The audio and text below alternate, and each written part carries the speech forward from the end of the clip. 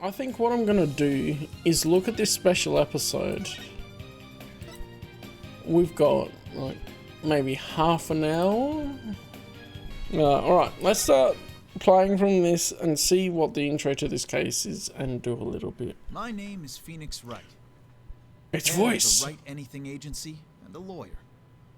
Although I was doing something else entirely for a while there. Oh no, I think I would just add on to Why it, I not decided to formally be get the back absolute into lawyering? cause.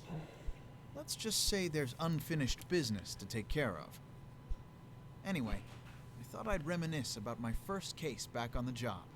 And what a case it was. It happened only a few months after Athena joined our office. Yeah, Manfred was a big start of the Dark Age, and then the Phantom was ordered by whoever to build upon it and make it worse, essentially. That's how I would think of it. Yeah, we're pirates now, let's go.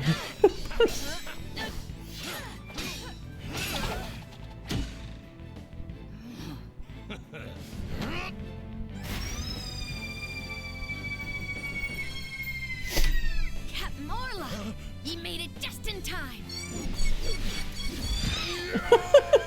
What? That captain is an orca?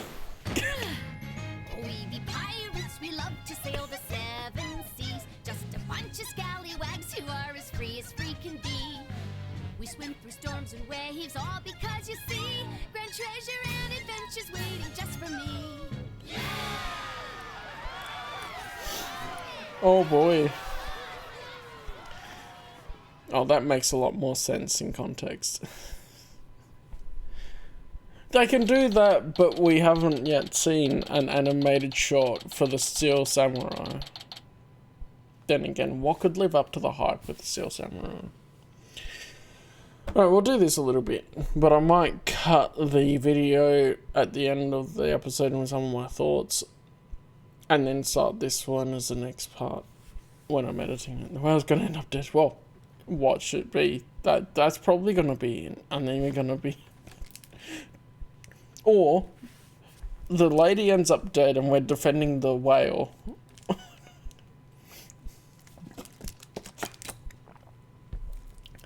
And the defendant is literally a whale.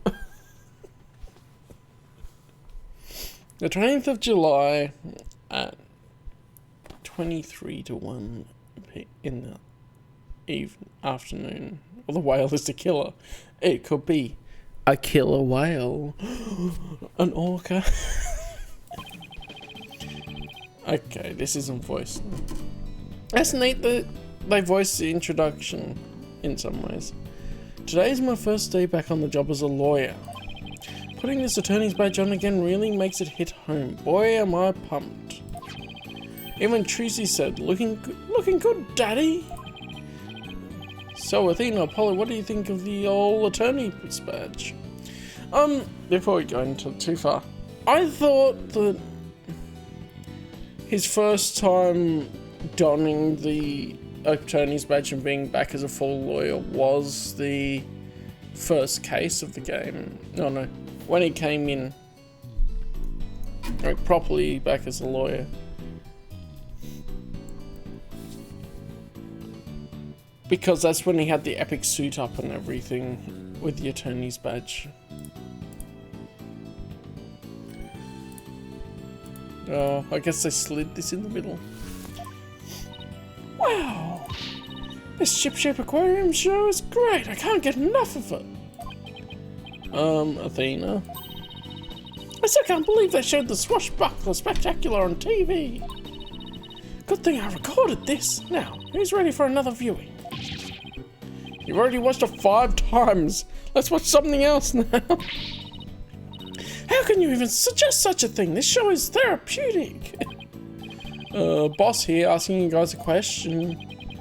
What's so therapeutic about watching a killer whale? There we go. It's a killer whale. Let's go. What? Don't you know anything? Animal-assisted therapy is an established psychiatric treatment. You're kidding. That kind of thing really exists. It's a real thing. I've been to the aquarium myself to try it, and it really helps. I still go there every now and then to further my psychology studies. Last time I went, I saw a dolphin and an orca swimming around together. It was so... Hey, do you two think you could quit goofing off and do some work for a change? Work, but we've already cleaned the toilet. Twice, each. Hey, wait a minute. Is that your badge I see? Wow, congrats on getting your attorney's badge back, boss. Feeling Athena and Maya would jive. Well, yeah, for sure. I think they would. And they'd both be... they'd both just be teasing Phoenix, which would be great. Thanks. Starting today, I'm officially a lawyer again. Sheesh, took him long enough to notice. Gee, Mr. Wright, with that badge on, you suddenly look so capable. Ha ha ha. Thanks. It's not like I was some lazy bum, you know?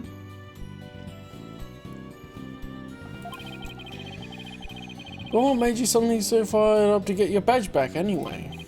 Oh, well, I made a promise to a certain someone, an important promise. What could be so important? Bum Phoenix return, yeah, he was the best there still. Like, the way that they wrote him in the cases throughout this game has been sort of, because we're in his perspective as well, but it still seems like we're back to how Phoenix was a little bit more, rather than him being the mastermind doing all the groundwork and that he did. There's so many powers now, yeah, and even Trucy has some of the Loringan power, but not quite as much as Apollo, however that works.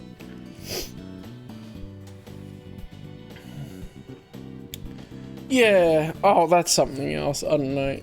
It's all running through my... Yeah.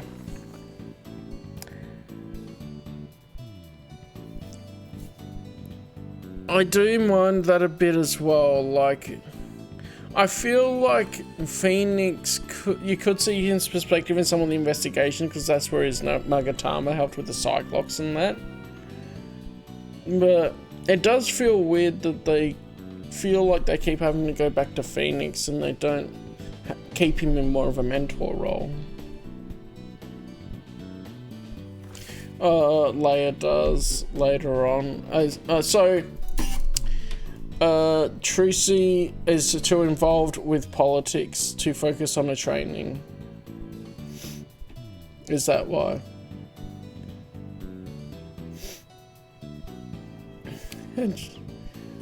Athena's Piccolo? I don't know. I feel like Edgeworth could end up actually raising Apollo. If you're saying like Piccolo's the dad for Gohan. Or who would that be more? Because Athena isn't really a figure that he teaches. Anyway, that's the thing, right? We had Apollo Justice that introduced Apollo, and we were getting used to him. I almost feel like they couldn't. I don't mind. I like Athena as a character in that.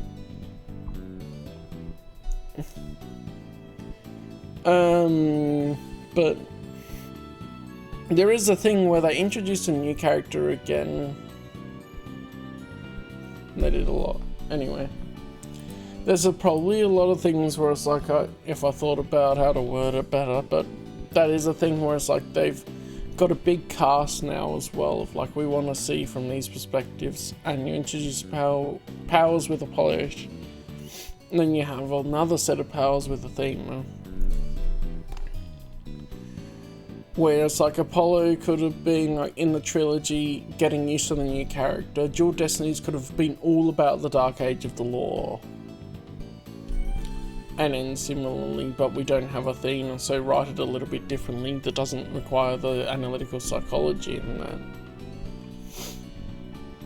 And that would take a different form if you didn't include that. Anyway, I did like stuff they did with Athena. I think that was... yeah, anyway, I've said the Dark Age of the Law stuff falls flat for me. I think that colours a bunch of the game because they keep mentioning it too.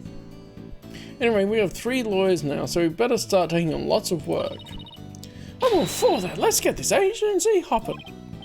Well, we have plenty of enthusiasm. All we need now are some clients. It's been 8 years since I last wore this badge. I feel like a rookie all over again.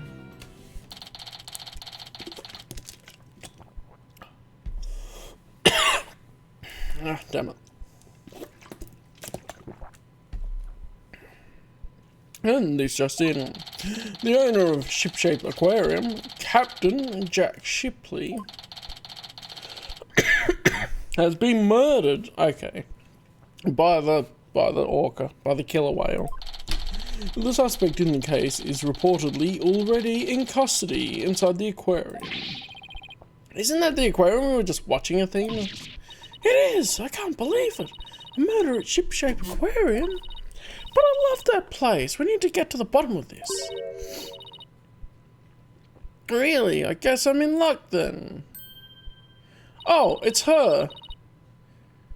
Really? I guess I need Phoenix Wright to save my friend. I knew it. We're defending the whale.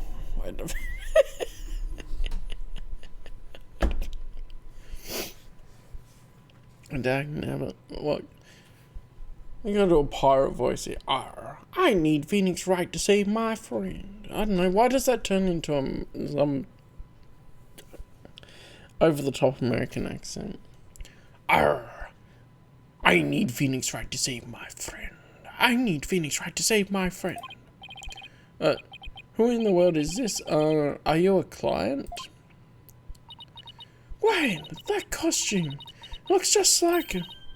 I've got it! You must work at Ship-Shaped Aquarium! Voice change, okay. You better buckle up for the voice change.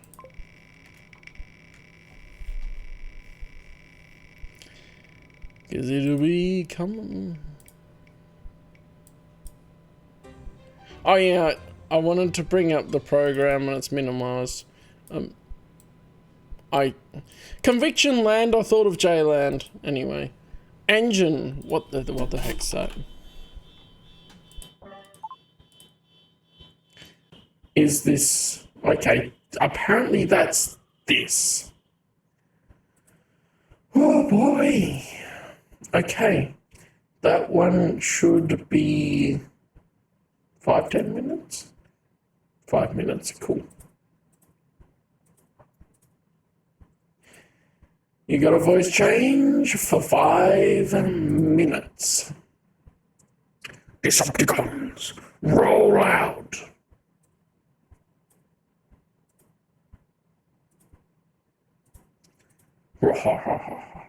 Attack them now. That's right, you minnow. I'm Sasha Buckler. Okay. I perform like an agile catfish in a pirate show. It'll blowfish your mind. What is with these puns? Oh no. Minnow, blowfish. Those puns floundered a bit. Oh no, Phoenix, no. They're so bad.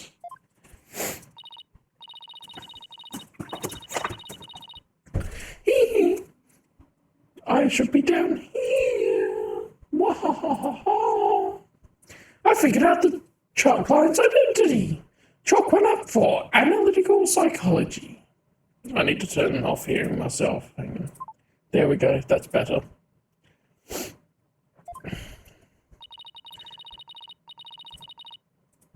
My friend is under suspicion of murder, so I really need some help.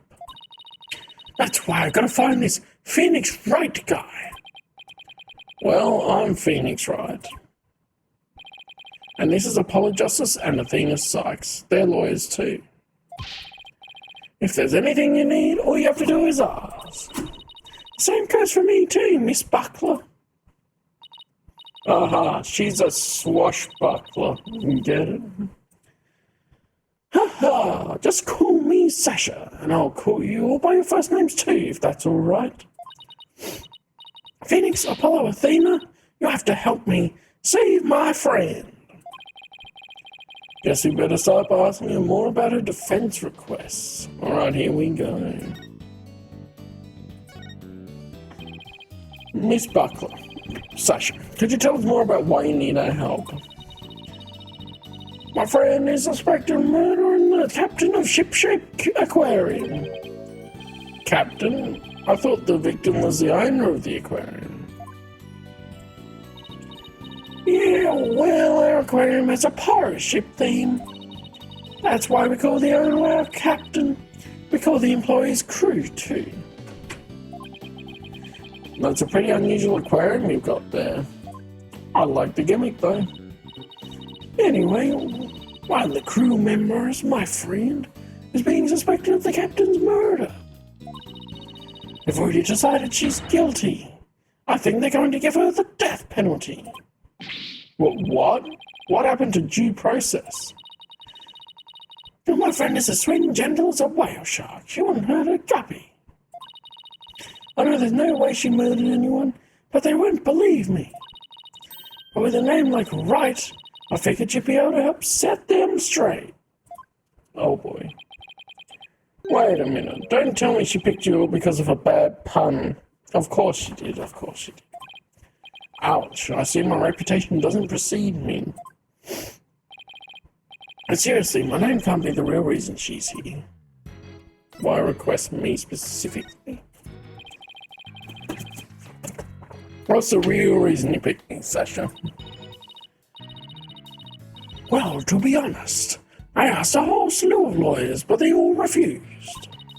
They said stuff like, there's no merit to taking your case, or I'm not sure I can help. Early access tree? I don't know, that just made it worse. They're all as cool as sharks with us punnier than whitebait. What is with that? Oh no, not that face, okay. Ooh, I can really feel Sasha's frustration. Well, it was the one that came in the random wheel. But that's 5 minutes pretty much, so that's done now. I can turn it off. There we go. We're back to normal. Isn't that better?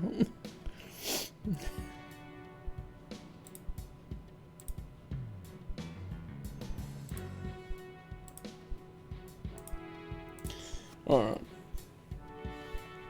With nobody on her side, she must feel all alone. I blame your PC. But helping people like her is the whole reason I became a lawyer in the first place. Windows didn't ruin things, did it, in the sound settings? Let me just double check.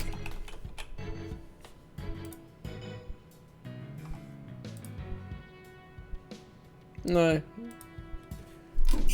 I'll just ruin your ears and... And then I heard about a lawyer named Phoenix Wright. They say he defends clients to the end, no matter how bleak the circumstances. Guess my reputation does precede me. Not sure how well deserved it is, though. I thought to myself, ain't anybody can save my friend, it's you, Phoenix.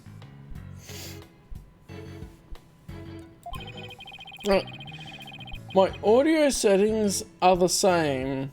The output for the level of the audio is 80 on the instead of 100, which would distort them. So I think there's something going on with your PC. I see gremlins in there mucking up your internet and also mucking up your speakers there. That's got to be it. Quite a tall order for a man who just got his badge back. I don't want to let Sasha down, or her friend. Let's help her, Mr. Wright. Let's save her friend. That's just what I was thinking. Sasha will accept your case. You should have asked more details, Phoenix. Who knew you were going to be defending a whale? You will? Oh, I gotta think about being like a pirate. Arr. You will? Oh, thank you. You're a lifesaver, literally. Laboon! Yep, it's literally One Piece. Well, no time to stand around and mull it over things. I want you to meet my friend right away. Come to Shipshape Aquarium with me. You got it. And I'll go too. Sorry, but I need you to stay here and keep an eye on the office until Tracy gets back. You never know when a new client might stop by. How come I'm the one who has to stay behind? Thanks a million, Apollo. Well, ladies, let's move to the aquarium, shall we? Oh, he wants his harem, that's why. Shipshape Aquarium. Let's see. Oh, I like this background. That's cool. Apollo's game.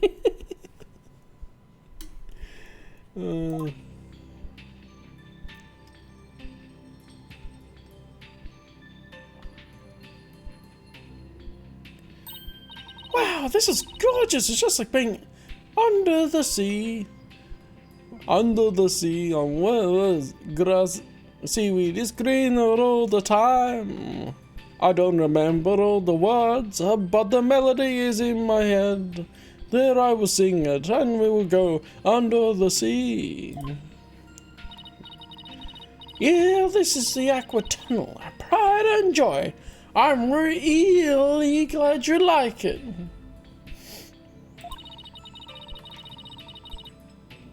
Eel indeed. This is gonna be very punny, as we already can see. And more so than normal. I'm going to go on ahead and fill the detective in on your arrival. Take a look around the tunnel and then come meet me at the pool up ahead on the right.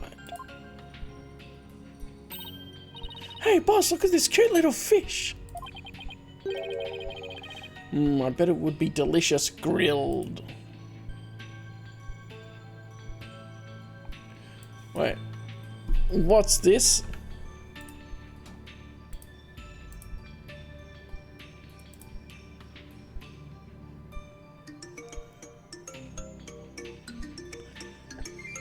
Lazo was released.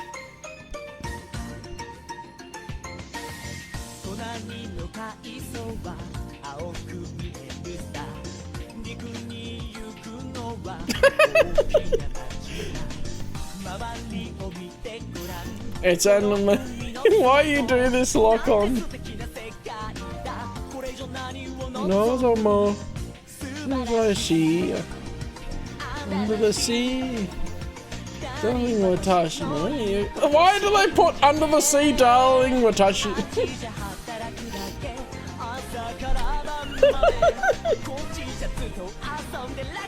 Under the sea.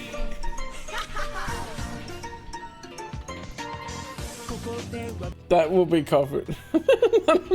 Why? Alright. But no, this is the real thing. It will be delicious grilled. Seriously? Is that really all you can think of? Yes, yes. I love fish. I will grill it. Well, I didn't get to eat lunch today. Oh, and here comes some grilled chicken. It's a chicken! Yeah, this is confirmed a chicken. That's not a chicken. It's a penguin. Come here, little cutie. It's Pen, yes.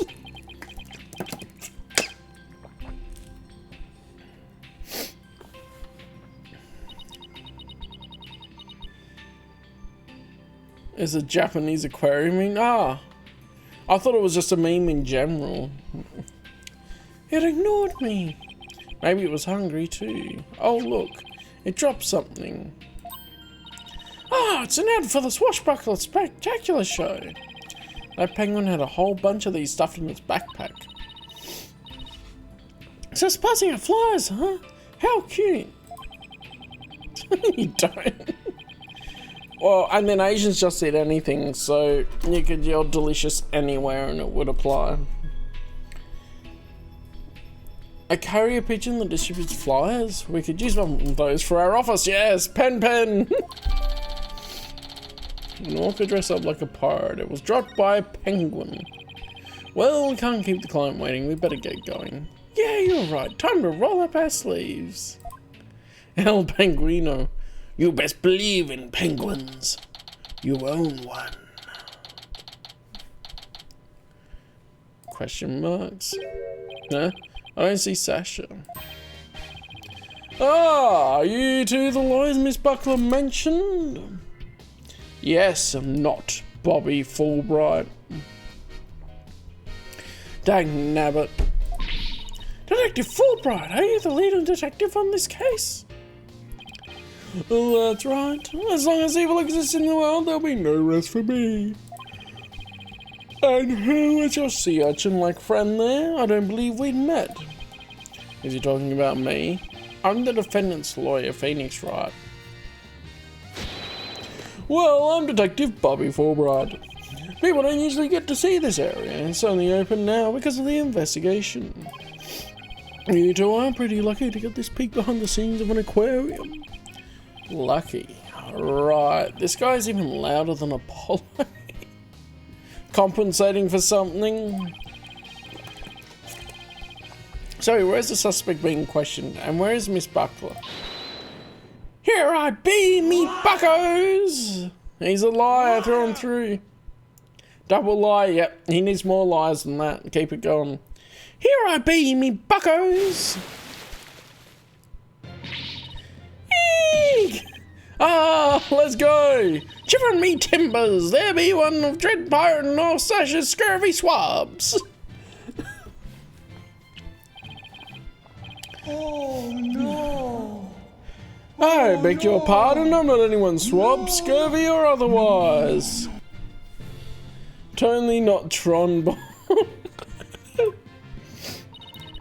More shameless than a sea lion ye be, trying to make off with me best bucko. Wait, she's literally wearing floaties. I only know that that's a pun on trombone. My brain is all full of puns right now. I'm looking it up right now. Trombone. I don't think I've ever seen about it. I've never seen her before. Mega Man Legends. No wonder I don't know her, because I haven't really ever played Mega Man. Ah, and she's the only daughter of the good family of air pirates. I know hardly anything about Mega Man. They're a good family apparently. They're très bon.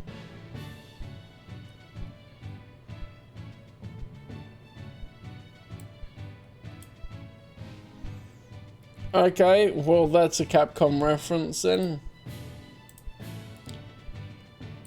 It is definitely a reference.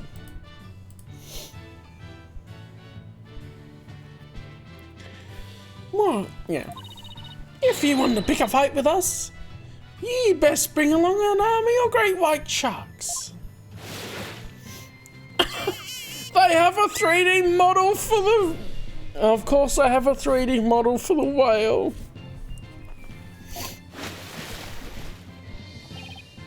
Says Sasha, what's going on here? Let me introduce you. This is the friend I was telling you about. Her name is Aura Shipley. Yep, I called it. We're defending the whale. God. But she only responds to Orla. So that's what people call her. I'm her trainer. She's a suspect in the murder, but she never be hurting anybody. Why is all this speak not in pirate speak? I just wanted to talk like a pirate for a character. Also, I have no idea why she would be an aquarium worker and she wears floaties on her arms. Yeah, the whale one. Yeah, she's a Waylord trainer for sure. She is the suspect. Yeah, thank goodness you came before they put her down. Apparently they can in the Ace Attorney world.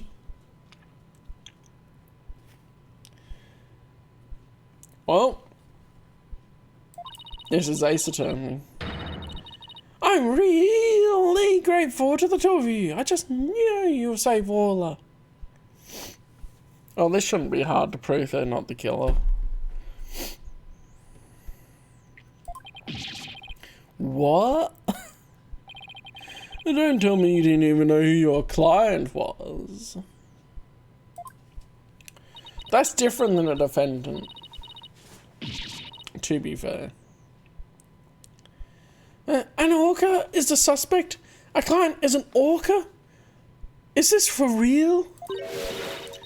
Oh, did I forget to mention that? Oopsie. That's one very big oopsie.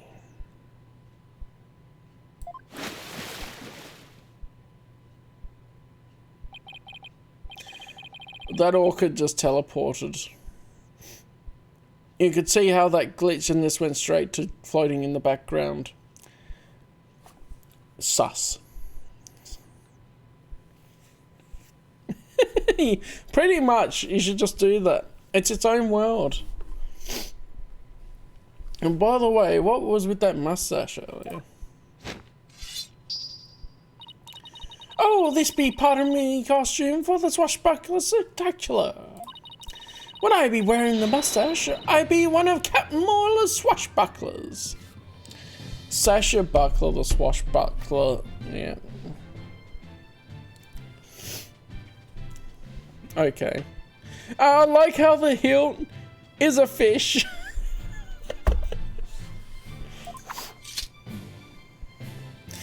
And the knife disappears and then she materializes it when she wants it. This is all looking very suspicious.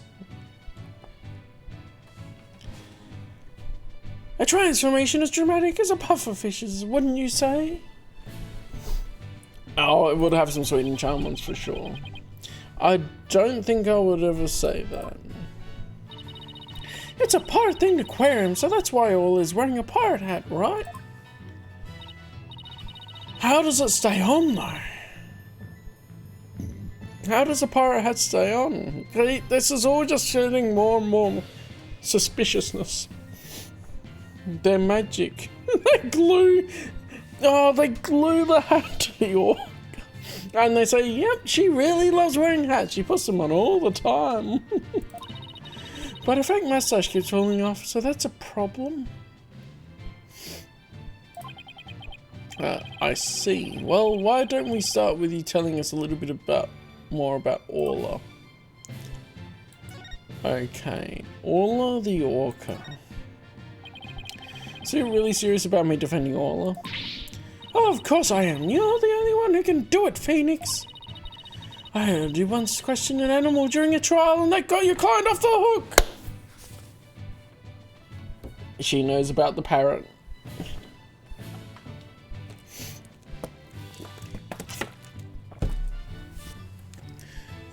Whale jail. We need a bad ending that's sending the orca to jail. No way, you did that? I might have tried something like that at one point in my career. Oh, you're gonna have to tell me about this later or ask Apollo for all the juicy details. When I heard you didn't discriminate against animals, I knew you'd hear me out. I have to warn you though, I don't know anything about orcas.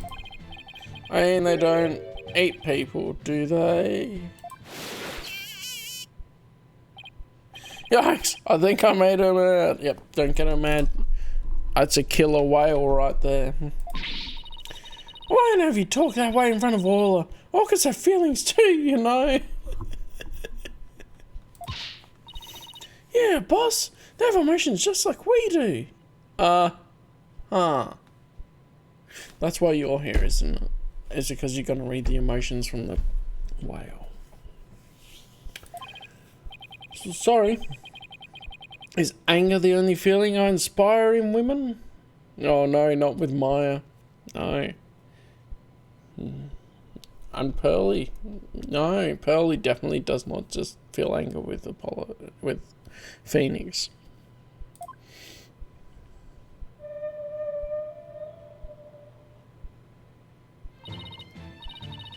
Don't worry, she says she forgives you. Wait, you speak whale. There we go. Yeah, that teleportation. Suspicious.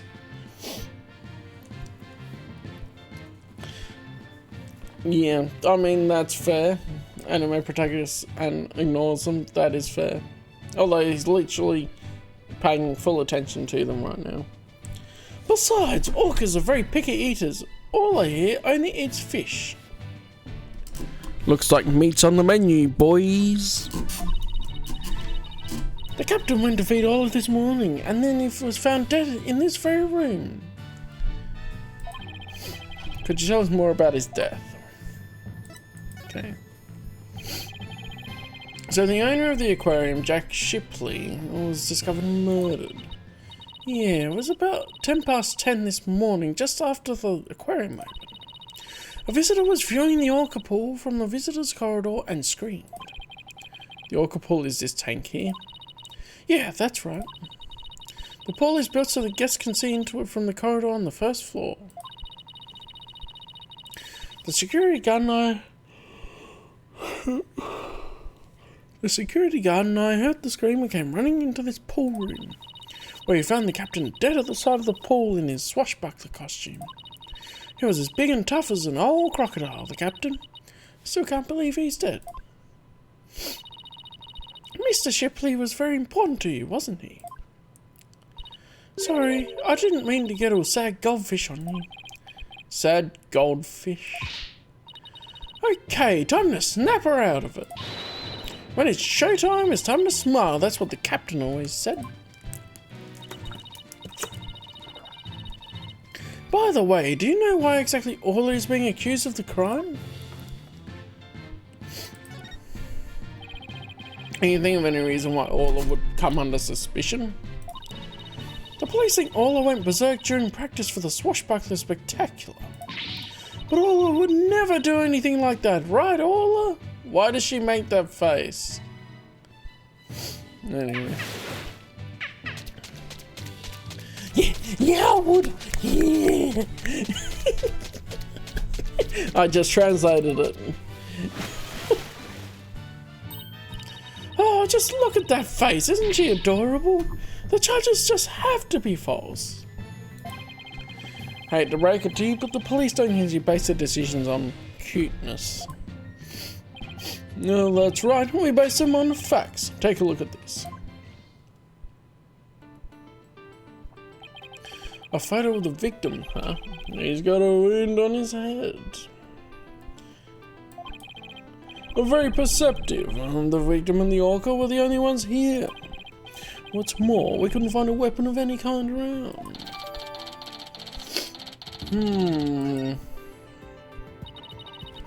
Fulbright does provide a lot of evidence. He turned up and is just reminding me of how he's just traitor. Oh, he never was sworn an oath to be Bobby Fulbright, I guess, but yeah. Sus, imposter, 100%. So what's the theory on how Holler supposedly killed the victim? They say orcas sometimes kill their prey by ramming into them underwater. They believe this orca did just that by pulling the victim into this 65-foot pool and then ramming him while they were in the water. But then that doesn't explain that he was out of the pool when he died, when they found him. Without any suspects beside all of this, could be one tough case.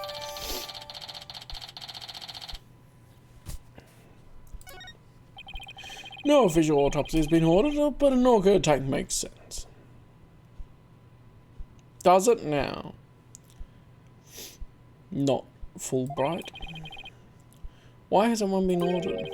Accidental death due to a failure to exercise proper oversight of over an animal. The medical examiner said it wasn't a homicide, so it don't need an autopsy. So all is going to be put down without a proper investigation? That isn't fair. That's nothing short of police negligence, Detective Fulbright. The incident wasn't determined a homicide, so there's nothing we can do, Miss Sykes. Yeah, by who? You? I don't trust you.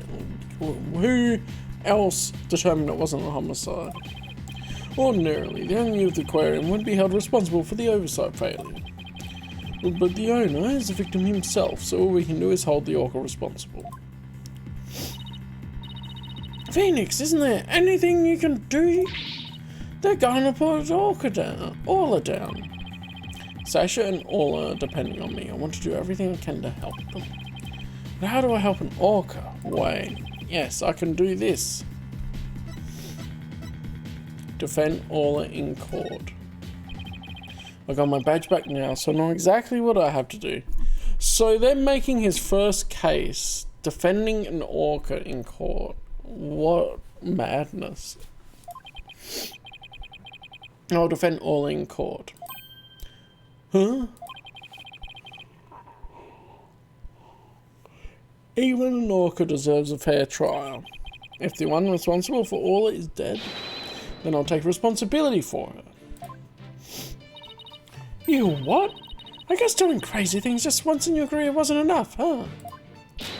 But what the heck? I'll take responsibility for her too.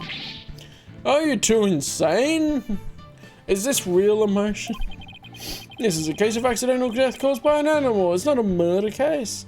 It doesn't have to be a murder case. Lawyers do more than just murder cases. With no evidence of foul play, this case will never go to court. Then let us investigate the crime scene. If we can prove this was a murder, we might be able to take it to trial. And then Orla would certainly need the help of a few good lawyers. I guess so. But who's ever heard of a trial for a killer whale? Huh? Just because it's never been done before doesn't mean we can't do it now. You know, this kind of adds to the dark age of the law, where the defense lawyers are bringing animals to court just so they can win more cases.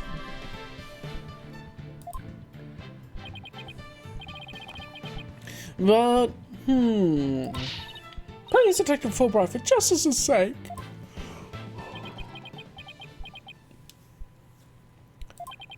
The police have determined that an animal has been harmed a human should be put down, but I don't know for sure whether that was a just decision. If your sense of justice compels you to take on the defense of this animal, then my sense of justice tells me to let this case be re-examined for possible merit. You mean it? Really? That's fantastic. You're not such a bad guy after all, Detective Fulbright. That didn't age well, Athena. Just remember, this case hasn't been officially recognised as a homicide yet. I'll get in touch with the prosecutor's officer, but I'm not making any promises. Anyway, I'd better be off. Hopefully we get a different prosecutor than Blackwell. You two are our lifeboat. I'll be right here if you need me. Thanks. I've got a feeling we'll really need your help with this investigation. We're still not sure if it'll go to trial, but as always lawyers, we'll do everything we can. To get this case into court, we need a prosecutor to make an indictment. So we have to find enough evidence to prove it's a criminal case. There just has to be something that shows the culprit was somebody other than Orla. Detective Fulbright said there were no weapons in the area other than her. So we'd better look for something to prove him wrong. I'd better make a note of that so I don't forget. You sure are organised, boss. Maybe I should get a notebook of my own. I'd just like to jot down notes on the case in the court record as I go by. Oh yeah, I didn't use that a whole lot. I can use it as a sort of to-do list. Great idea. I'll add things to them. Whenever we're stuck, we can just refer to the notes. Okay, yeah. There, no jotting. Now let's investigate this crime scene. There has to be some evidence here we can use in court. Examining the crime scene from every angle is the key here. That's right. If we change our perspective, we might come across new evidence. Let's first see what we can find using WASD. Yeah, I know. It's giving me the tutorials again. Go right up to it and look at it. Like that outline on the bottom on the far right there. Of course, something to everybody involved is one. Yeah, okay, tutorialing me. We can present things to other people. Well, let's get started, okay.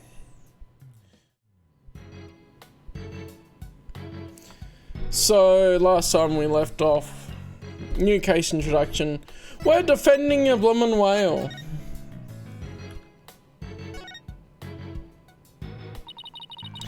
Is that show makeup over all his eye? Well, that's right. It's a starfish. Kind of makes it like a punk rockin' pirate, don't you think? A punk rock pirate killer whale? Its official society's on the road to ruin. Well, I think all is one hot rockfish.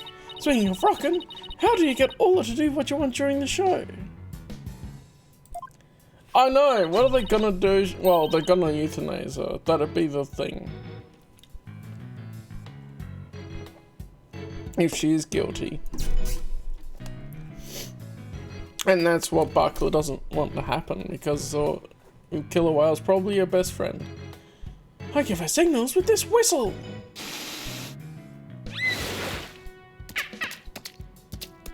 The sound effect for the whistle!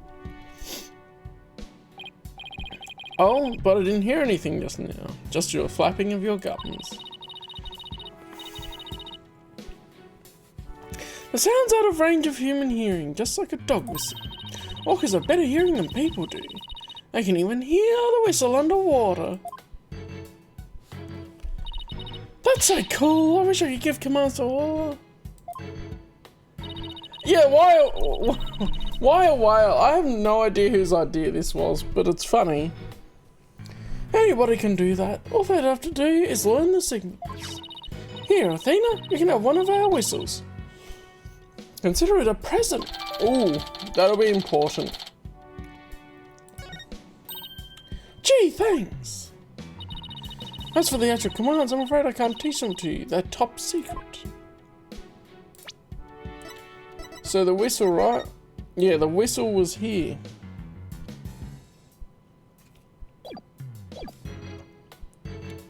So why would he be attacked when he has a whistle? It doesn't look like the ladder goes all the way down to the bottom of the pool. But there's usually water in the pool, so it doesn't need to. So apparently the pool spans 2 whole floors. Pardon me. Ordinarily, visitors only get to see what they can from the first floor. But they said on TV that they sometimes give behind-the-scenes tours. Sounds like that swashbuckler spectacular show you recorded is really coming in handy. Just like the Steel Samurai with Maya. Alright. See if I were to get a good look. I'm gonna get a look first. Yeah, that's why we're examining it. Yikes! Look at that huge octopus! That must be a show prop too. One of its legs is missing. Wouldn't it be exciting to take on a huge enemy like that? I'd like to give it a try myself. As a lawyer, that is. You know you have an insufficient number of limbs to out-object it, right? Oh, so objections are based on the number of fingers you can point. That's it. There's a piece of meat in a plastic hoop suspended from the seal. Talk about a clashy decor. I guess Orla really likes meat. Who knew they fed us such large chunks, though? All orcas are carnivores. You knew that, right? Of course, silly, and I love meat too. Protein is your body's basic building block, after all. But that meat is made out of rubber. Yo ho ho, took a bite, gum gum. I doubt Orla could really eat it even if she wanted to. You mean to tell me she jumps all the way up there and doesn't get her reward? The poor girl, after all that effort. I don't think Orla is as dumb as you think she is. No. Oh. A setting sun. Sunsets always remind me how quickly the day goes by. Oh, boss, it's just a painted backdrop, you know. Down, Athena, of course I guess I use it for the swashbuckler spectacular. It looks handmade. Oh, I just got an idea. Why don't we make our own not guilty backdrop? And present it to the judge when things aren't going our way. That's a great idea. Let's do it. No, we put psychological pressure on the judge by hanging it behind the defendant. Big brain time here. I almost want to see how the judge would respond to that. I do too. I want to see how the judge would respond. Alright, what do we got here?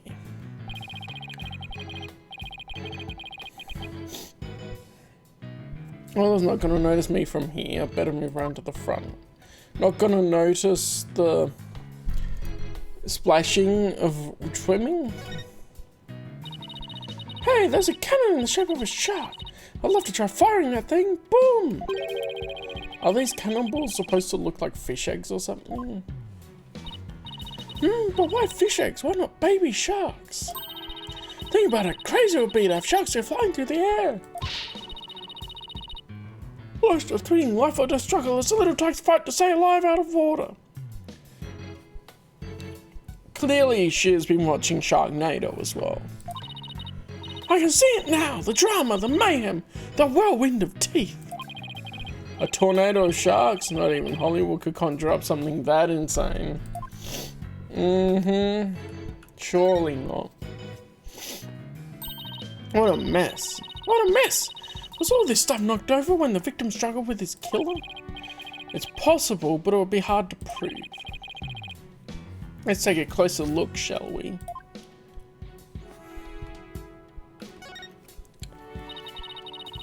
Look at all this stuff scattered everywhere. I see some swords. I wonder if they have anything to do with the case. They're made of rubber. I doubt they could have been used as a weapon. But I still bet if someone got whacked with one, it would sting quite a bit. Yeah, I guess it would. But I think I could stand the pain. Yeah, good for you. Oh, look, there's a blob dolphin and an anchor too. Mr. Wright, are you even listening to me? Stop looking at those toys. Yikes, I guess I've been caught red-faced. Alright. Ah, so this is where the body was found, huh?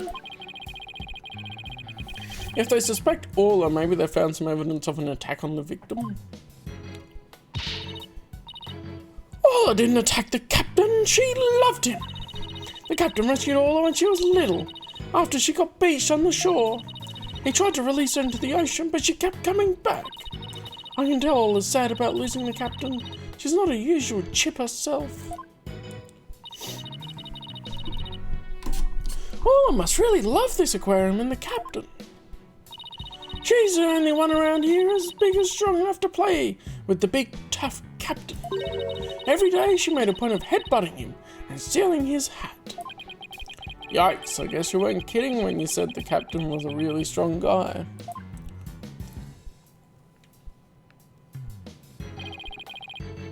Yes, that's about it. Okay then. Under different circumstances, I would have loved to see the swashbuckler spectacular.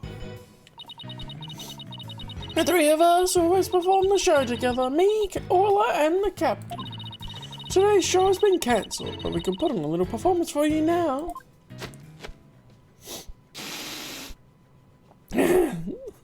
The wet noise it makes.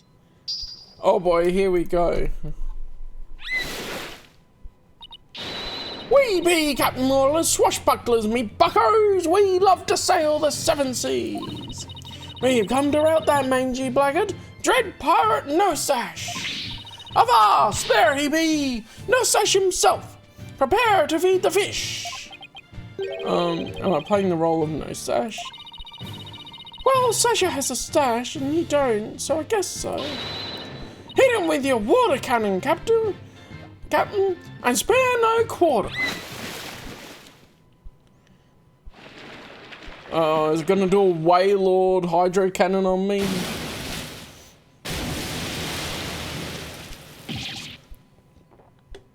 Ah!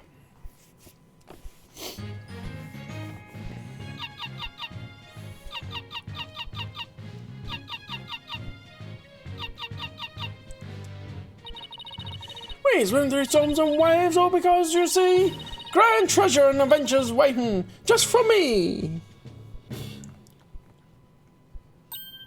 Wow, that was awesome. Your performance packed quite a wallop. Yeah, I for one feel like I took quite a beating. Sorry about that. Can't have a show without a bad guy roll, right? But a singing orca, huh? It must have been tough to train her to do that. That's Ola's best trick. She can only sing one song though. Well, she's still got one up on the pianist who can't play even one song. Well, now that we've had a taste of the show, we better do some more investigating. Good idea, let's go to the Aqua Tunnel. Alright, there's nothing else here? No harm in giving it another look. No, I wasn't sure I got everything.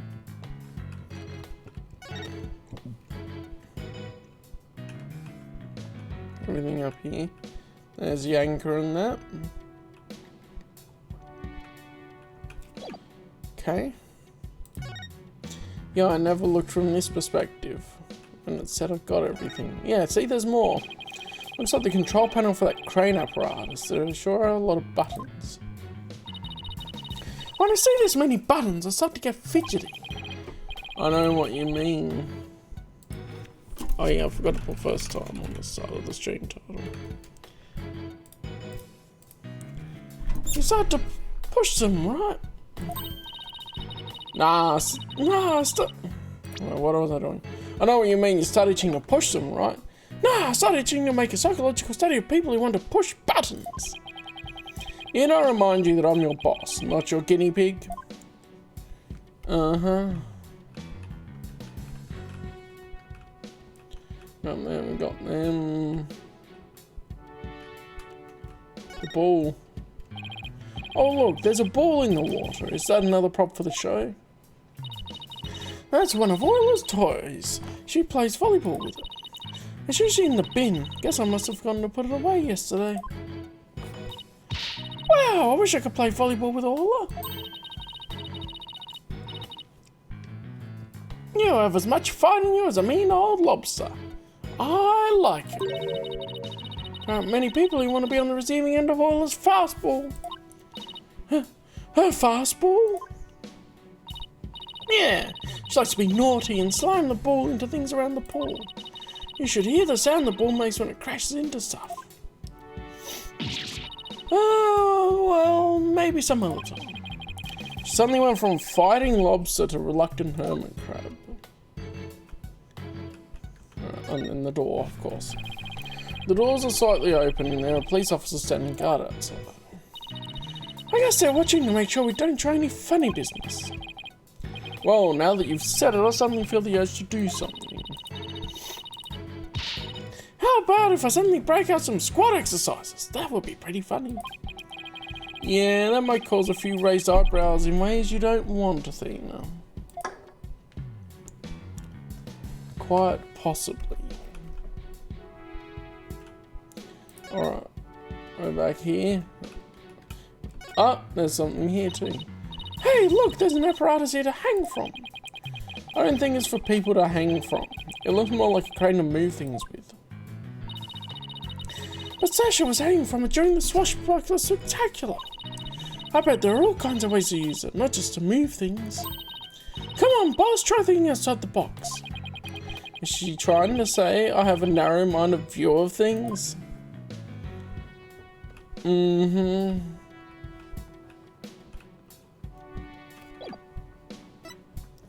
Alright, now we can move to the Aqua Tunnel. 20th of July. Ship-shape aquarium. Okay. Oh, of course. So, you're done investigating the pool already? We had a good look around, but now we're moving on to other areas. How has the police investigation gone? Did you say, for example, find any other suspects besides Orla? Ha ha ha! Wouldn't that be fortunate for you if we did? Oh, but no, I'm afraid not. And even more unfortunate for you. I'm afraid we found decisive evidence of the orca's guilt. What? But please tell us more, Detective. So what's this decisive evidence? Don't hold out on us now, Detective Fulbright. I'm very sorry, but I can't share classified information with the defense. Especially not security footage that shows the moment the orca attacked the victim. Yup, I'm to personally see to it that this baby stays safe. It will never leave my side. Excuse me, but there's a call for you, Detective. Oh, I'll be right there. Sorry guys, you know how it is. Well, he never said that he wouldn't leave its side, I guess. Now, let's sneak a peek.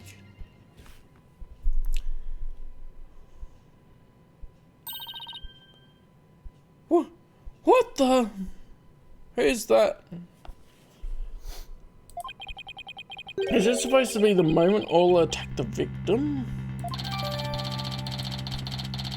Huh. This little bit of footage doesn't prove anything. I agree. I believe in Orla and Sasha. Let's just continue with our investigation. Good idea, huh? There's a sticker in this camera that says, "Return to the pub of danger." Guess somebody there manages the cameras. Let's check it out later. Sorry about that. Prosecutor Blackwell called me to remind me to go feed Taka. Okay, so we're still in Blackwell territory. So where were we? Oh, that's right. You two got any more questions for me? No, we're good, thank you for leaking all your info.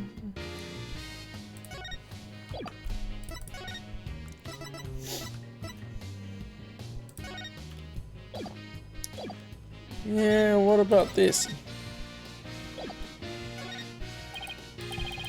Nothing to say about it, okay.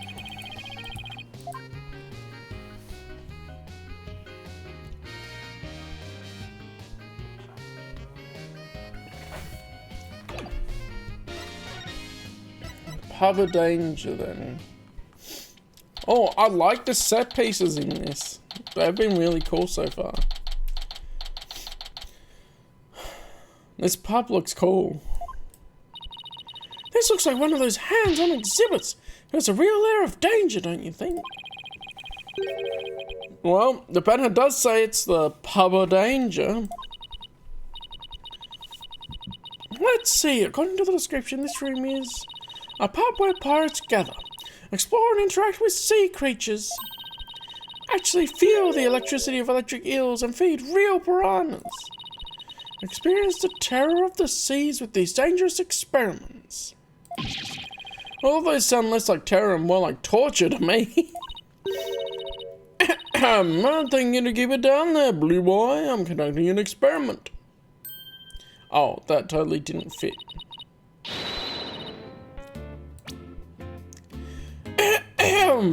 I'd thank you to keep it down there, blue boy. I'm conducting an experiment. Do not disturb me unless you wish to be zapped with an electric eel. Well, my apologies, ma'am. Wow, she seems all tense. Excuse me, but who are you? Before you ask others, shouldn't you give your name first? Basic manners, a young lady. Oh yes, of course, my name is... Never mind, I will simply call you Yellow Girl. It's easier that way. Bruh.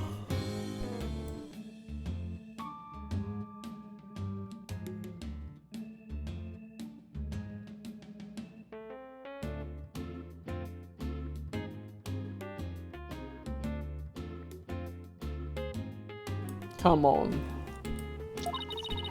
I am Norma de Plume. I am very interested in ship-shaped aquarium, and I'm a frequent visitor here. So that was her. But I don't want to be Yellow Girl. You think I want to be called Blue Boy? Let's just see what she has to say.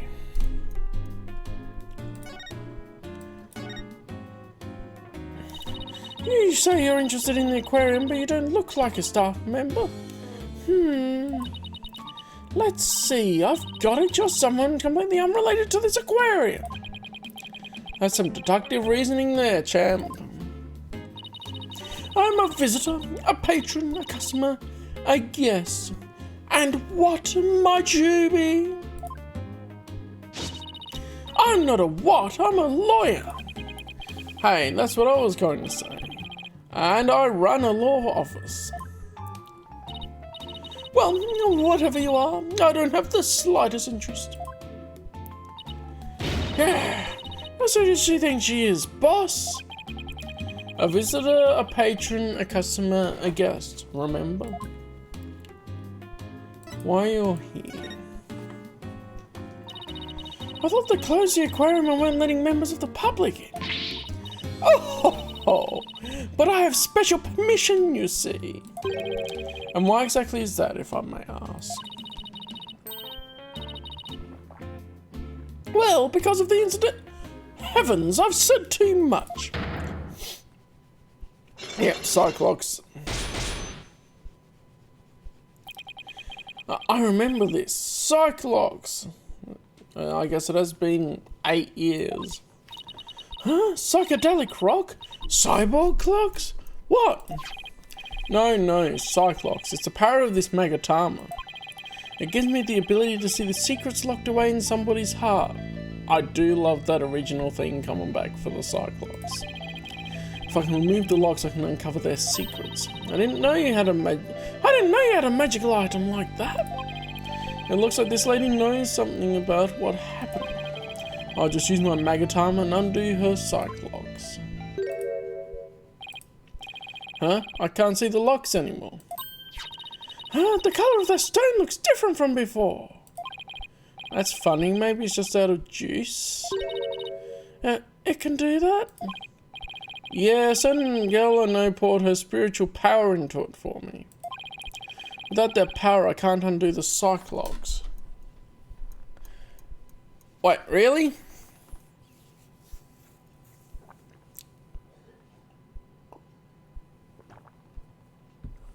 There seems to be some different understanding of how Cyclops works coming into Dual Destinies. I get that maybe it ran out of juice, but surely he could be like, okay, maybe he needs to see the Cyclops to know he's on the right track. But to actually undo the Cyclops, he does that with his deductive reasoning and presenting evidence anyway. No way.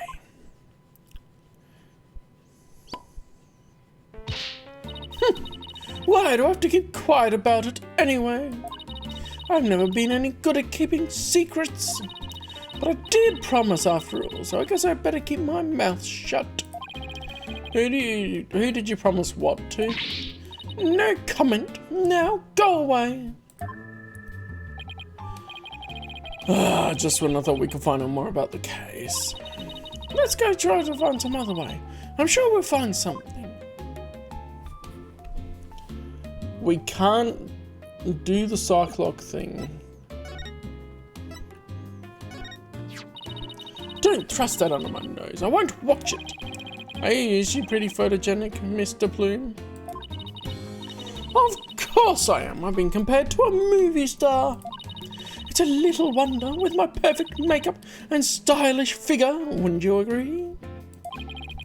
She wants me to agree. Let's get a woman's opinion on this one.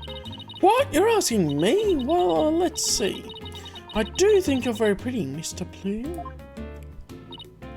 I get the distinct impression your words are full of hidden meaning.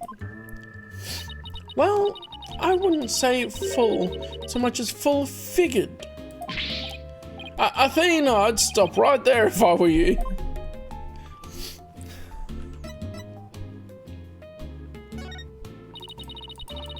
I've no interest in looking at meaningless trifles. As a matter of fact, I have no interest in looking at you, blue boy. What, so now I'm a meaningless trifle too? Uh-huh.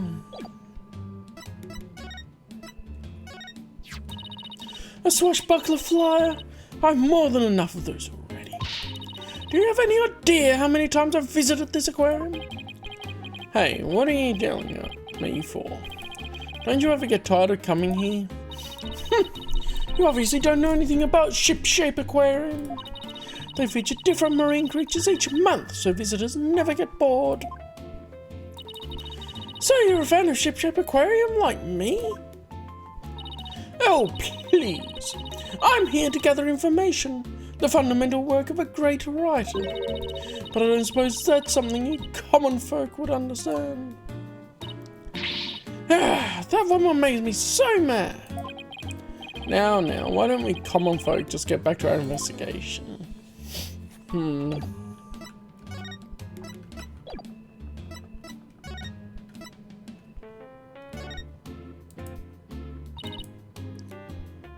Okay. Okay.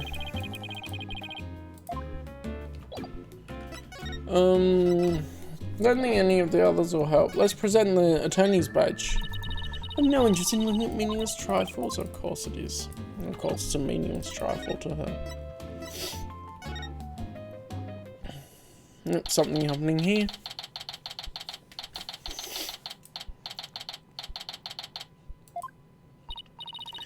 Hey, Detective Fulbright's gone. It looks like the police investigation is over too. That's too bad. I was hoping to get a little more out of him.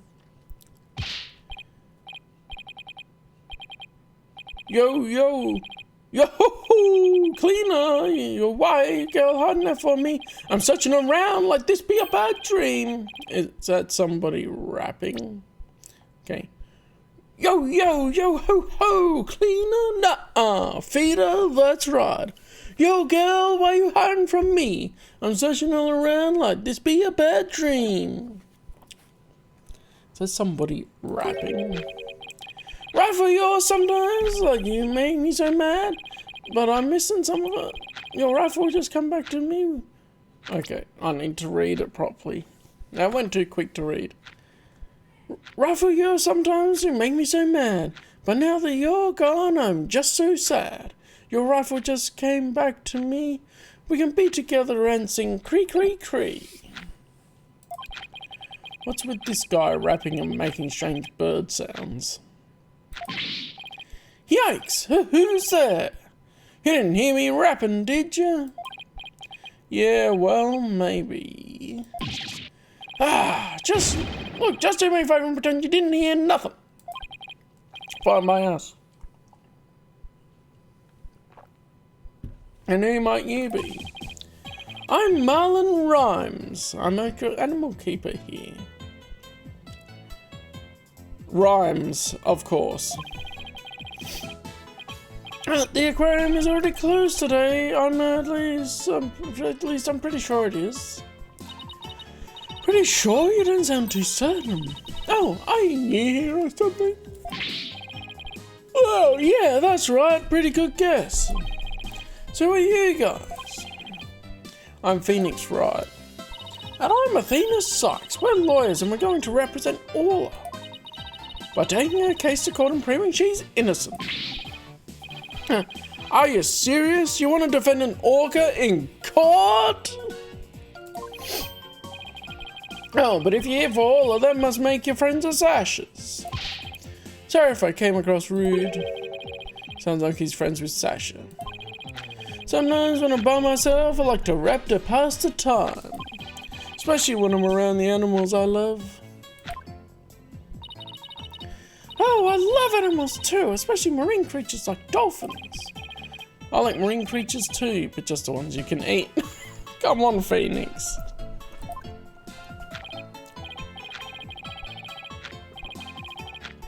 Yeah, well, people who like animals are good people. That's what I always say. If there's anything I can do for you two, just say the word. I just started working here though, so I don't know how much help I can be. Mr. Rhyme seems pretty friendly. Yeah, friendly and agreeable. Alright, Marlon. So, what exactly do you do here as an animal keeper? Mainly, I clean the place and feed the animals. Wiping all this glass takes forever.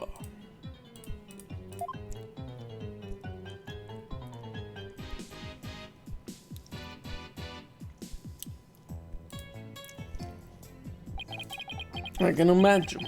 This tunnel alone must take most of the day. I also prep the food the animals eat. That's the hardest part of all. You mean it's really difficult to get the hang of? No, I mean, I'm a vegetarian, so cutting fish and meat and stuff creeps me out. Now there's something I never expected to hear from a pirate.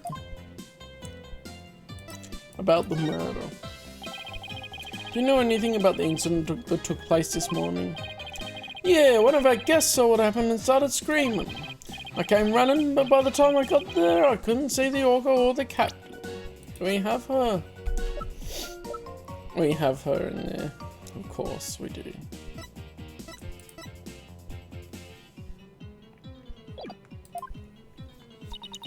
Speaking of the captain, what was he like? Like a strong captain who can turn a wild bunch of ruffians into some great pirates.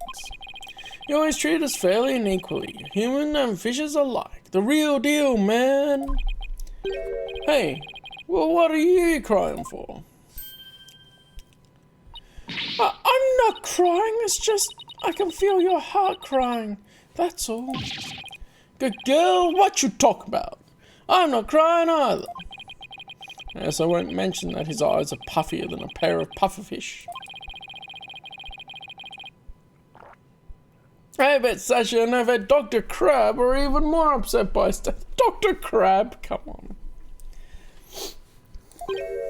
Vet? This aquarium has a resident vet? Yeah, yo, hold up, I haven't seen Dr. Crab this morning. Staff are supposed to stay put. Night shift has been on duty since last night, but they won't let us go home. Sasha even had to get special permission to go out looking for a lawyer this morning. We haven't seen anybody who looks like a vet. Dr. Crab. Were you rapping something about looking for a weapon earlier? A rifle or something?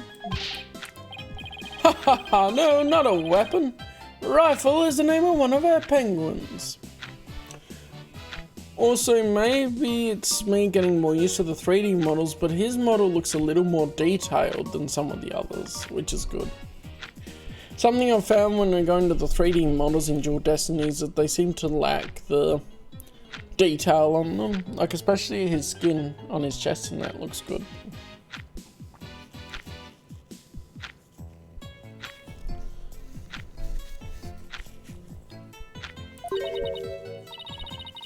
A penguin? Why would you name a penguin something like that? Ahoy! Yo, yo, yo ho ho! Prep for the battle, prep for the war. Little lady rifle gun never does even does score. You'll think you can escape with your pride? Nah, you're just gonna straight up be denied. Yo, yo, yo ho ho! Yo, yo, yo ho ho! Bruh, spitting bars right out of nowhere. Let's go. Anyway, that's what she's like, so we named her Rifle. Okay, but did you have to wrap it? That's just how I roll. Does Rifle wear a backpack by any chance? Yeah, that's the one, so you've seen her, huh? She's always running away. She's such a good runner, we decided to put her to work delivering flyers. Do you really want a dangerous penguin like that running loose? Oh, Rifle's not dangerous. She only attacks people she doesn't like. When we ran into her earlier, she didn't attack us. She straight up ignored us, actually. Hey, I have an idea. If you run into Rifle again, would you mind feeding her for me? She didn't come back to the pool at feeding time like usual, so I've been looking for her. She loves the smell of fish, so she might come over to you if you have some. Oh, I would love to feed a penguin. That'd be okay, right, boss? I don't mind as long as you carry the fish. A large quantity of fish for feeding Rifle the penguin. Not surprisingly, it has a horribly fishy smell. Ew! It smells so fishy. Really? What a shocker. Oh yeah, besides Rifle, I've been looking for Small Fry too. Small Fry? Is that another penguin? Nah, she's a friend I made, a high school girl. She went off looking for Rifle somewhere and hasn't been back. Is she your girlfriend? What? No, no way. So she's the one I... So you like Miss Buckler, do you? Uh-huh. Well, I really respect her, you know. We have different tastes in music, but I admire the way she lives her life. It's not like I like her, it's more complicated than that. I'm pretty sure that all adds up to like.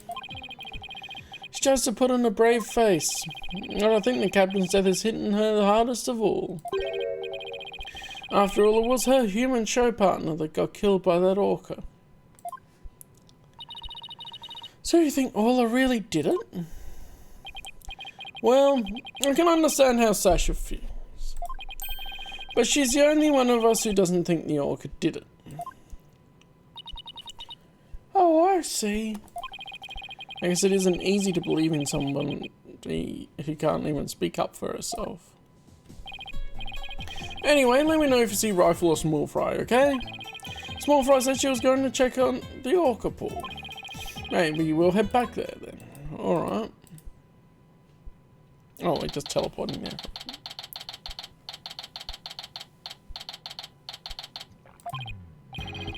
There's something on the left side of the pool that wasn't there here before.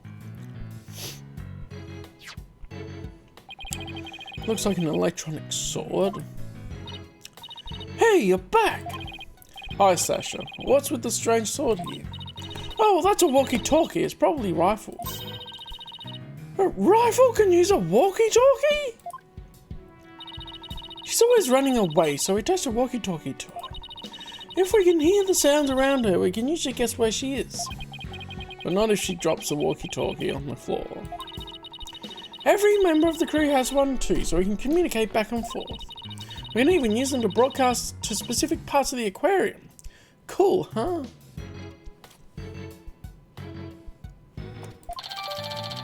Walkie-talkie added to the court record. Yep, that'll be important. Well, if Rifle's walkie-talkie is here, then Rifle might still be here too. Rifle, come out, wherever you are. Egg.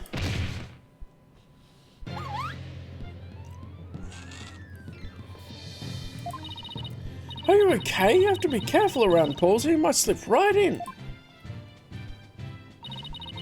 I'm more afraid of my heart jumping right out.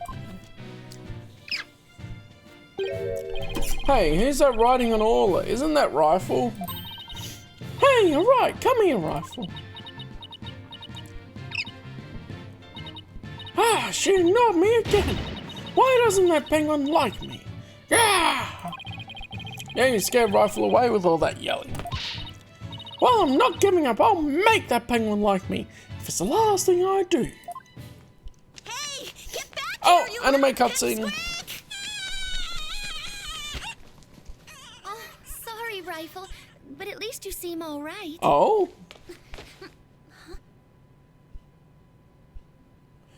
It's Pearly. Oh.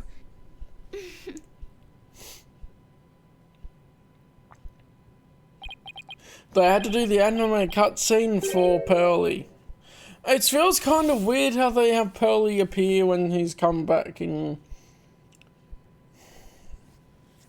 I don't know how to feel about that. Because I feel like her introduction, like meeting Phoenix again in that last case, made a lot of sense.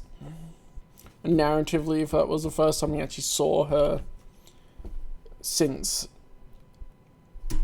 last time, but now they're saying it's earlier. Okay, well, I guess it's good to have some of the characters in. Hey, it's Pearls? Oh, Mr. Nick, I haven't seen you in ages. Could Pearls be the small fry Mr. Rhymes was talking about? Congratulations on your return to lawyering. I've been thinking about stopping by your office for a visit to congratulate you. This is Pearl Faye, I call her Pearls. She may dress a little funny.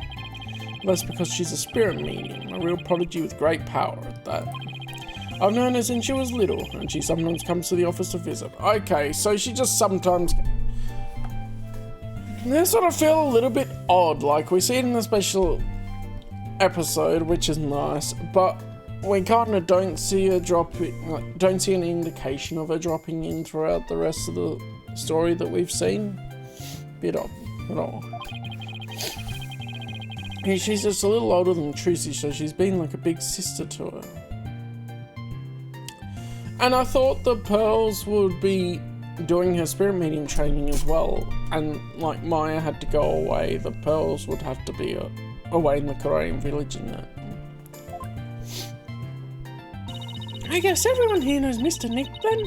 He's such a nice guy, don't you think? Is she trying to be my big sister too now? What are you doing here, Pearls? I saw my camp here on a field trip. I've never been to such a big aquarium before, so I was really looking forward to it. But then that incident happened, and the police just finished questioning me. Oh, I see. Mr. Nick, who is that lady next to you? I'm Athena Sykes. I'm a new lawyer at the Right Anything Agency. Oh, how do you do? My name is Pearl Faye. My cousin and my friends call me Pearly. Pearly it is then. Nice to meet you. So, how did the two of you meet? See, we were on blind dates, and I met her on a blind date, and now we're going out, Pearly, and you can't set me up with Maya. That's the story. Well, you know how I used to travel to Europe to study their legal systems, Pearls? I met Athena on one of those trips. So tell me more about how the two of you met in Europe. Hey, I thought I was supposed to be asking the questions here. A long time ago, Mr. Wright helped me out of a difficult jam. That's when I started thinking about becoming a lawyer like him. So you're like a mentor, huh, Mr. Nick?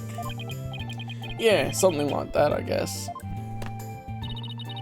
Mr. Wright is the whole reason I am who I am today. He was the one who told me my knowledge of psychology could help people in court. Gee, Mr. Nick, it looks like you've become a real adult since the last time I saw you. I swear she said the same sort of thing when she was introduced earlier, but later on in the timeline, like in that last case, in the main game of Dual Destinies, not this special episode.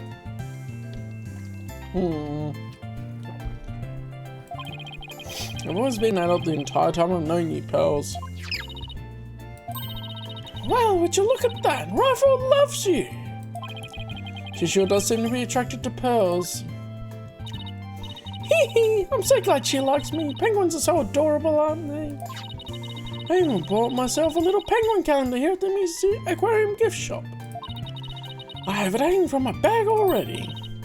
Oh, how cute! A calendar in the shape of a penguin. That calendar is a real hit with all their female visitors. I even have one myself. But the rest of the staff thinks it's too cutesy, as it doesn't really fit the whole rough and tumble pirate image very well. But why does this calendar smell kinda like fish? Well, what do you mean, Mr. Nick? Please don't be rude. Uh-oh, I got Pearls mad.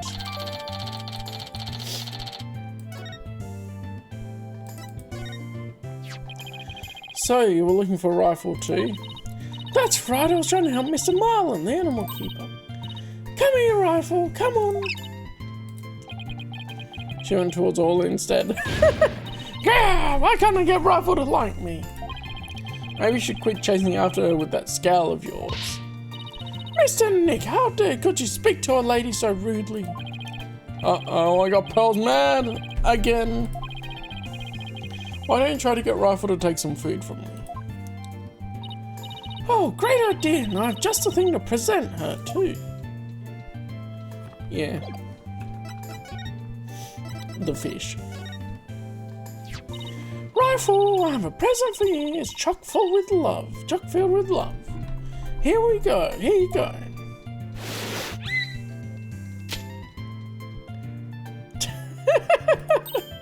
Hey, all I ate my love-filled fish. At least it looks like she enjoyed it, though. I think Ola and I just had a bonding moment.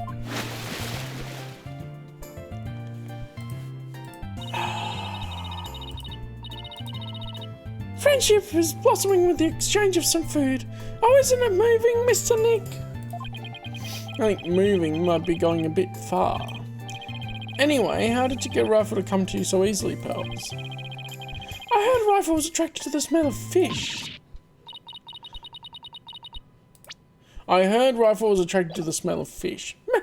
Mr. Nick, are you saying I smell like fish? Maybe just a little, yes. I guess I need to change my clothes. That's odd. I wonder why Pearl smells like she's holding a bucket of fish.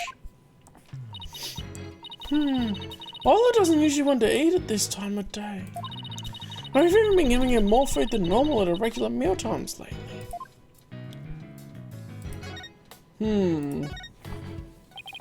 Is there something wrong with Ola's feeding habits lately? Yeah, something's weird. The new guy Marlon feeds all the other animals besides Ola. But the captain and I, her trainer, are responsible for feeding Ola. It was the captain's turn to feed Ola this morning.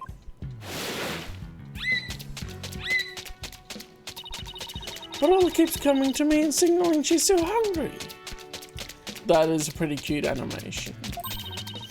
She wants my fish, chock filled with love. It's chock full of love is how I would translate them. Okay, how I would word it. How long are you going to keep saying that? She sure is excited to make a new friend. But I don't think the captain would have forgotten to feed Ola. Rifle and that big creature there assuming seem to love each other. It is kind of nice to see Pearlie going to a normal school, right? But also doesn't know what an orca is. This is Ola the Orca. Rifle and Ola are best friends. They belong together like a clownfish and a sea anemone. Care to phrase that in a way us non-biology majors can understand? Well, watch Finding Nemo, Phoenix. Oh, so this orca is the suspect. I read in a book once that orcas eat penguins. Don't you worry about that. Ola here's really gentle and she never eats anything but fish.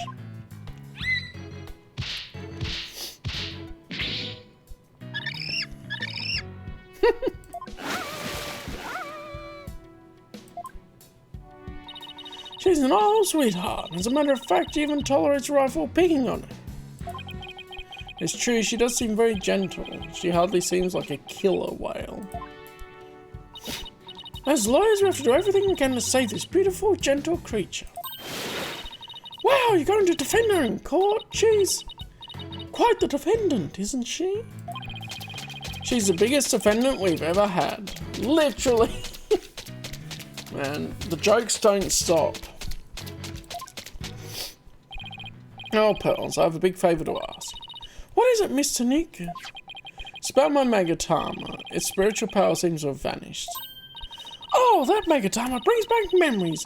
I remember pouring my spiritual power into it. That was so many years ago. I guess that's why it's almost out now.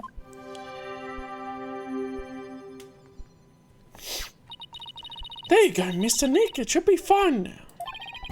Thank you, Pearls. Now I can break Cyclops again. Hee hee, I'm glad I could help. Well, I think I'll go find Mr. Marlin now. I'll have to bring a rifle to him. It was that easy. Yep, it was that easy. Pearl's a prodigy. Hello, Jayland.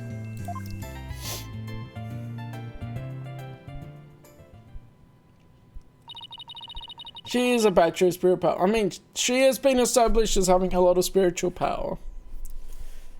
That is true. But also, it feels like they had the Magatama run out just to have the Pearly appearance have more meaning. I'm not convinced on just bring her in for the nostalgia factor. It's a bit like some of the other appearances during Dual Destinies, just seem to have them there to have the nostalgia or connection to earlier stuff. Pearly sure seems right at home at this aquarium. You're right, but didn't she say this was her first time here? Apparently, that girl was in the staff corridor earlier this morning. That's why the detective was questioning her. What was Pearl's doing in the staff corridor? I don't know, I thought she was Marlon's friend or something. Also, now Pearlie's in this part, in this case. Just spirit channel the dead guy.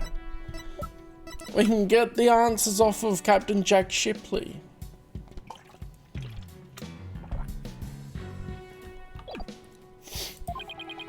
The staff corridor, something about that doesn't sit well with me. Okay. Well, if it bothers you, why don't you just ask her about it? Yeah, good idea. Let's go catch up with her. Alright. It's just sending us all over the place. I do like the set pieces here, though. That's something that I really like. Looks like Mr. Rhymes and Pearls are talking. Oh boy, here we go. Ahoy! Base Small Fry was so clutch with the assist. Rhymes and Rifle reunion, a tail ending in bliss. Now Animal Keeper Rhymes ain't gonna get cut. Mad props, Small Fry, this case is now shut.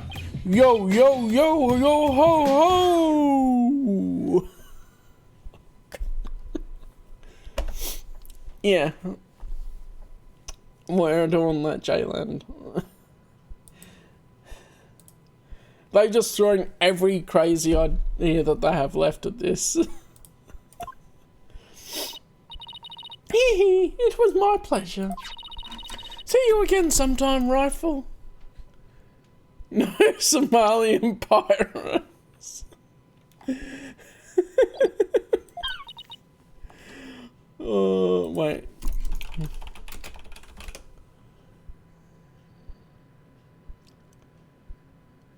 I don't even know Somalian pirates compared to others as much, but the rapping is just, yeah. I mean, it's this world. Okay, let's go, Rifle. I'll see you, Small Fry. Oh, Mr. Nick, I didn't see you there.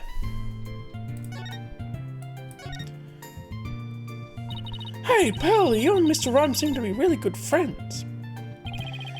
Could you tell us more about your relationship? Ho ho ho, she has school romance already. Will I? How old is she now? 17. And he's 21. No, Pearly, you're too young. You need to at least be 1 year older. She's got a Cyclock. Pals, why do I see a Cyclock? I'm sorry, Mr. Nick, but I really shouldn't talk about it. Pearly! No! Your innocence will be corrupted! I don't really feel right about digging into Pearls' affairs. But she was here at the aquarium at the time of the incident. Whenever she's hiding, could help us in court. I'm sorry, Pearls, I have to use my Magatama B on you. Just click it. She has a black Cyclock for sure. She has to have a black Cyclock somewhere. Or she would have a different coloured Cyclock because she's been trained to resist Cyclock attacks. It's about no trash men. Well, there's that too, but Pearly's been the innocent one as well throughout the series so far. A Cyclock I lock on a person's heart that only I can see. We must protect. The deeper the secret is hidden, the more locks there will be. Pearls only has 1 lock, so I should be able to undo it fairly easily. Yeah, because we're friends. Yum attack! Phoenix-kun!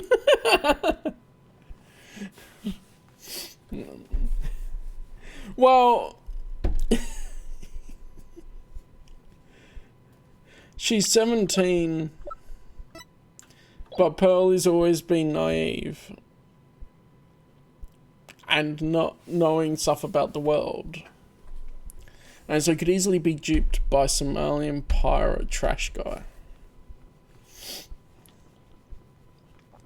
If I make a mistake, I'll be locked in a loop and won't be able to move forward. Okay, time to give it a try. Pearls by rifle, you mean? Pearls, you have to tell me about your relationship with Mr. Rhymes. Relationship? There is no relationship between Mr. Marlin and me. We're just a visitor to the aquarium and an animal keeper at the aquarium, that's all. But there are areas where ordinary visitors to the aquarium don't get to go. You were here before the incident occurred, weren't you? Take that! Yes, that's right. But how did you know? Someone told me you were there. I got confused and went the wrong way. I didn't know it was a corridor just for the staff. That's all it was, Mr. Nick. I didn't have anything to do with Mr. Marlin. Sounds reasonable. I guess I better move on to my next topic. Actually, there's something else I've been wondering about, pals. Why do you smell like fish? Okay, here's a theory. Could Pearlie spirit channeling a killer, and then when she's taken over by the killer, that person kills someone? Would she be convicted of the crime? Or would it be due to the ghost of the person that's possessing her?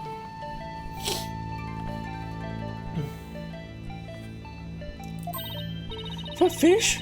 What makes you think I smell like fish? Oh, there's a certain someone who convinced me it wasn't my imagination. Athena, yeah. Take that! Murder requires intent, so no. So it would be the intent of the ghost. Or I guess it could be manslaughter on her part, if we're charging her with the murder. Manslaughter. Because she was the one that channeled the spirit that then killed him. Is there something you want to say about that person? Huh? Oh, I guess not. When it comes to sniffing out the smell of fish, there's only one nose I can rely on. Pearls, I want you to be honest with me. Why do you... Oh, I got stuck in the loop again. Negligent or reckless? I guess it is part of the training not to be taken over by the spirit that they're channeling.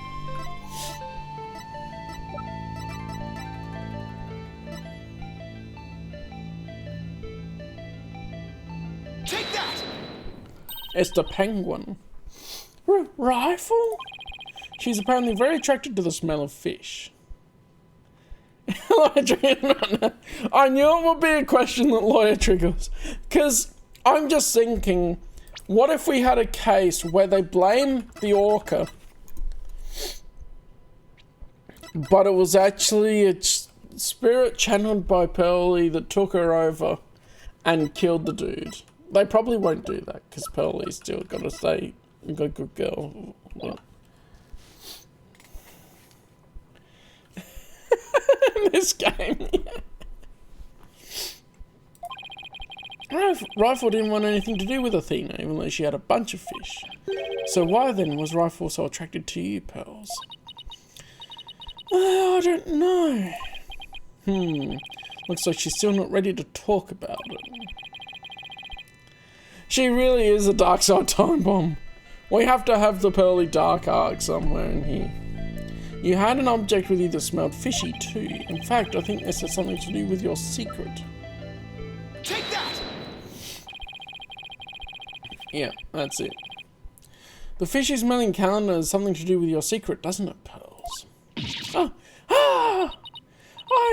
can't lie to you, Mr. Nick. I'll tell you about me and Mr. Marlin and about the calendar. Oh boy, here we go. And see, the main character of the Skullduggery Pleasant series was a teenager that ended up with powers, but then there ended up being a whole plot line with a dark version of herself taking over her body or whatever.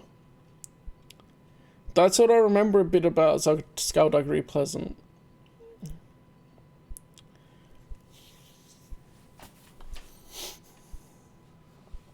Anakin was a teen when he slaughtered the Sand people.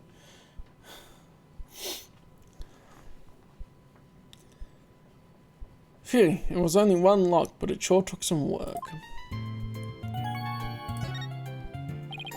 Please tell me about your relationship with Mr. Rhymes. I became distracted by the gift shop almost as soon as we got to the aquarium. That's a teen.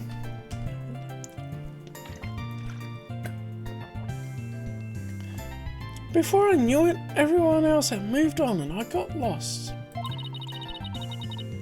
I was so embarrassed to be lost at my age. Yeah, they have to put the Pearls music in here. Oh, Pearls, I know big crowded places are hard for you. I sort of panicked and went down the wrong corridor. I ended up in the food prep room and that's where I met Mr. Marlin. I really startled him when I called out to him. He jumped so much he startled me too, and I lost my balance and fell down. Oh, Mr. Nick, I spilled so many fish all over the floor. See, we can see here that the 2D drawing has better detail than the 3D model when it's presented. And yeah, Pearl's shoulders, damn.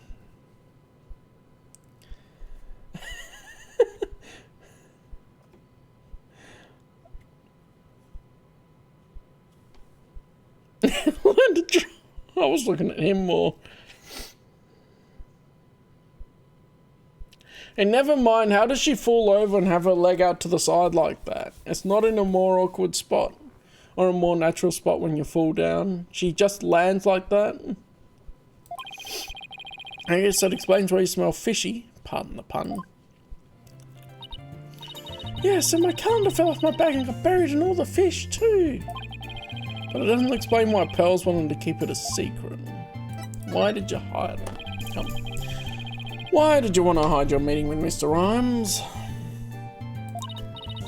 Well, I didn't want him to get in trouble over feed sanitation regulations because of me. And Mr. Marlin said he didn't want anyone to know he was in the food prep room. Huh? Why not? What was he doing in there? He was preparing human meat to feed the orca. Mwahaha. Before I spoke to him, he was staring at a calendar. But because of me, he dropped his calendar too. I had to search for it among the fish. Wait a minute, this calendar of yours, it already has writing in it. It does? But I didn't write anything in it yet. Oh, that's switcheroo. There's something written here under today's date. Meet the captain at the orca pool at 7 AM. Sus. We gotta take down Rapping Pirate Man. Maybe my calendar and Mr. Marlin's got mixed up. Pearls, about what time did you run into Mr. Arms? I think it was about 10:15 when he had the info desk announce I was lost. So I must have first gone into the prep room about 10:10. I see. Do you mind if I hang on to this calendar for a while? It might be a clue to the victim's movements before he was killed.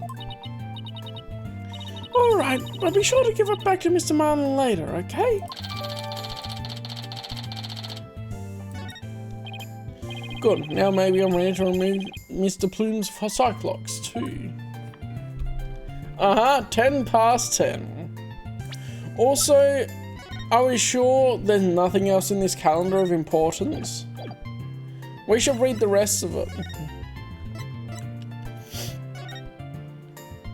Magic time number indeed.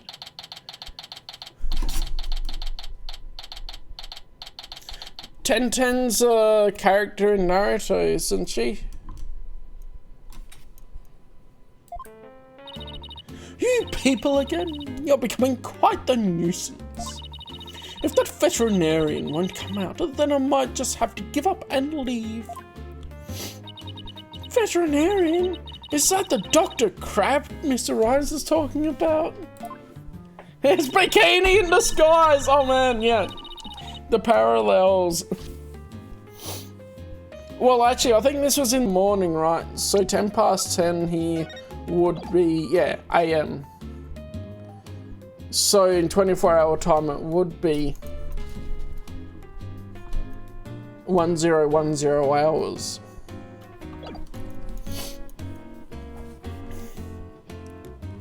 High effort scarf graphic. They really wanted to make that flap, didn't they?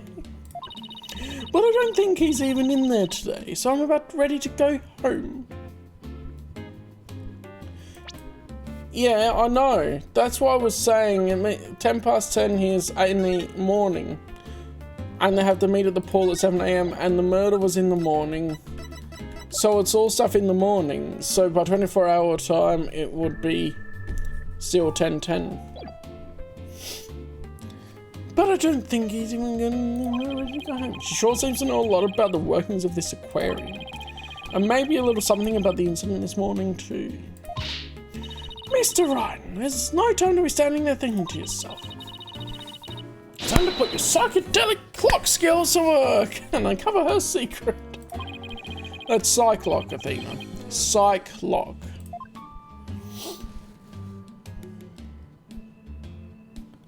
Oh, have you been paying attention, Lock-On? Apparently not. Let's magatama this lady. This Karen.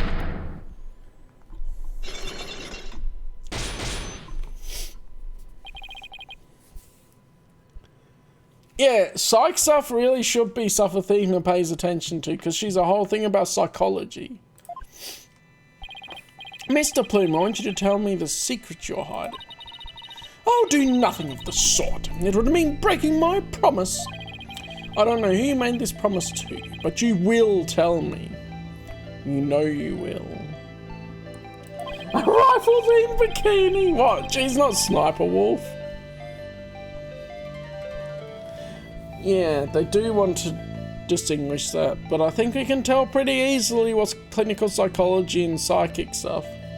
You're not an aquarium employee, and yet here you are after the place has closed. That must mean you're connected to the incident involving the owner somehow. Oh, I don't know anything about any incident involving the owner. We can literally see her in the picture though. No, I think you do. I have a piece of evidence here that suggests you do know something. Take that! According to Detective Fulbright, this shows the orca attacking the victim. And the person in this footage is wearing an outfit just like yours, Mr. Plume. Oh, I suppose there's no hiding this. A bombshell figure, is there? Yes, it is I. And I think I can guess why you're here at the aquarium. Master Plume. You aren't simply a visitor to the aquarium. What you really are is a witness to the murder.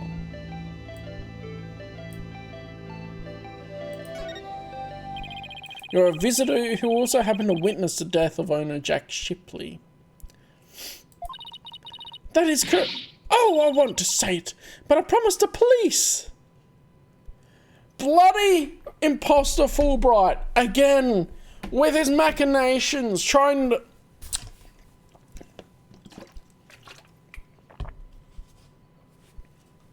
That facial expression. It's not good for you to keep things inside, you know. I'm sure you'll feel much better once you get it all out. I give up. I'll tell you everything.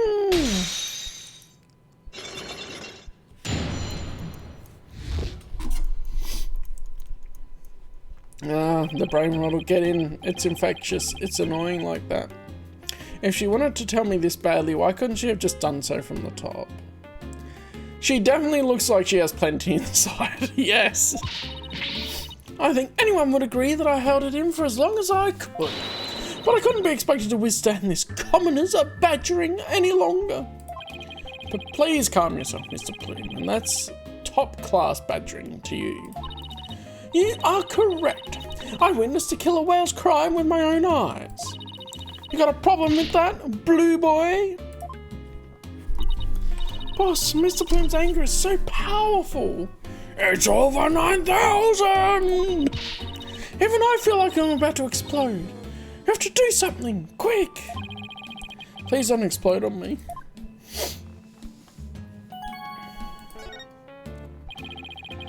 Could you start with telling me what you saw? Much anger I sense in her.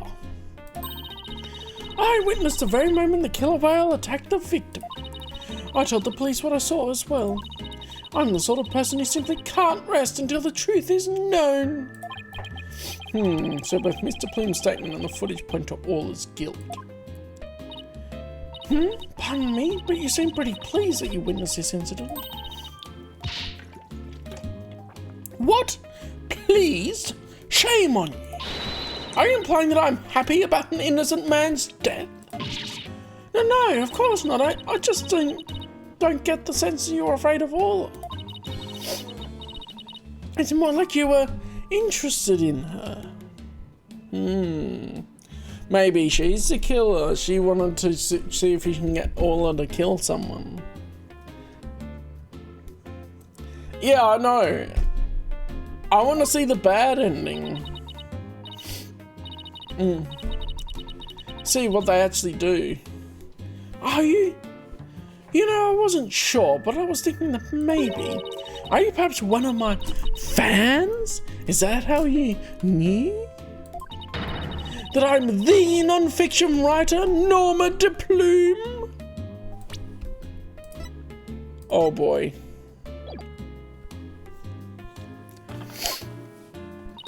Oh, that Norma de Plume. So, big fan, huh? No, I've never even heard of her. Well, now that you've figured me out, there's no sense in trying to hide who I am, I suppose. Talking to fans is part of a writer's duty, after all. Oh ho ho. Yeah. But I'm not a fan, I tell you. Non-fiction writer. So what exactly have you written, Mr. Plume?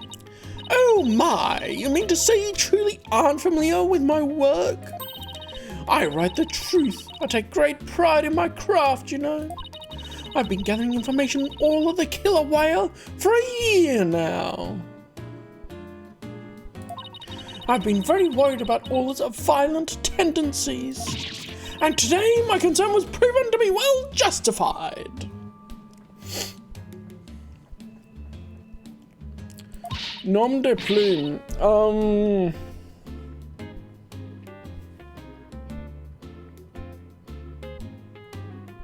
Name of feather. I forget off the top of my head though.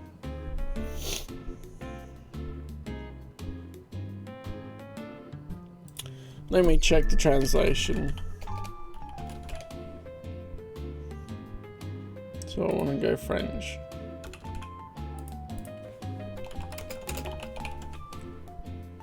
Pen name. Oh, duh. Because what is plume separately? Feather. I was thinking right. Plume is feather.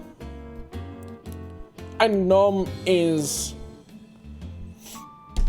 name. But plume can also mean feather, as I guess would be more like a quill.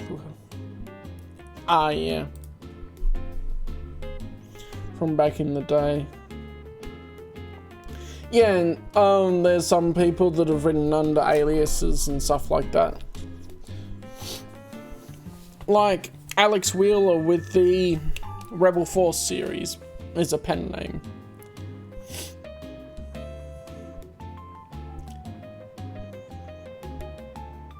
Never the twain shall meet. Yeah, I was thinking of Star Wars example, of course. That was found out by someone who the actual author was, which is cool. Orla isn't violent, she's a sweet and gentle soul. Oh, ho, ho, the moment you let your guard down with that killer whale, chomp.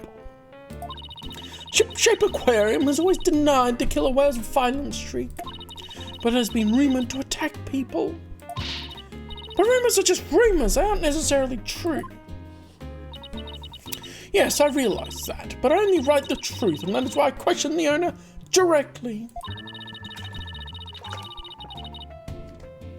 But he refused to allow my research and even had the audacity to say to me, "You're nothing but a nuisance, coming here day after day.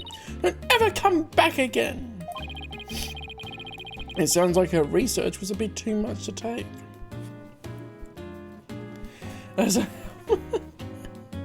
Well, plume comes from plumage, which is...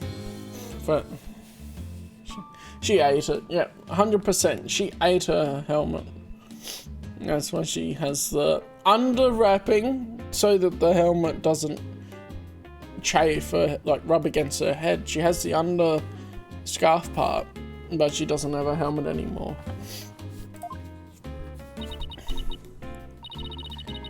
But then how did you get in here if you've been blacklisted? I have my methods. Oh ho ho. This lady is shameless. Don't let you speak badly of Orla. We're going to defend her. I'm only stating what I saw with my very own eyes. I came to the aquarium today to observe the killer whale, but on my way to that thing's tank, I heard its cries. You can hear Orla from the visitors' corridor? But there are speakers there in the corridor, up near the ceiling. Apparently, that speaker is there so visitors can hear the killer whale's sounds. In any case, as I approached the killer whale's tank, I heard its cries. Also, I was just thinking, that was 10:09. And there's no 20th month, so that would be the 20th of August.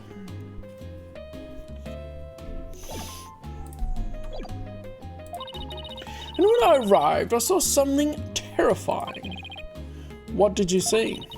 The killer whale stealing the swashbuckler spectacular hat the owner was wearing. And then the moment it bit him and shook him mercilessly to death within its jaws.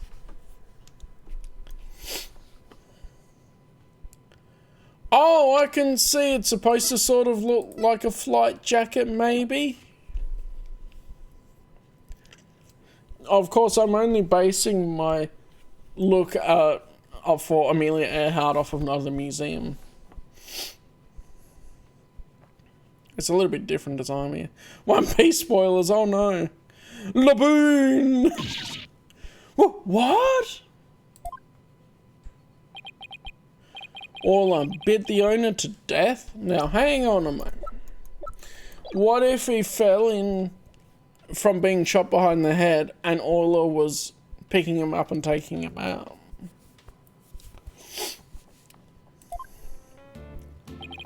In justice we trust. And so I take it that Mr. Plume's just finished telling you what she saw. The Detective Fulbright, I guess you've already heard it too. Yep, when we took her statement earlier. As you heard, I'm afraid that accidental death is really the only thing it could be. Cannot unsee. Yeah. She say cannot unsee. Yes, and a dangerous creature like that cannot be allowed to harm anyone ever again. Exactly as well, because it's a mask, and we know this now. But she's not dangerous. Sorry, but the prosecutor's office said the case didn't have enough merit to go to trial. There was one prosecutor, though, who expressed an interest in the case. Really? Then could we have that prosecutor take a look at the investigation reports? Unfortunately, I doubt even he'd take action without evidence of a homicide.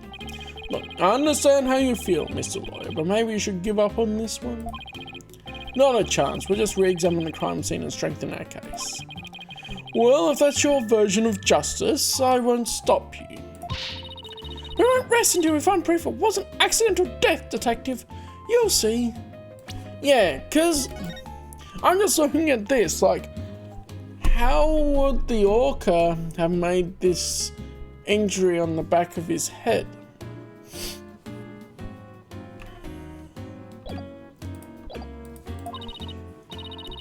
Let's go, Mr. Right. Time to check out that crime scene one more time. Alright.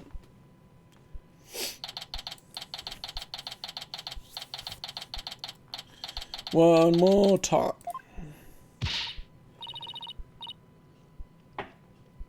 Yeah, I guess so. It looks to me like he was hit from behind with something, or was shot from a distance with something. Because of course, the whale's probably going to be innocent. Surprise, surprise. Alright then, let's start the re-examination. Pronto. I'm going to check out that mess in the back one more time. Athena, wait, no running. Ah! Are you okay? It didn't look like she tripped, but... if the bullet has enough force, they have exit wounds. But I would imagine if the bullet didn't have enough force when it impacted the skull, it may have lodged in the brain and not gone all the way through to have an exit wound. So, possibilities. It doesn't have a pool of blood down the bottom, but we also don't see his face in this photo. Or he was not shot with a bullet, he was shot with coinage! Because that was surrounding him. We'll see anyway.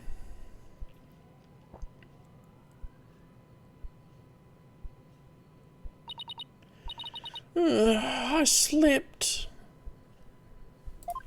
Yeah, we would have to see.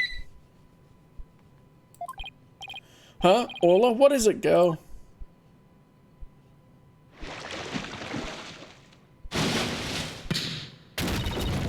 Ah! Athena, are you alright? She crashed into all the stuff behind her. Bro, this whale. I tried to get out of the way, but all I did was slip and fall. Again. That was a pretty amazing wipeout, are you hurt? Yeah. I'm okay, but why did Orla spike that ball at me? After all the fish I gave her, I thought she liked me. Maybe she thought you were the main entree. Come on, Phoenix. Very funny, boss. Ha ha ha. In any case, let's give the ball back to Orla. Huh? Looks like everything got shifted around when I fell on it. Huh? Looks like everything got shifted around when I fell on it. Hey, you're right. There are things now that we couldn't see before. The dummy. Like another ball. I guess Orla really likes them. Look, there's something new by the other end of the body too. We better take a good look around. Oh, why are we not staying on that? Aha! There's a coin with blood on it. What's this, a coin? Oh, Mr. Right, there's blood on it. I called it. All the coins around him, a coin hit the back of his head. You're right, but it's dried. Do you think it could be the victims? Oh, blood money, yes. And what was it doing all the way over here in the first place? I'm not sure, but now that we found blood outside the pool, it just might help us prove that there's more to this case than just accidental death. Hey, you're right! Orla suddenly can't leave the pool after all.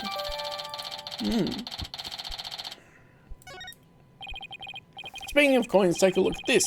There are a few coins around the body here too. You're right, boss, but where did they go? They aren't here anymore.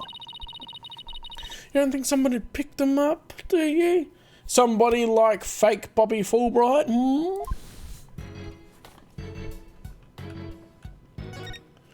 This mannequin. Oh no, the child is hurt. What? Call name is. Hey, it's just a dummy.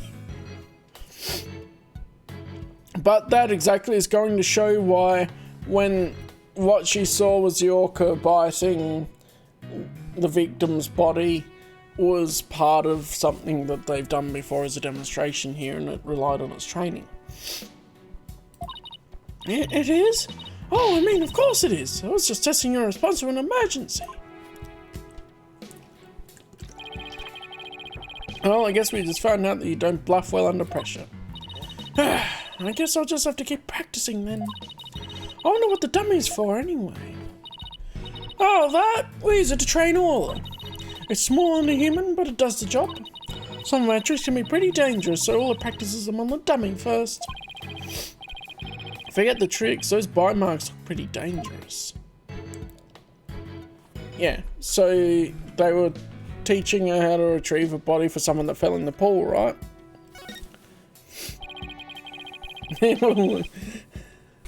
Orla eats Fulbright. No, that didn't happen. You caused a time paradox. Yeah, I'll have to settle for Apollo. That's it. Looks like we just found that giant octopus prop's missing leg. Wow, I bet you could get a whole lot of carpaccio from a giant leg like that. Ooh, let's go to the ocean and try to catch a giant octopus of our own. Yeah, but even if we did catch one, how are you planning to slice it up? Kein problem. That's what man invented chainsaws for. That's my girl. I've never seen anyone so hell-bent on chomping down on some giant octopus. Well, I doubt we could catch one that big anywhere near the shore anyway. The more roadblocks you throw up, the more I want to do it, you know. She just spits out random languages sometimes on the starts or ends of sentences. She's not specifically anything. Oh, I can't wait to get started. More European ones, because she came from Europe. I guess that's the connection. It would appear that Operation Discourage Insanity has backfired.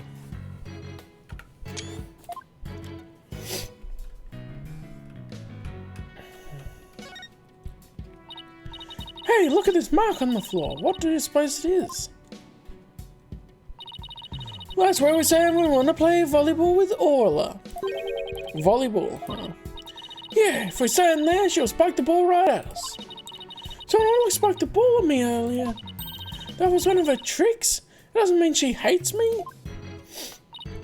Nah, she wanted to play with you. She loves volleyball. She used to play with the captain all the time. Oh, Sasha looks so sad. Okay, time to snap out of it.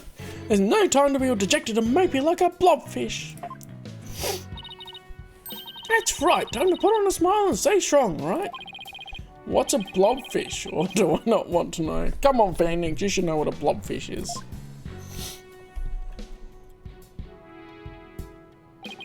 Hey, Sasha, would you happen to know anything about this coin? Oh, I guess I missed one. I just finished cleaning up the rest of them. You picked up all the coins already? That's right. After the police finished their investigation, they gave me the go-ahead. I haven't found them all yet, though. I'm still missing a few. Well, if they aren't beside the pool, maybe they're in the pool. Let's go to that ladder over there and take a peek at the bottom of the pool, boss. Alright, let's go. I can't see anything from here. But to look when I'm by the ladder, of course you will.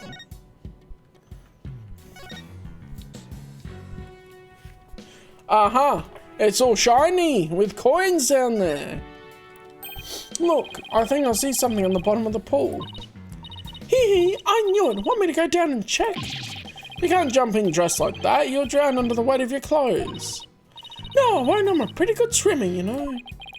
Be that as it may, this pool's really deep. I doubt you can hold your breath that long. But maybe Sasha can?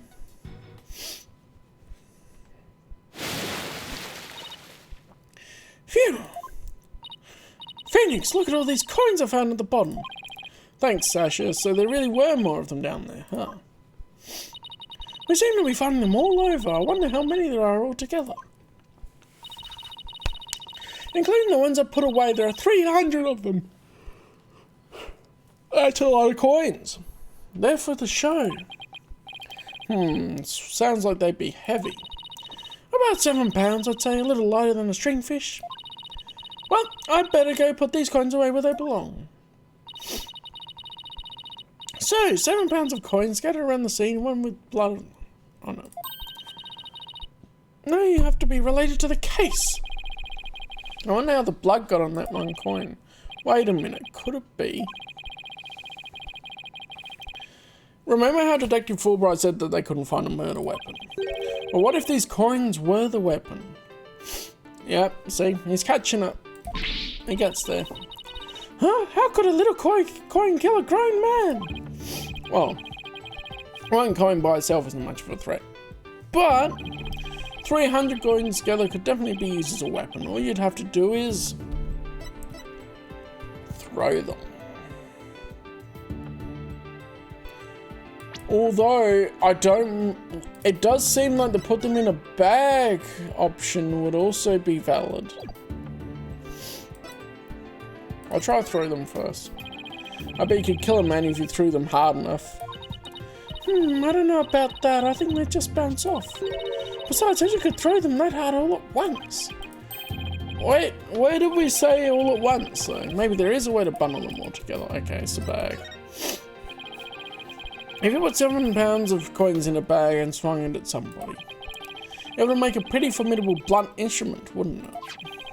It would explain how blood got on this coin. Oh, I get it. If that bag of coins is a weapon, then we can use it to prove all its innocence. Alright.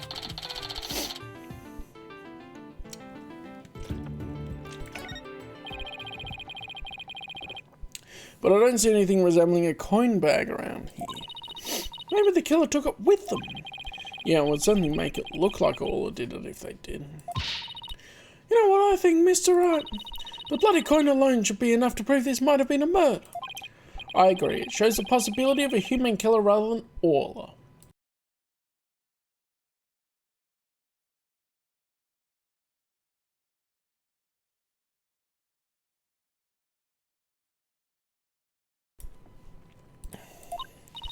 Yes, this is just what we needed. Let's go show this coin to Detective Fulbright and Mr. Plume right away. Why would we need to show Mr. Plume? Anyway, good idea. Let's hope they're still at the pub of danger.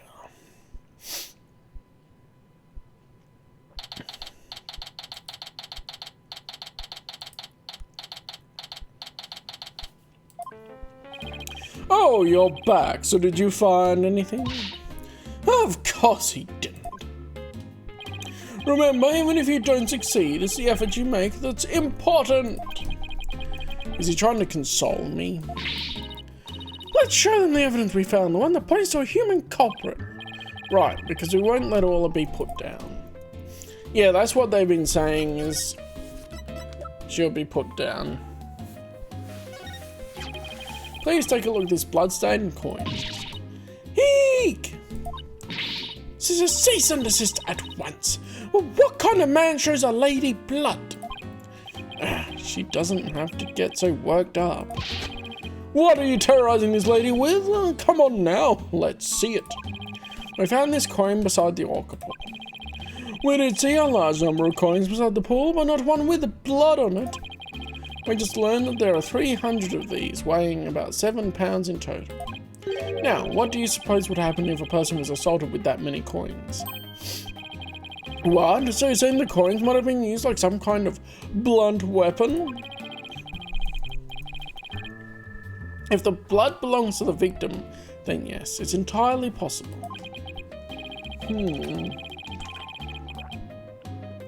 But I wouldn't call it decisive proof that the real culprit was him. You wouldn't? Why not? Because there'd have to be something to put the coins in to make them into a weapon. Without that something, this is not going to be enough to pass muster. But I will say that your theory does seem to warrant further investigation. I'll call the prosecutor's office and ask to reinvestigate from a possible criminal angle. You will? Thank you very much. I really hope Detective Fulbright can convince them.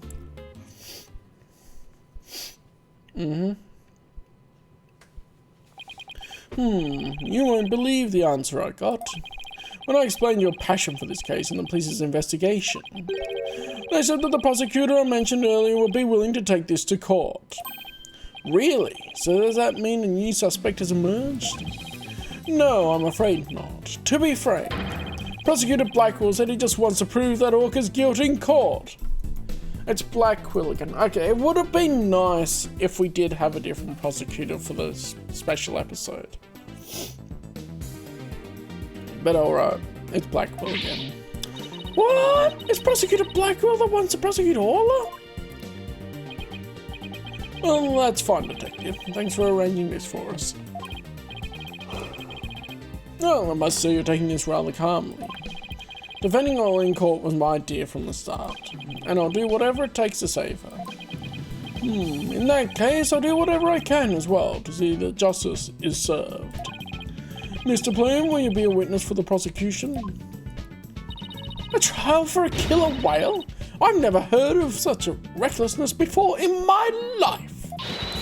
But I will reveal the truth about this killer whale, and then write all about it. Ha ha ha! Sounds like a plan. Now, if you just come along with me. We have to prepare for tomorrow, and I still have to arrange for an autopsy. Oh ho ho! I look forward to tomorrow. Until then, a blue lawyer and yellow fan.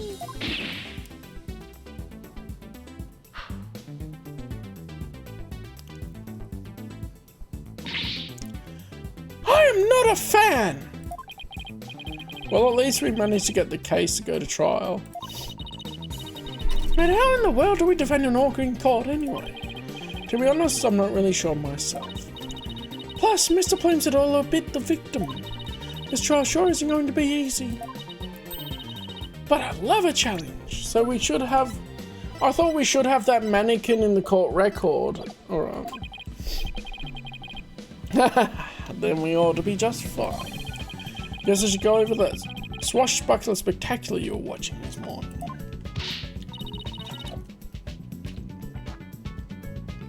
Yeah, we can have a formal viewing back at the office. There's nothing decisive against Orla in the security tag, but that doesn't mean much. I'll just have to find a more concrete way to save Orla at tomorrow's trial. Or else. To be continued. Alright then.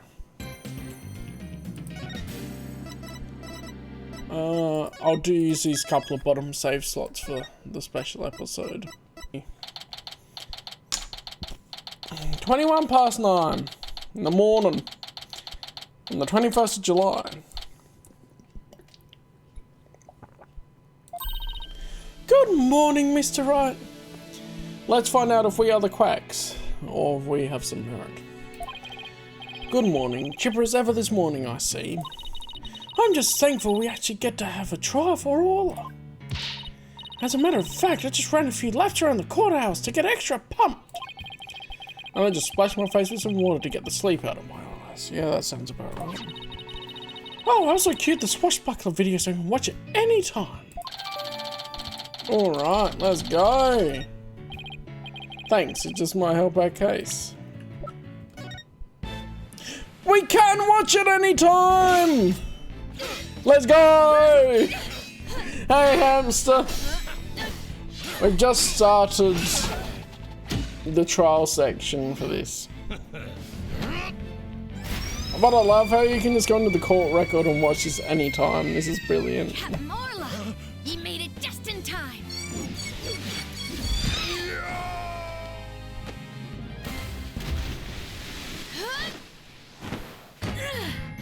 We be pirates, we love to sail the seven seas. Just a bunch of scallywags. This has more context now than when it was at the start of this case. Waves, all because you see grand treasure and adventures waiting just for me.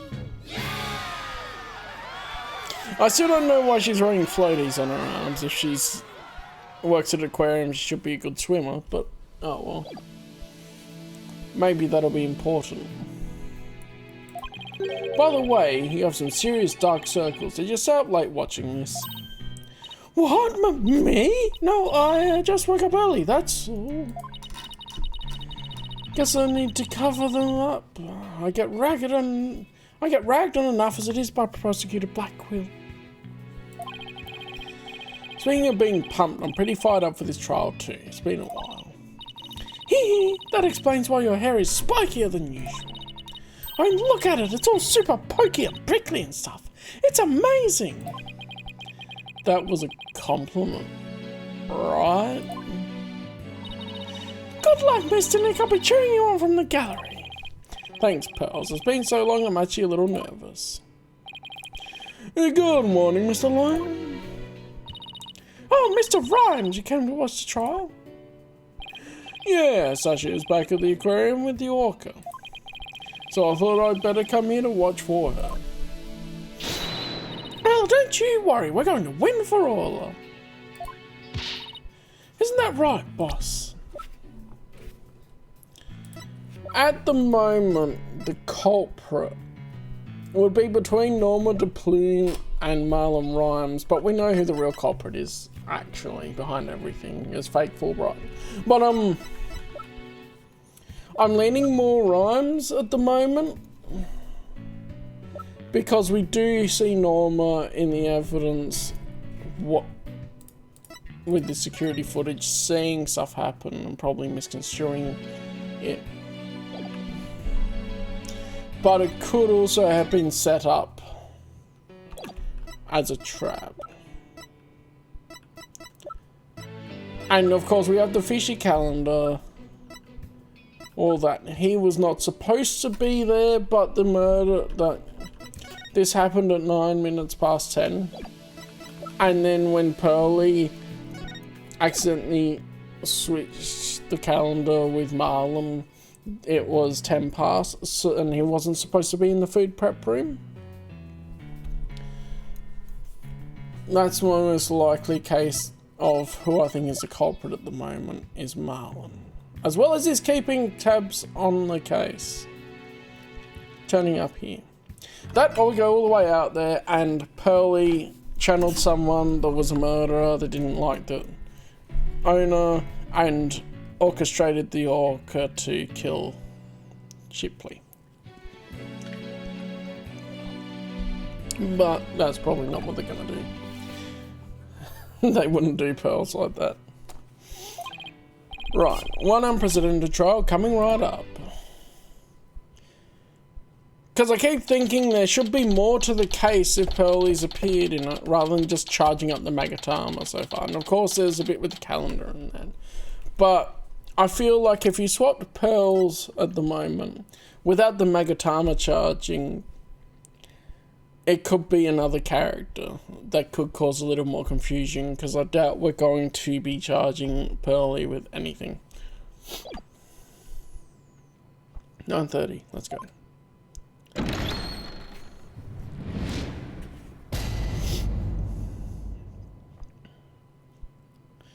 And I was hoping for a different prosecutor as well, but alright. Court is now in session for the trial of Aura Shipley. The defense is ready, Your Honor. Must we waste words on this? Prosecutor Simon Blackwood, known as the Twisted Samurai, is a prosecutor who is also a convicted felon. They say he never conducts a trial without his lawyer Hawk Tucker by his side. Mr. Wright, it's been quite a while since I've seen you like that. The lawyer image suits you. You look younger somehow. Thank you, Your Honor. And you look as young as ever yourself. Ha ha ha. Well, I have to keep up with you folks after all. By the way, has the defendant arrived in court yet? Surely you jest your boldness. Did you not receive the memo? The defendant, Aura Shipley, is an orca at Ship-Shape Aquarium. Yeah. This is the case the Phoenix chooses to have as his first case when he comes back. Oh, an orca?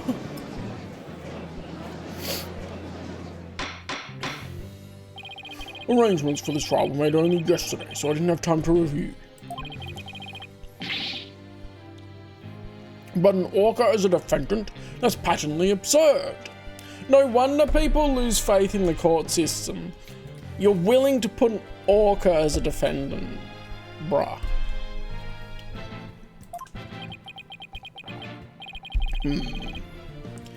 Direct your comments to the defense. He's the absurd fellow who insisted on defending the orca in court in the first place. Absurd or not, I will carry out my duty to defend my client. Your duty to defend your crying aunt? Don't you mean your crying orca, Mr. Wright?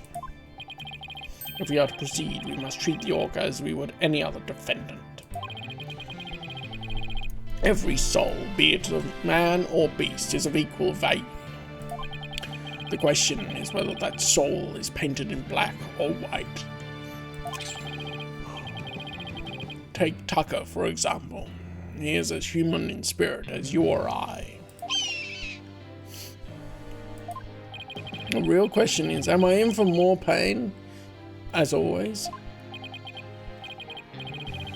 Orca or not, I suppose a defendant is still a defendant. And I vow to render my verdict fairly and impartially. Now then, Prosecutor Blackwell, your opening statement, if you would. I suppose I can hardly leave it to someone who knew nothing of the defendant. Yeah. Because this is between cases 2 and 3. He's already sort of done the thing where he's getting the judge to say his opening statement for him. But then this is a break from that.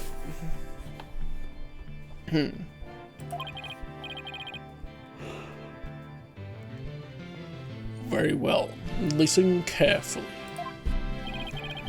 The orca murdered the owner of Shipshape Aquarium in the aquarium's orca pool. The orca apparently toyed with the victim mercilessly as he died. A sadistic orca? What a chilling thought. And where exactly is this defendant now? Inside this. A cell phone, Prosecutor Blackwell? Time marches on, your boldness. With or without us. I borrowed this TV phone from the aquarium, which will allow us to interact with the orca. A TV phone? Very well. The court accepts it into evidence. Okay. We will be able to view the defendant in question on this large monitor.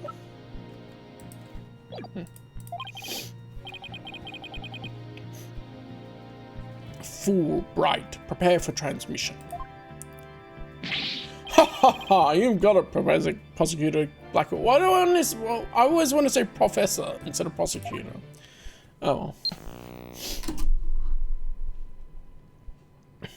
Oh boy. We will proceed with the defendant on telecast. So that is the orca that stands accused, is it?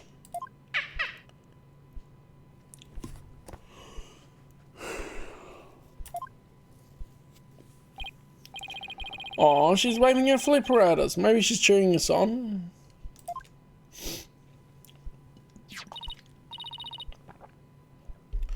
Orla, wish Phoenix and Athena luck.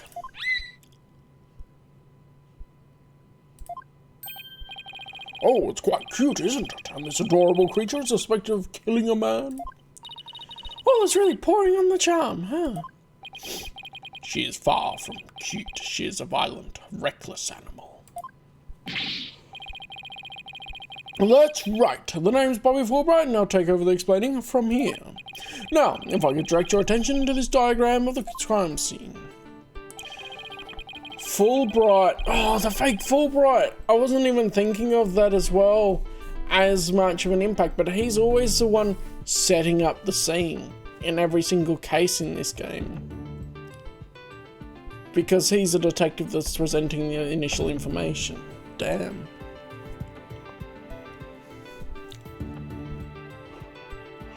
Following the report of an orca attack, we, the police, raced on over to Shipshape Aquarium. There, we found a guest who says she saw the orca and the victim from a visitor's corridor. As the witness was watching, the orca suddenly went crazy and attacked the victim.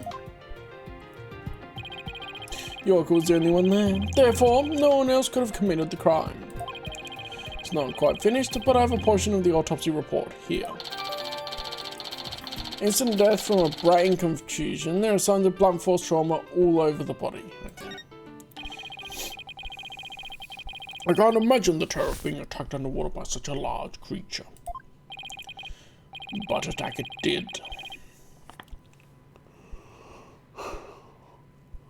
Prepare yourself for the grisly details, your boldness. I also like the detail of Blackwell always having a feather from Tucker, as is bit in his mouth. The prosecution moves to introduce our witness, Fulbright. You got it, Professor Blackwell. In justice, we trust. One brave lady whose fine sense of justice compelled her to speak, coming right up. Here we go. They're making use of those scarf physics. How dare you make me wait? Don't you know I'm a busy woman? I could have written an entire book for all the time I spent in that lobby. Prosecutor Blackwell. Well.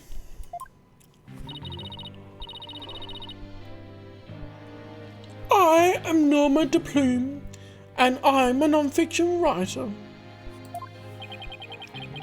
Am I the only one who isn't telepathic here? It looks like she can read into people's words just as well as I can read into people's hearts. Not everything needs to be a competition thing. What? Norma de Plume? The great non-fiction writer, Miss Norma de Plume herself?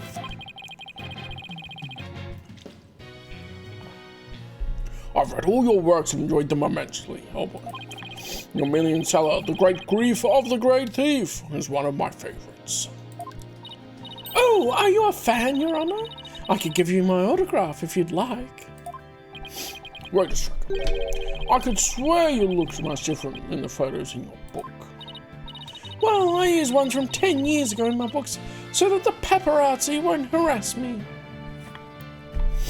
Now to do it, 10 years of building onto her figure. The judge seems so shocked. The visual disconnect must really be doing a number on his honour's head. Could we get started, please? If I find you to be lacking as a judge, you will see your debut in my books. Such harsh comments. You really must be the real Norma de Plume.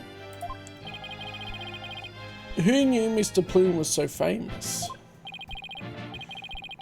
Enough jabbering. Tell the court what you saw and keep it brief. I would thank you to not order me around. I'm perfectly willing to tell everyone what I witnessed. It was the moment of the murder. Very well then, please proceed with your testimony. Alright, here we go. The moment of the murder. I went to Shipshape Aquarium to see the killer whale. As I was watching the killer whale from the visitor's corridor, it suddenly went crazy. I saw the killer whale bite the victim to death with its huge mouth and deadly teeth. Attempting to remain calm, I reported the incident to the police immediately. That adorable defendant really did all that? It must be much more vicious than it looks. Now, deliver your judgment so I may carry out the sentence. Objection! The defense would like to do some defending first, if that's alright. Must you drag this out with your tomfoolery? Hold it! The defense always has the right to cross-examine the witness, you know. A fellow inmate told me just this morning. If you want something signed, all you need is a document and a witness. Let me guess, they were convicted for contract fraud, right? All we need in this case is the evidence and a witness to convict. It's as simple as that. Looks like I guessed right. Sorry, but as Miss Sykes said, the defense has every right to cross-examine. Isn't that correct, Your Honor? Yes, of course. You may proceed with your cross-examination, Mr. Wright. I shall relish the sight of you thrashing around in vain.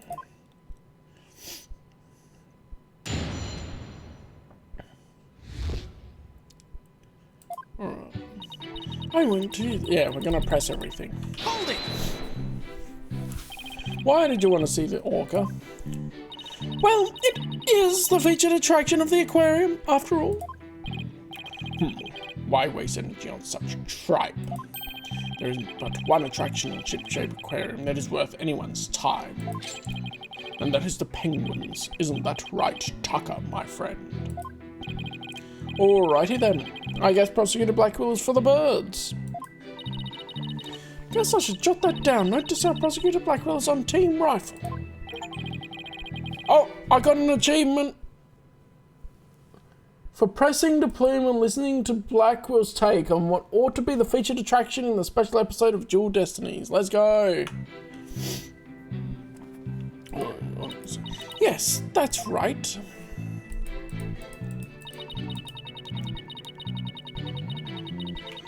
Alright. Oh, because suddenly went crazy, did she? Yes, look at me, and then all at once it started going berserk. Did you do anything to make her angry? I did nothing more than simply glare at her from the visitor's corridor. She glared at Orla. And that's what caused her to go berserk. Objection! The reason behind the defendant went mad is not the issue here. Only what she did once she entered that state. In any case, the killer whale began behaving wildly in front of my very eyes, and then...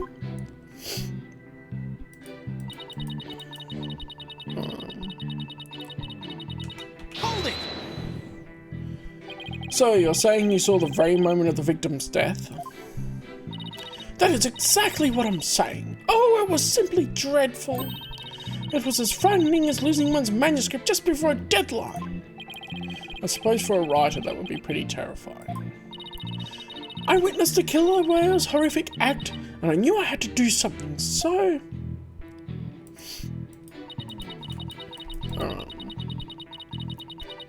Hold it! Why were the police the first ones you contacted?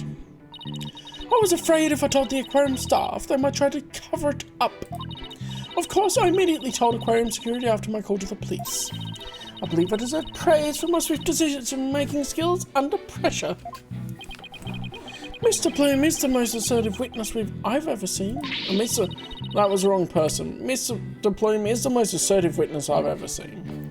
We'd better do our best to look like big shot lawyers if we want to match your intensity.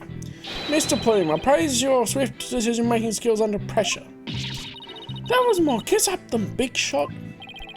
I suppose it was unrealistic to expect big shot from Mr. Wright. How fitting for a small fry to praise a big shot. How about cutting the small fry some slack, you big meanies? The important thing here is, did she really see the moment of the murder? You're raring to go, aren't you, Mr. Wright? I can see it in your eyes and in your heart. I guess I really am a lawyer at heart. Apparently that's it. Okay. Who will obtain the gold coins hidden in the skull rock?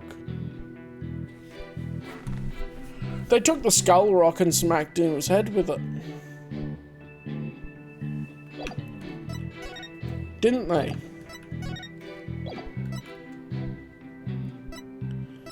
I am not sure.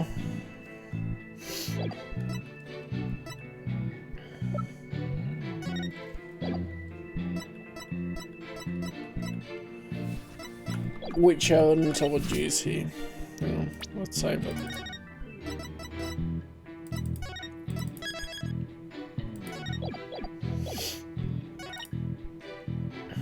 There's huge mouth and deadly teeth.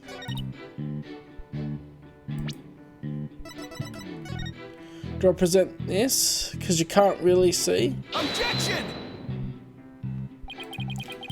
And it's not that one, okay.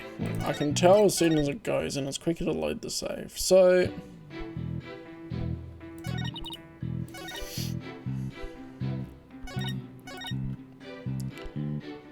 if something went crazy.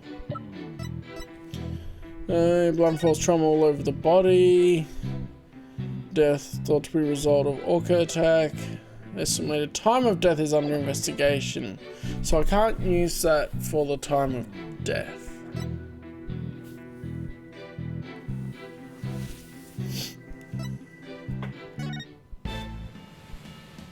Oh, I'm gonna be watching this a few times, aren't I? I'm gonna worry about that right now.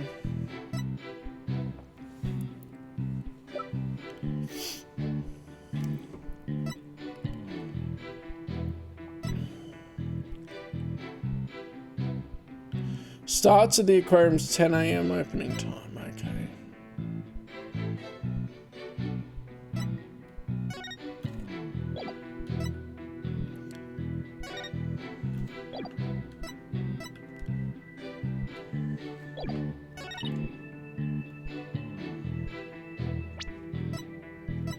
Objection!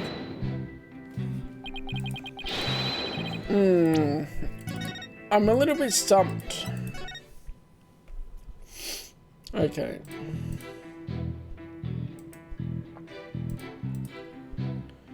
So we've got all these things right. And it is, did she see the moment of death? But we don't have anything to disprove that.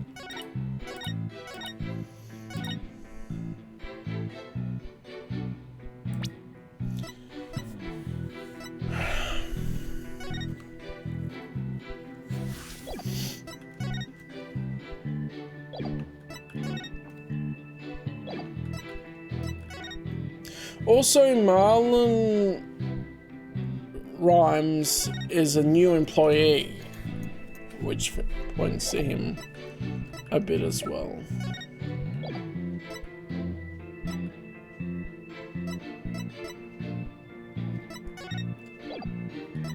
Objection! It's not that.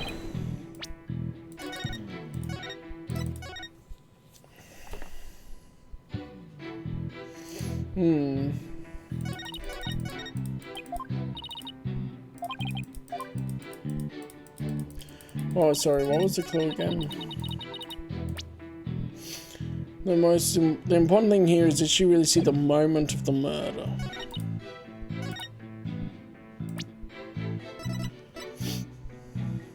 Photo of the body?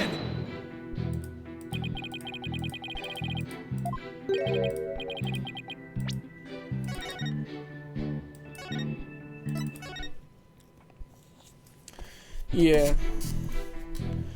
This has been a very crazy case so far as all the jokes and everything in it too.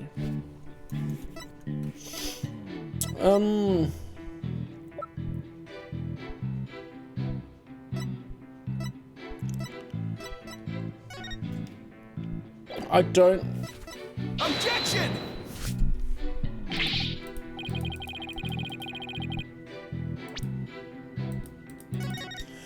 I was noting that the 3D models looked a little bit better for some of the new characters. That makes sense if they had a bit higher budget for them.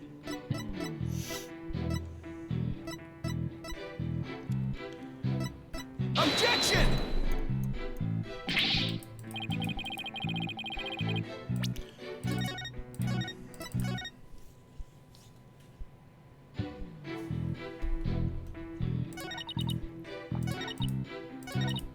And I need to do it on this one if I'm going to present stuff.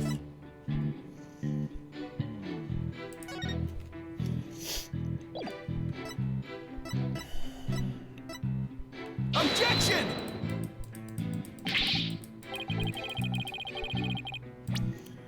I'm getting confused which ones I've used and not now because I was going between two different statements when I loaded. Hang on. I'll save on this one.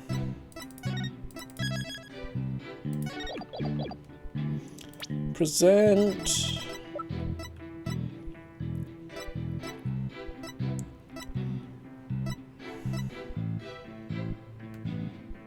Objection! It's not that. I don't have a...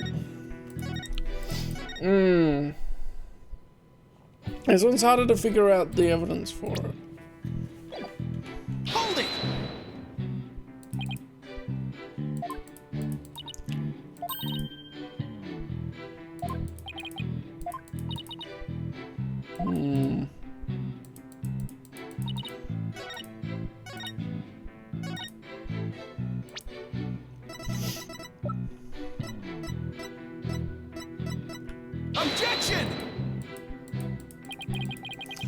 I don't know what evidence I need to present here, because nothing explicitly shows that she didn't see the victim, other than it's unclear in the security footage. Objection!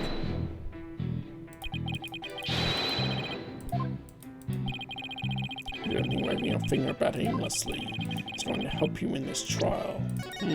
No.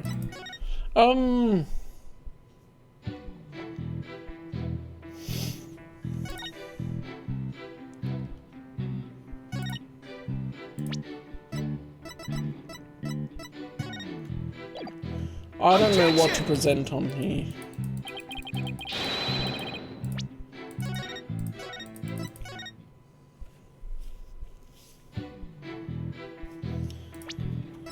Oh boy, I don't know where the train of thought's going here. Objection!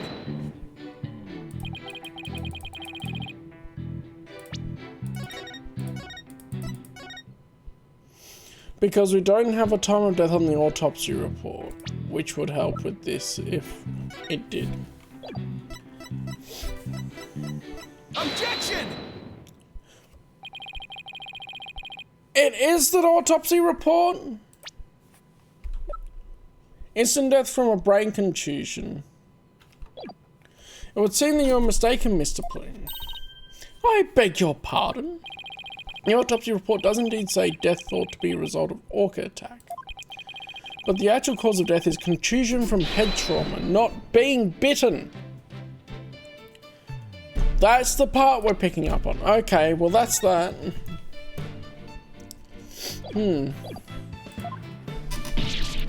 What? But, I'm sure the victim was bitten.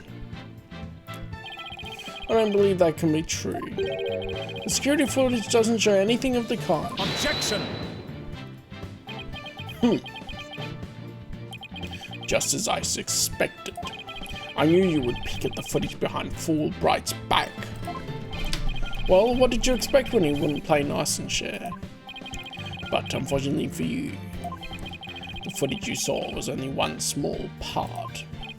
Huh? Yesterday, after I decided to take this case to trial, I re-reviewed all of the evidence. Tucker, the evidence I gave you for safekeeping.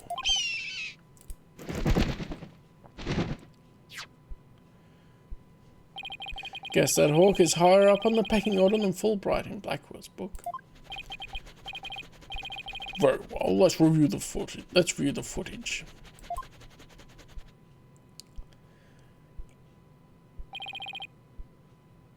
Watch this. The orca is biting the victim. No way. We know this. There are bite marks on the body here. Like, come on.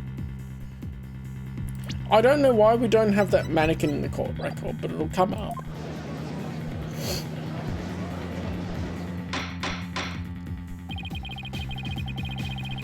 I have to say, this appears to be very damning evidence. Okay. No, I can't believe Waller really bit him. Bro. Oh, so 10 pass. That means Marlon can't be the killer.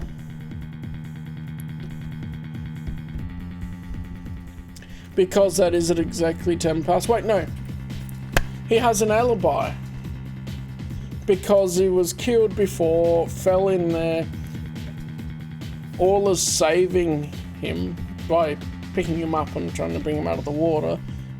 They practice the trick with the mannequin to go if someone falls in, save them. And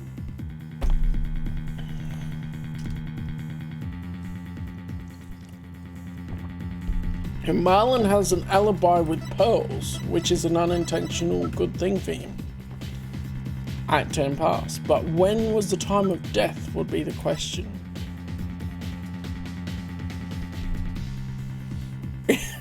Norma could have smacked him over the head. Like, I'm pretty sure they were smacked over the head with this skull rock because it was full of coins. So Norma could have done that. But with her figure, would she be able to produce the strength to kill someone by hitting them over the head?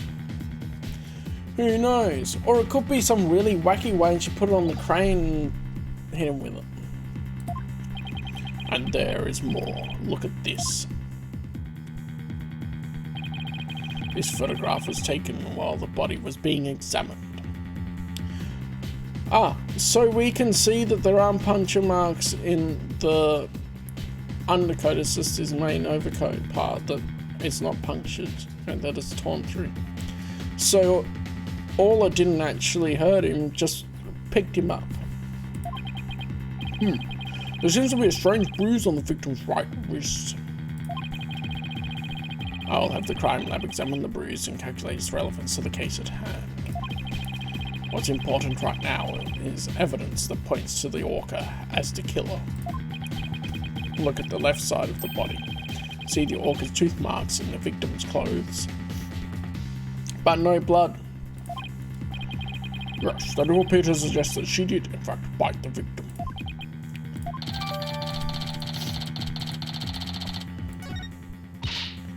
I told you so. And then the killer whale swam up toward the surface with the victim in its mouth. Objection! However, in the autopsy report, the cause of death is contusion from head trauma. Objection!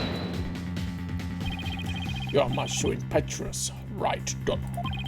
Granted, the orca biting the victim was not the cause of death. The witness was mistaken about that. Then what explanation is there for what the witness saw? Did I not say in the beginning that the orca toyed with the victim mercilessly? My goodness. After killing the victim, the defendant swam around with his dead body in her mouth. Just like any other predator toying with its prey. Yeah. But Mr. Ryan, the hearts of the people in the gallery are suddenly filled with fear. Fear of all. So the defendant bit the victim after she had killed him. But if that's the case, then we must still figure out how the defendant killed the victim. Prosecutor Blackwood, do you have a sound theory to give to the court? I wouldn't be standing here if I couldn't prove whether the orca's heart was black or white. Doesn't matter if you're black or white. But all it is black and white. Her body, I mean. Athena, please try not to provoke Prosecutor Blackwell. This witness also observed the actual moment of the murder. Think back, word mistress. Think back to what you observed before the orca bit the victim. I see what you're driving at. So that was the true moment of the murder, was it? Now explain to it in a way that even these simpletons can understand. There you go again, ordering me around. Stop that this instant. But whatever, I don't mind telling my story. I saw the killer whale before it toyed with the body as well. I saw it the moment it killed the victim by headbutting him.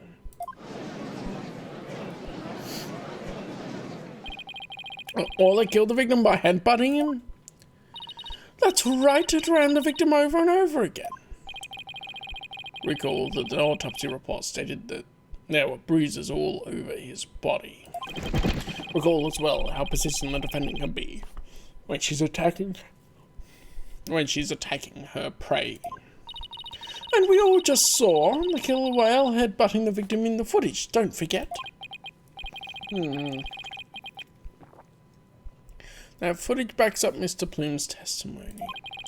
But there's also something very important it does not show. How do you see what a menace this killer whale is? Objection!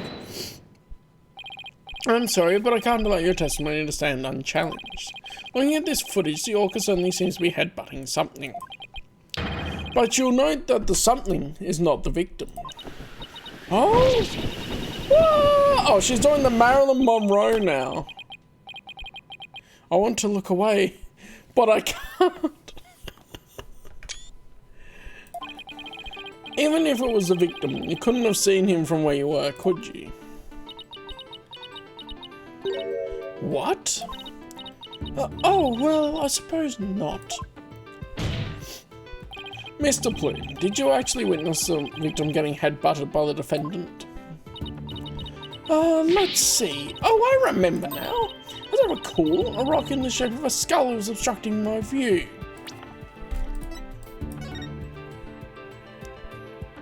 That's this rock. Oh, that's how big the skull rock is here?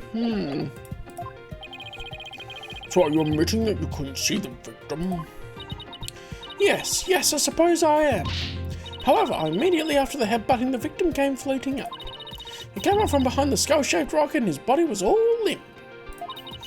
What else could I think except that the killer whale was headbutting the victim?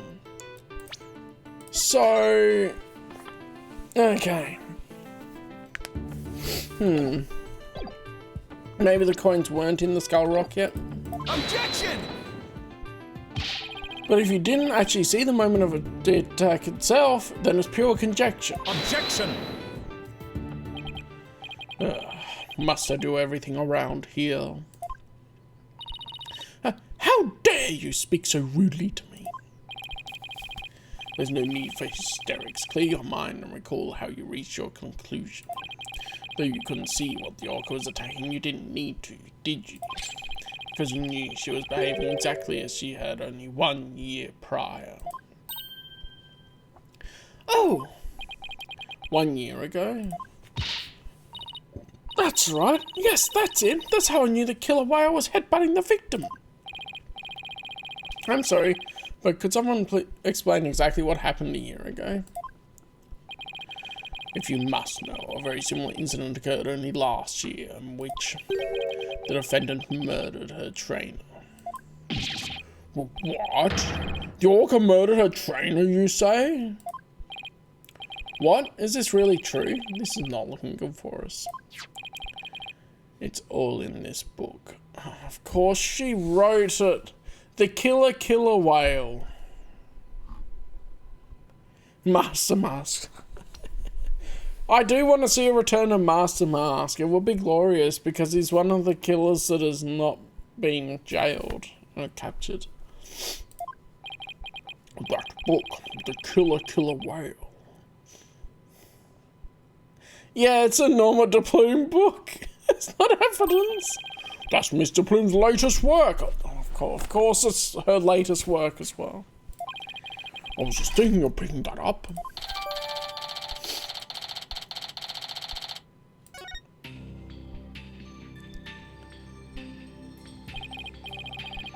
Last year, the defendant killed her trainer in the middle of a show.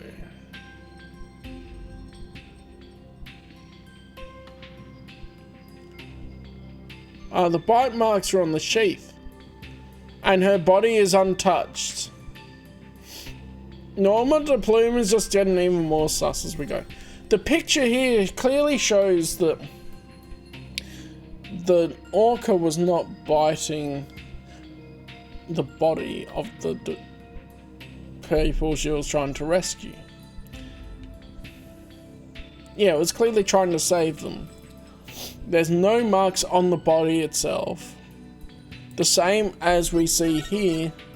There's no marks on the body itself, just on his coat. And that sword there would be the walkie-talkie. The orca head-butted and bit the victim. The same thing she's accused of in this case. That orca killed 2 people? That thing is a menace. Guilty, I say. Never want to go back to the beach again.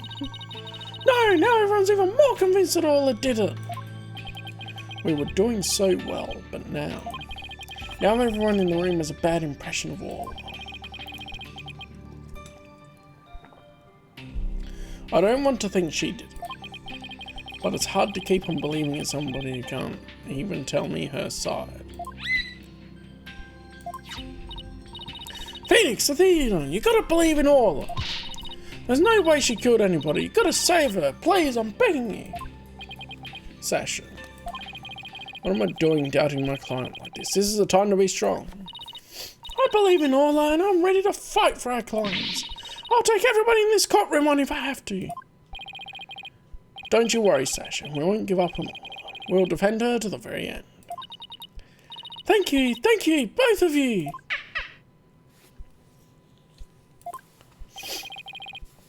We are all as lawyers. Who else but us can save her? We can't give up on her now. For an instant there, you were afraid of the orca, weren't you? Right, Donald. When you saw the photograph of the victim from a year ago, you turned paler than me. He's calling out how pale he is. Also, yeah, she's hot. Anyway. He saw the right through me. It's obvious you have neither the guts nor the determination to defend the orc. It's true that Orla can't speak, and I don't know her thoughts. But there's a certain someone who believes in Orla with all her heart. I respect the trust she has in Orla, so I'm willing to believe in Orla too. And what do you know about orcas? Nothing. That's what.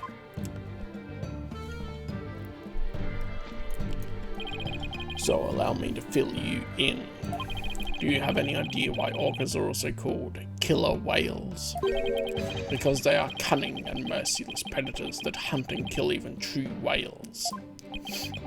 So killer whales really are killers? What terrifying creatures indeed. Call the parrot witness.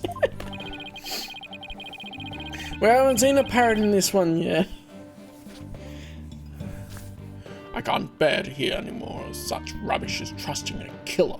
Can you, your boldness? No matter what you say, I will continue to believe. I don't give up that easily, you know. Dullard, you don't know when to give up, do you? Very well, I shall give you a chance to prove how determined you are. Witness, spare no quarter and lay the full truth on them. Yeah, Blackwell's literally just saying, it's in the name, killer whale. Oh, but of course, this is what I do after all. Prosecutor Blackwell, what will you have the witness testify about? I will have her testify about what she saw and what she heard. What she heard?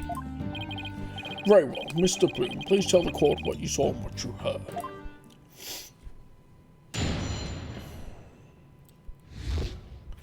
Okay. The killer whale's behaviour was exactly the same as a year ago. As I approached the pool, the killer whale suddenly started singing. You know, I was calm when I saw it start to headbutt. And when the pirate hat and victim came floating up, I let out a scream. Singing. So the orca displayed the same behaviour as during the incident a year ago. That's right, those weren't just simple cries, it was singing. As I approached the pool, the killer whale suddenly started singing. Does that remind you of anyone, Lock-on? How they will perform a murder and then go, nothing wrong here. Yeah.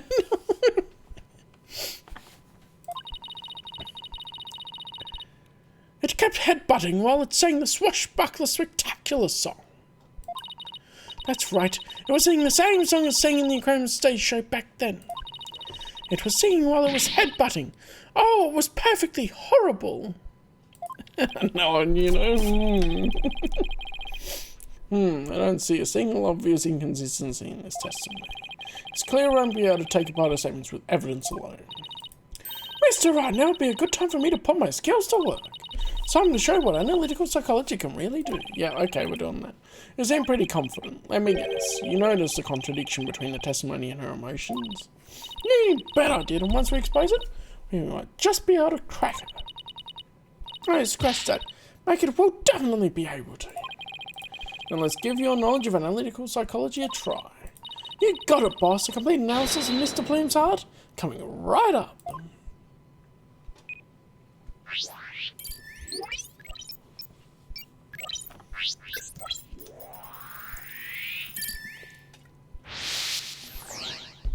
Alright, what do we got here?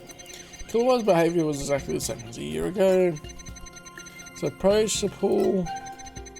Killer whale suddenly started singing. No surprise. And it was calm when I saw it start to headbutt. Got it! No, you weren't. for invasive questioning methodology? Yeah.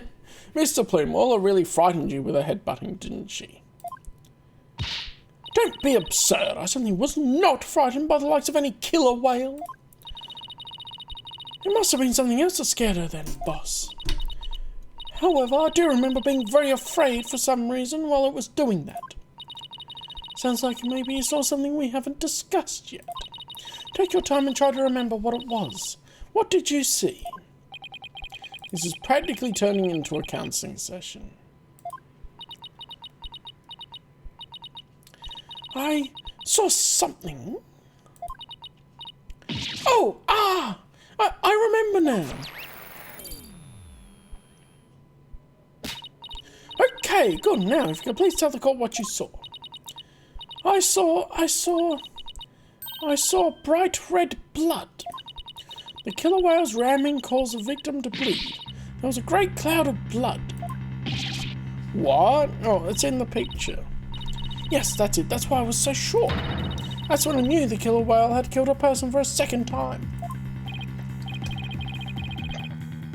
Well, that was a very compelling statement indeed. Looking at this again, there does appear to be something that could be a cloud of blood. So her terror was a reaction to blood, was it? That would certainly explain what happened yesterday. Please take a look at this blood stain sign. Eek! So cease and desist at once. Well, what kind of man shows a lady blood? She doesn't have to get so worked up. I was badly injured during an interview once. Ever since then, I've been terrified of blood. The very sight of it dreadfully upsets my delicate sensibilities. This is a bad turn. If Mr. Plume saw blood, then does that mean Orla really did attack the victim? It would appear that orcas are even more vicious than I am. So, how does it feel to be thoroughly rammed by your own cross-examination? Right, Donald? Well, what are we doing now, boss? That testimony was not at all what I expected to hear. Wait a minute. There's still some discord left in Mr. Plume's heart. What? You mean there's more? Yes, but there's no telling what it is. It could be something even more damaging. Is there even anything left of our case to damage? Well, whatever it is, we have to face it head on. Athena, you believe in Orla, right? If so, there's no reason for us to shy away from the truth. Yeah, you're right. I know we can handle the truth, whatever it is, so let's delve a little deeper. You've got it, boss. Alright.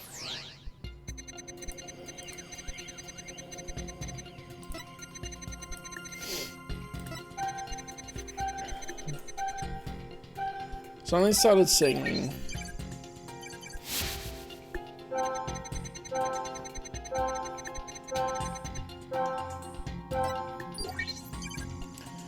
Okay. The pirate and victim came floating up. I let out a scream. So those seem to make sense. What about the surprise with the singing?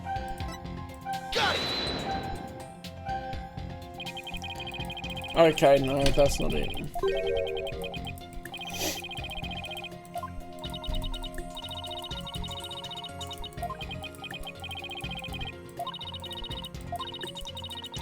Okay.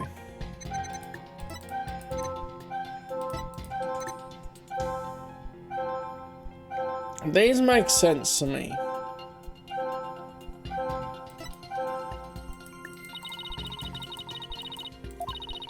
Attention on which emotions super how strong they are. Okay.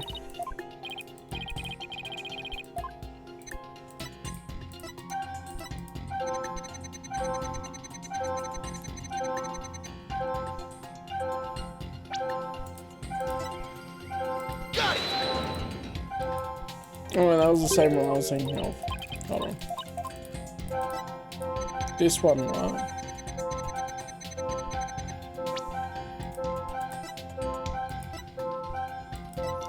How weak the sail is. Her fear appears to lessen here at this statement. Yeah, that is interesting. Mr. Plume, weren't you afraid when you saw the victim with blood coming out of him? My, that's a very good question. I was shaken after witnessing a murder, yes, but then the blood seemed to disappear. Disappear? And why do you suppose that was? Simple. It was because of the pirate hat. Wait. Is that why Aura? Aura. Why her hat is pink? After the killer whale put the hat on, the cloud of blood disappeared. Objection! And how exactly does that work? How should I know? I'm just telling you what I remember, Blue Boy. Wait a minute. From whom was this blood that Mr. Plume saw actually coming from? It could have been coming from Orla. Not the victim. Take that! Consider this. Maybe the one who was bleeding wasn't the victim. I beg your pardon, what kind of ridiculous nonsense is that? There was no one else in that pool beside the victim. I wouldn't say there was no one else. It is an orca pool after all. What? Then where is this alleged injury on the defendant? I'm not sure, but if simply wearing the pirate hat made the blood disappear, then the blood must have been coming from somewhere in Orla's head. What? Yeah. The orca's head. What are you prattling on about now? Please think about it again, Mr. Plume. Think back to what you really saw. That is... The one who was bleeding was not the victim, but the killer whale? I remember now. There wasn't any blood coming from the victim after all.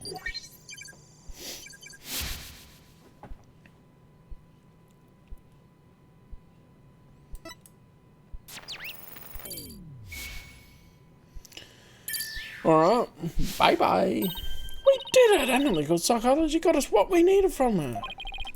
That was a huge help, Athena. It was also pretty dicey for a while, though. Well, this is a surprise. The blood the witness saw was the defendant's, not the victim's.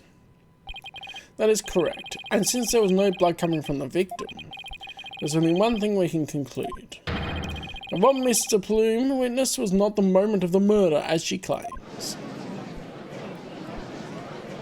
Objection!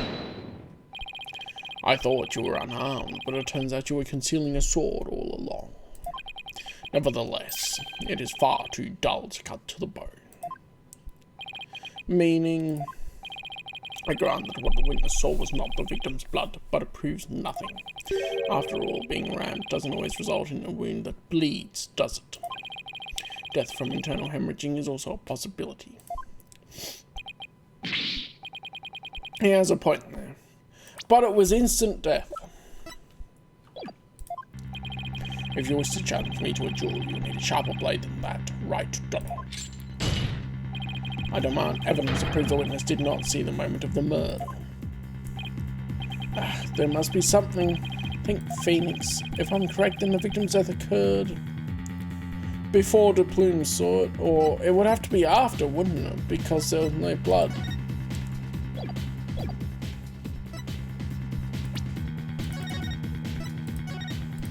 That's what I'm thinking.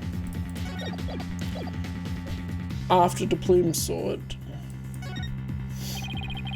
If the victim was alive and all started her headbutting, then that would basically make Orla the one who killed him. But since I don't think she did it, then we must be wrong about when it took place. If the victim was already dead when Orla started her headbutting, then that would mean he died sometime before Mr. Plume. Okay, tell me the other way with the logic. Because I was thinking if he wasn't bleeding, but we see the blood there, then he must have been hit with the coins after. But okay. The events Mr. Plume witnessed took place at around 10 past 10. Must have been something that can tell us about what happened before 10 past 10.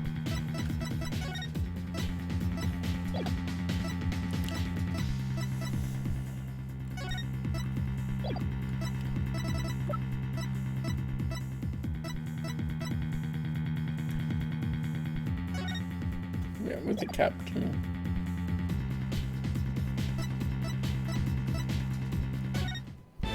That won't be it. The two don't understand animal psychology. Yeah, true. I think it has to be the calendar. Take that! This is the evidence of proving Mr. Bloom did not see the moment of the murder.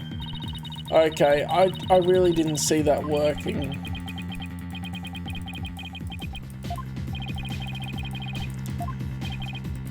Okay, I'm related.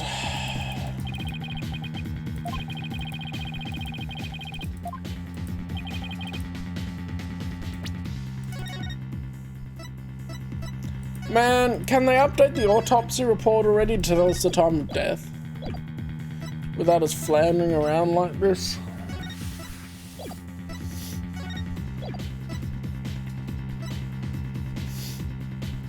The footage starts at 10. Take that! I've only seen the footage from 9 past 10 and 10 past 10, which means there's still footage going further back that we need to check. Yeah, okay. Your Honour, I request that all of the security footage be played for the court. All of the footage? Mr. Plume witnessed a cloud of blood at around 10 past 10 in the morning, AM. And I believe the victim was already dead by that time. So your assertion is that the murder took place before Mr. Plume arrived? Exactly. The security camera footage starts at 10 AM when the aquarium opened. And I believe there is vital evidence in the 10 minutes before. You are quite the gambling man, right, Donald? Are you honestly willing to risk everything on those mere 10 minutes? It's worth looking at. I've bet on similar chances before, but when he puts it that way... My boss is no coward, Professor Prosecutor Blackwell, so I suggest you get ready to eat humble pie. Uh-oh, I can't back down now. Well, if the defense is that confident in its importance, Prosecutor Blackwell, the security footage. Fulbright. Roger, I have the rest of the security footage right here. Very well, please play it for the court. Please have something for me. This is what it looked like at 10 past 10. The winners can be seen here. Alright, I'll just back the footage up to the beginning now.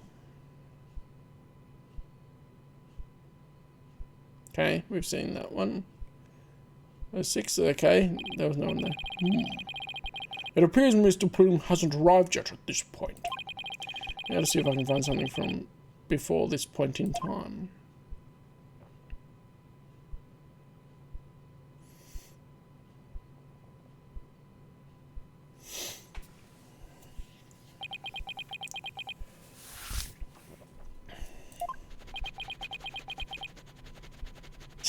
The noise of the hawk. Sounds like a dog scratching itself. Is that it? Yep, that's all the footage there is. Well, Mr. Wright, did you see what you were looking for? Well, we got nothing. Well, right, Donald. Those were the 10 minutes you placed your bet on. Did you see anything of significance? Oh, only up to 2 pages. I can't see them yet. Did I see anything important? I'd better think about this carefully. Footage we see... Well, it has to be something important. But what is the question? This is the important thing the footage shows. Okay.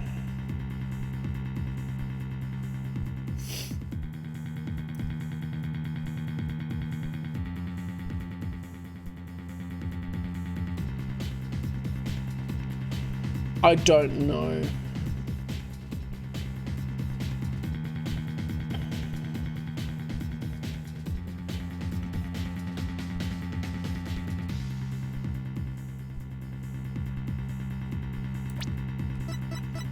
Compared to here.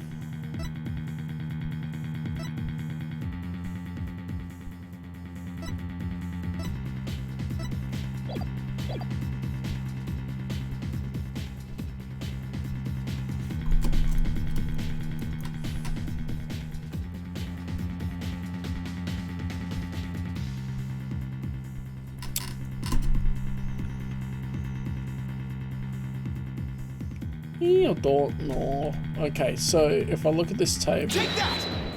Oops, I pressed the wrong one. Okay, that's not. Importance is. No.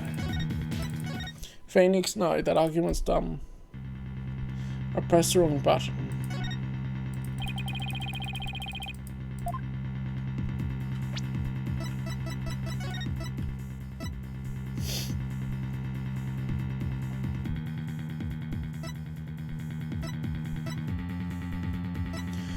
It's a wonder this isn't a video as well, like an actual video when you're looking at it in evidence.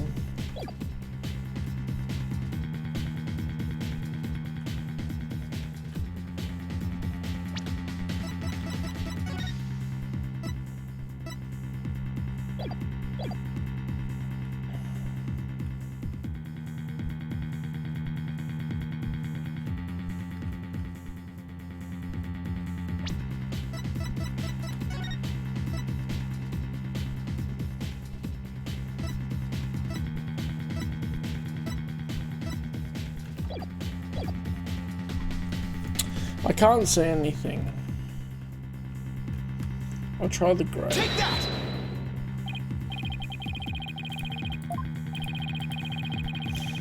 Okay, I'll try saying nothing important and see what happens.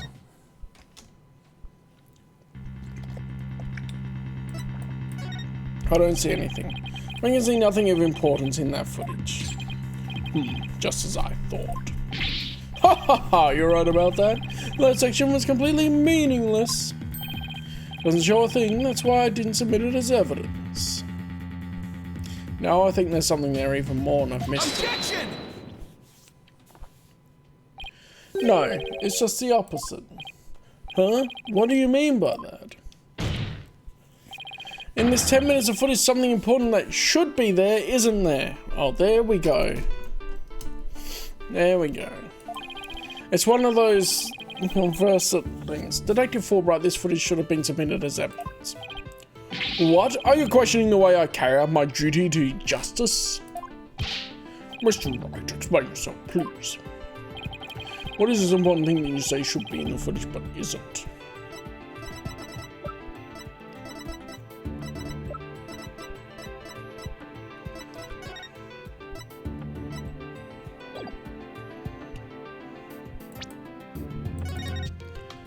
He knew. 100% Fulbright knew all of this. Or fake Fulbright.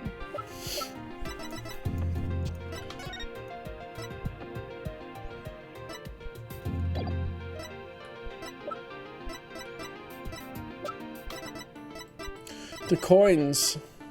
Take that! And what is the problem you perceive that particular object isn't in the footage? There's no problem, which is exactly why it should be a problem. Come on, Phoenix. Okay, it wasn't that. Repeat that. He's saying that section is completely meaningless. It doesn't show a thing. That's why I didn't submit it as evidence. This part.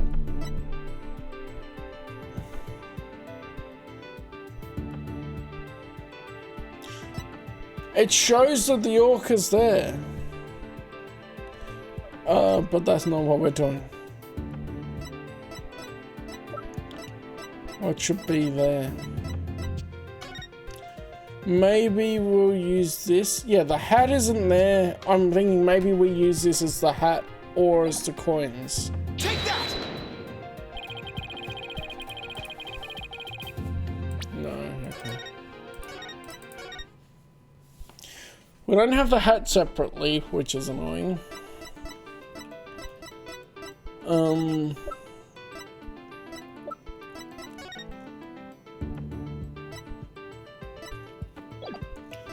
The body, right? Can I just present the later footage?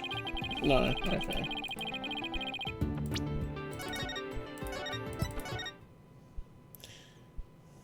I mean, there's nothing indicating the body in there.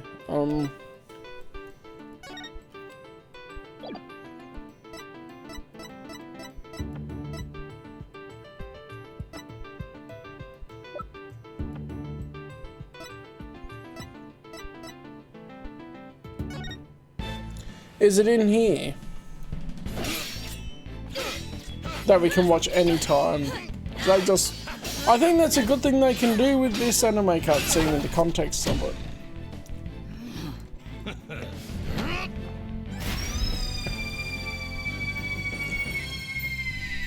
Captain Morla, ye made it just in time. So there's the sword wasn't there, but that was with the victim, and they were using walkie-talkies. Pirates, we love to sail the seven seas. Just a bunch of scallywags who are as free can be. We swim through storms and waves, all because you see, grand treasure and adventures waiting just for me.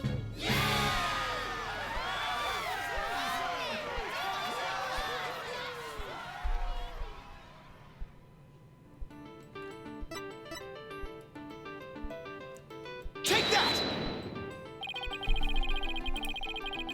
It wasn't that. Okay. What bloomin' should be there?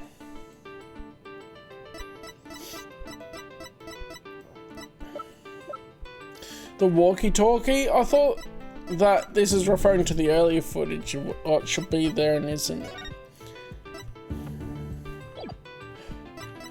The walkie-talkie is a point though, because it's missing from the victim's sheath. Take that!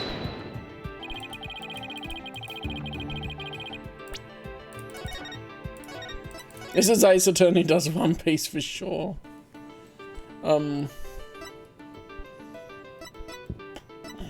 Take that!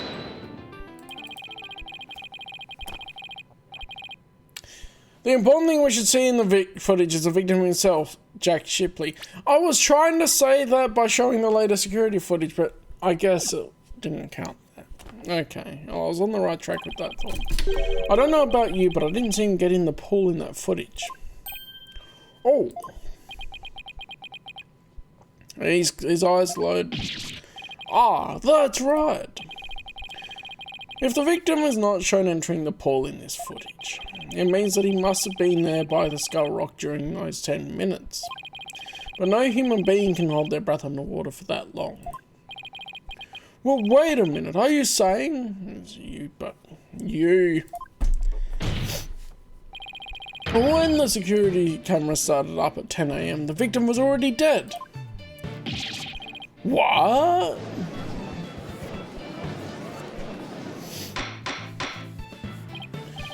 Oh, order in the court. If that's the case, then when was the victim murdered? I don't know, Your Honor, but we now know it had to have been sometime before 10 AM. Therefore, this footage can no longer be called decisive evidence against my client. But there is no one else who could have killed the victim. Not necessarily. The defense believes that the true culprit may have been human. And we have evidence to back up our theory as well. Do you now? I would be very interested in seeing this evidence. The defense's trump card. That thing we found during our investigation yesterday. I wouldn't go so far as to call it decisive, but now's the time to play it. Very well, Mr. Wright, please submit your evidence.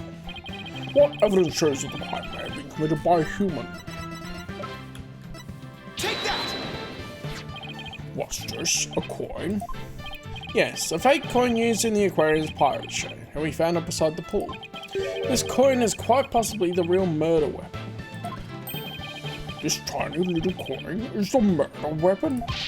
Mr. Wright, if there's another one of your bluffs. As they say, the bolder the presentation, the less confident the solicitor. This is no bluff, and this isn't the only coin. There are 300 of these coins in all, weighing a total of about 7 pounds. Look, I need to look up this. 7 lbs. 2 kilos.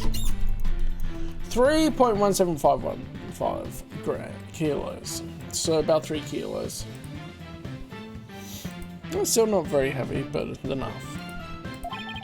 This one just happens to have blood on it. Did you have the blood analysed to see whose it is? Not yet. But there were coins scattered all around the body and the victim had a head wound. Taking these things into account, I believe it has to be the victim's blood. So, to put it together, we have about 7 pounds of coins by the side of the pool. One of them with a blood stain. I think the answer is pretty clear here.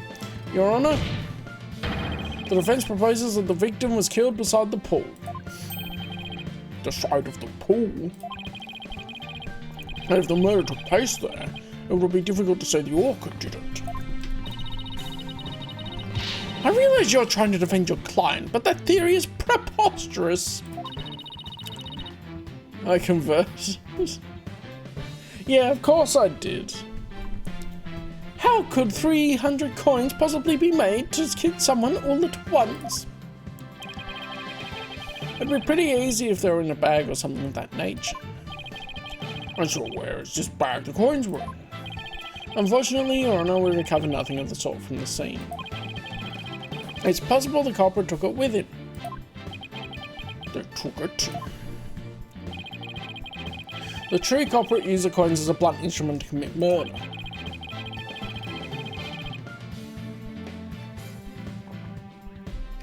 They then threw the body into the pool before the security cameras started up. And then they left, taking the bag the coins were in with them. They got rid of the evidence that points to a human culprit to pin the blame on Orla.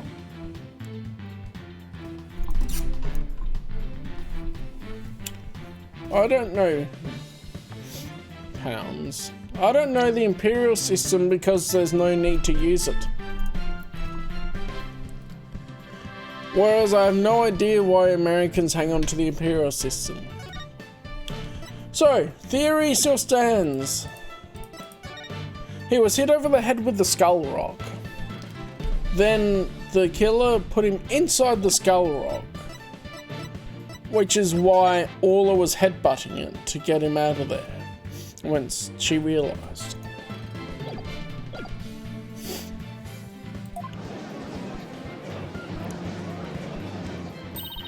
That was brilliant, Mr. Wright. You found a way to introduce the possibility of a human perpetrator. Yeah, somehow. Let's hope my luck holds out. I wonder why Prosecutor Blackwell hasn't said it. The possibility of a perpetrator other than the defendant has now been suggested. But if we hold this possibility to be true, then what did Mr. Bloom witness?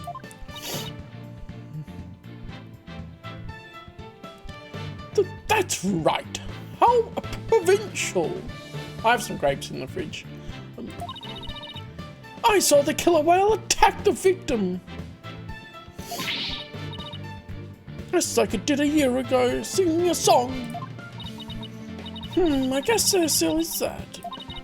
Even when somebody else is the culprit, all this behaviour still seems pretty bizarre. I wonder why she was doing the same thing she did a year ago. But is it really that bizarre? What do you mean? To explain the inexplicable, all we have to do is turn our thinking around. Turn our thinking around? Oh, sounds good to me.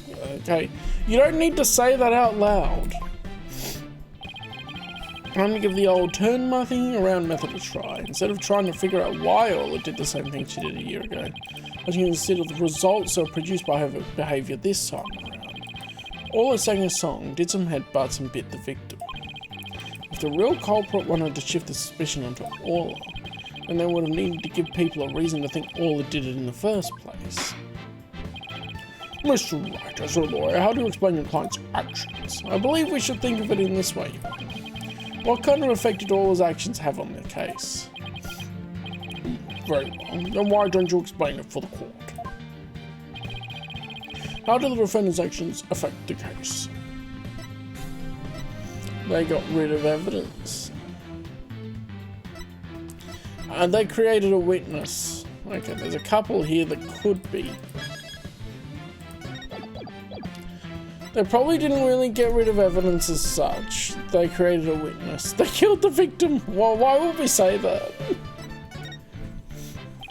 Mr. Plume focused her attention on the orca pool because she heard the song. The orca's act of singing a song created a witness. Created a witness? Isn't it possible that fabricating a witness was the real culprit's true intention? After all, Mr. Plume witnessed two things. She saw Orla headbutt something over and over, and she saw the orca bite the victim. These two actions of Orla's might have been the real copper's plot to make the witness think the orca was attacking the victim.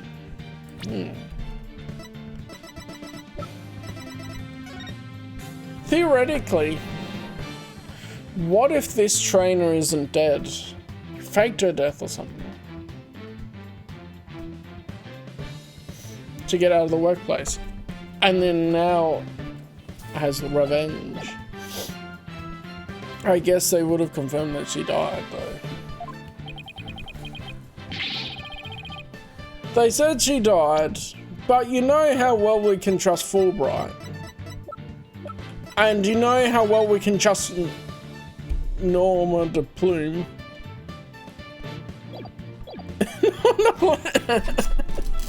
Are you saying that the defendant was being manipulated by the true perpetrator? Exactly, and that would explain all his actions perfectly. But the defendant is an orca. Is it even possible to manipulate her? Yes, there is a way to manipulate Orla's behavior with this. Yep, the whistle. Take that! Is this a whistle? Yes, Your Honor. The trainers at the aquarium use whistles to issue commands to Orla. But in truth, anyone can do it, provided they know the right signals. Ah, that must be how they get Orla to do tricks for their pirate ships. The true culprit hid the body in a spot that couldn't be seen from the visitor's corridor. And when Mr. Plume appeared, they gave Orla the commands. In other words, Orla was manipulated by the culprit to perform a series of tricks. Well, what? And as for you, Mr. Plume, you were manipulated by the true culprit to play the part of the witness. Norma de Plume was set up? Norma de Plume, writer extraordinaire, was used? No! No! Oh my god! Oh, the patterns burst! But Mr. Plume, please do something about your attire.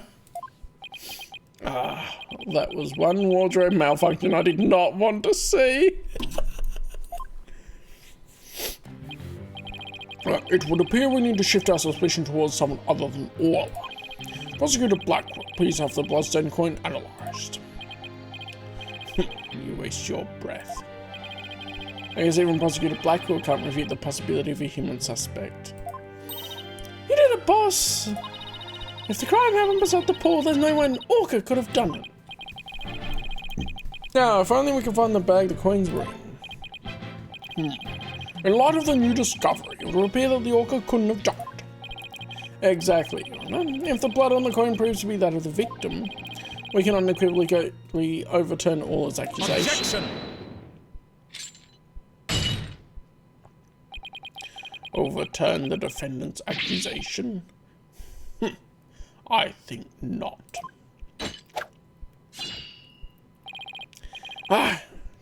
My hair, my beautiful hair! Yesterday, a new inmate was brought into the prison. He said the moment you relax is when you're most vulnerable.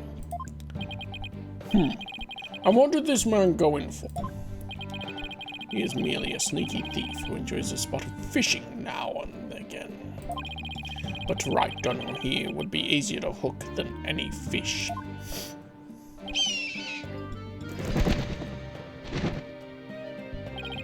That hawk sure does love the judge's head.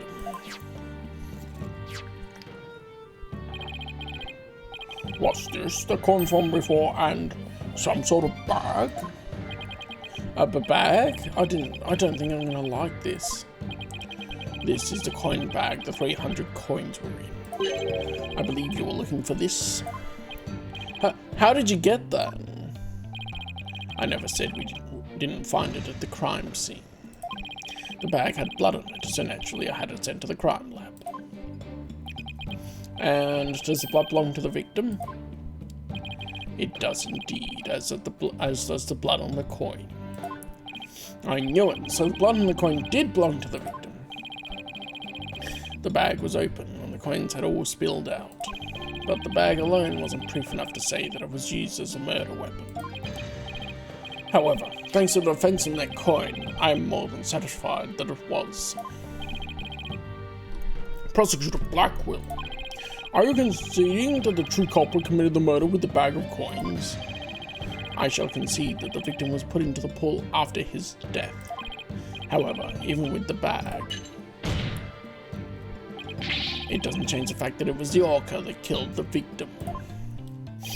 What? How can you still suspect Orla? You said that the true culprit manipulated Orla's behavior. But Orla isn't the kind of orca that would let someone control her. If anything, Orla used the victim's behavior against him to murder him. Ho ho ho. Alright. What?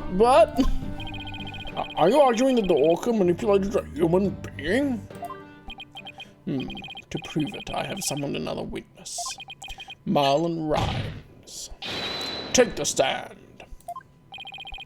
Marlon Rhymes is a witness?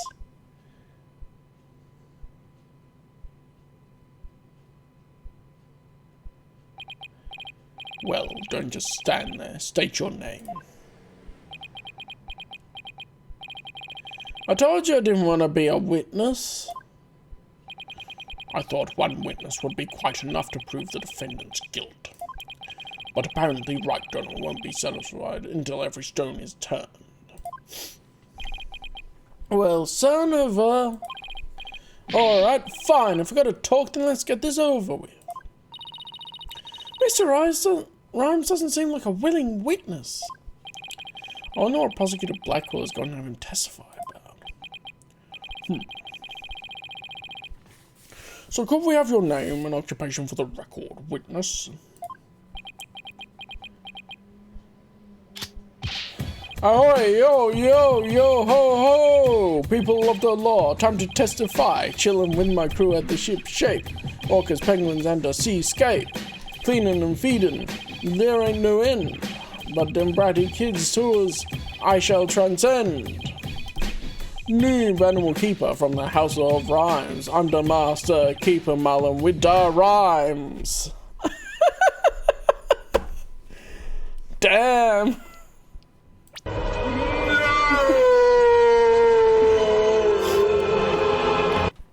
Yes, Jayland.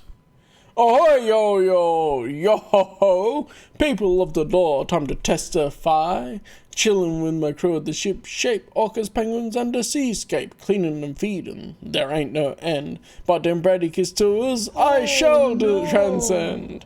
New animal keeper from the House of Rhymes. I'm the master keeper, Marlon, with the rhymes.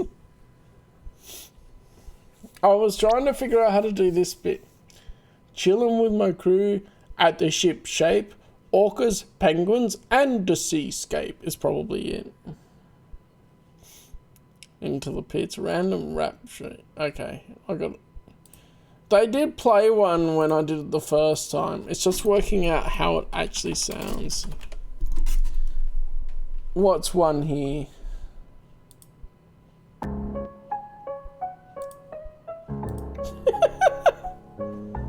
Ahoy! Oi, stop talking. I'm trying to do it. Ahoy, yo, yo. Yo, ho, ho. People of the law. Time to testify.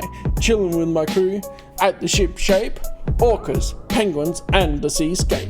Killing and feeding, there ain't no end. But them Bradicus tours I shall transcend.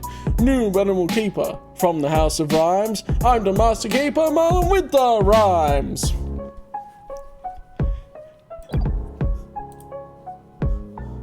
That works. Alright. Oh my, I'm afraid I couldn't understand a word you said. Is that flip-flop music young people nowadays like? So close, Jerome. So close, and yet so far. Yes. Please proceed with your testimony, witness, without the flip-flop.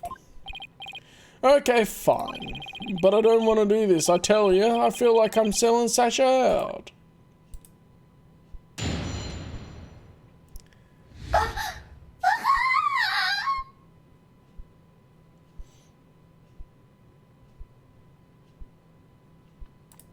Baka indeed. The man manipulating orca. At about 10 past 10, I was in the staff room. I heard a loud noise from the pool room, so I went to the door to look in. I couldn't see the captain or the orca, but I saw a bunch of coins scattered around. I have noticed that some of these are quite hard to get the logic to know which evidence to present. Like, some of it I've like had the idea, but I've been presenting the wrong evidence for what I'm trying to say, and some of it's been the right train of thought. He's getting around. The orca knows there's a certain spot people send to play volleyball with. I think maybe she knocked down the stuff that was piled up there and hit the captain. So that gives us a little more info about the area around the orca. Oh no! Oh no! Yes. Ah, good. A fresh clip. Nice. The defendant made the stuff fall down. Overturned crates and assorted props were scattered all over the pool room floor. There is no doubt that it was the orca that caused the mess. But could she really have done that from within the pool?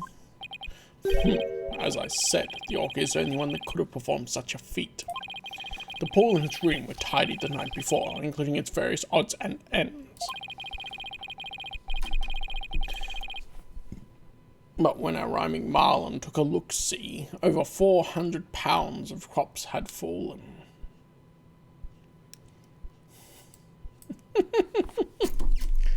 Well,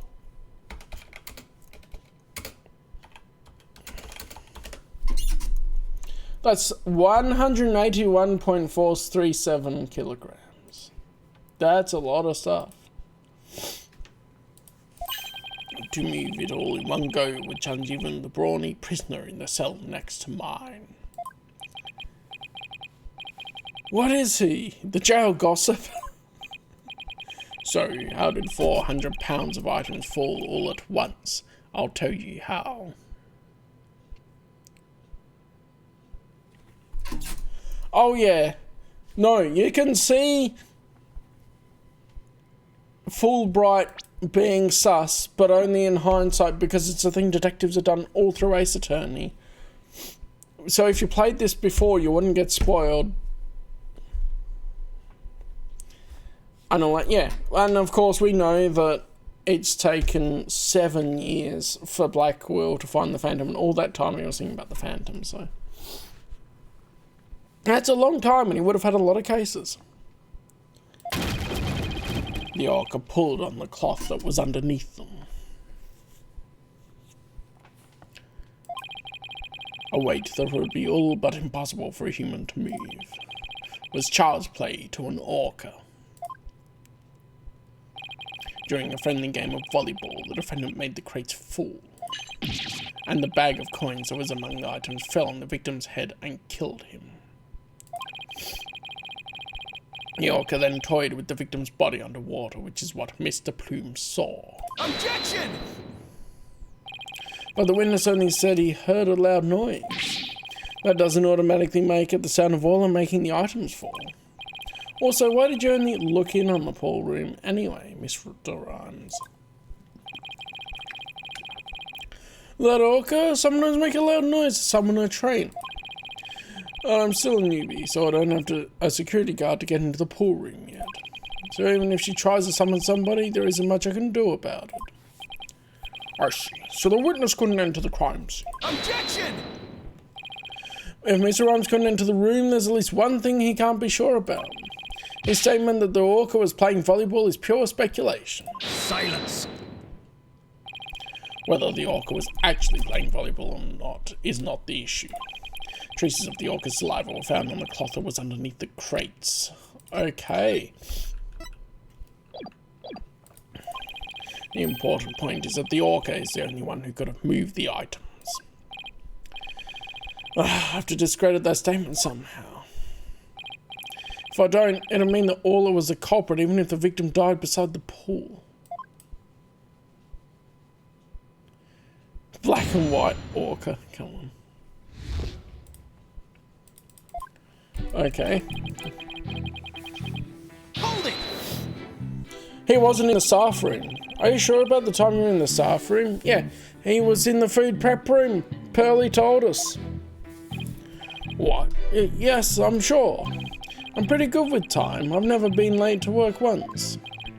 If you're sure about the time, then there's something wrong with that statement. I better take another look through the court record. Alright, please continue all these trustworthy, Mr. Rhymes. We gotta press everything, but I'm pretty sure... Do we have evidence that says about Pearlie? Yeah, the calendar. It was 10 past 10.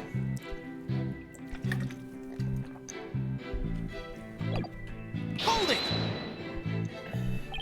You heard the noise all the way in the staff room.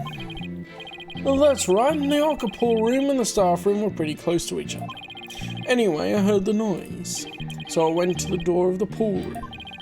But I don't have a security card, so all I could do was look through the door crack. What kind of noise did you hear? Want me to describe it?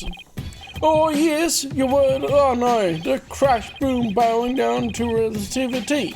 Everything fallen with sweet simplicity. This testimony, yo, it ain't got no fallacies. Things falling and breaking was pure insanity. I need to do that properly because I missed some of it. Okay.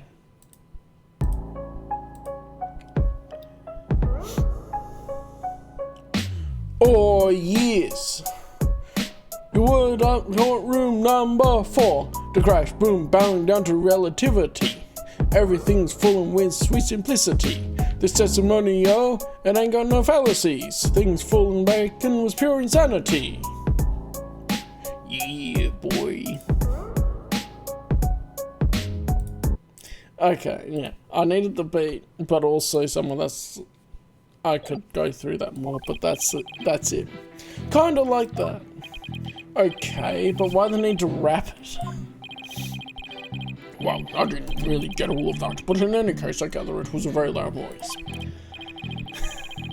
You can clip all of it, lock on. If you want to.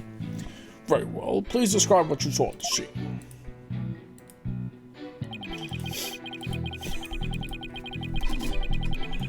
Hold it! You couldn't see the victim? I was just looking through the door crack.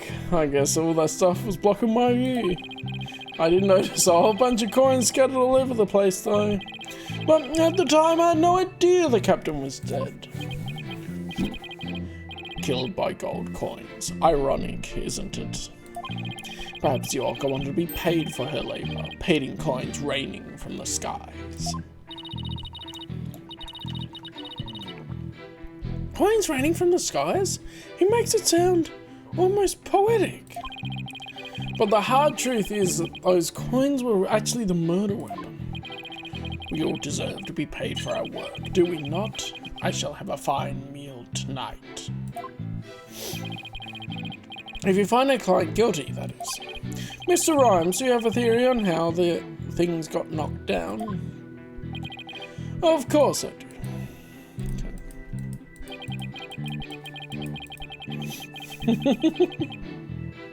Hold it! Okay, we gotta get all the rhymes. She uses this ball and does a spike, right? We had a nice little demonstration of all the spike for ourselves just yesterday. Oh boy.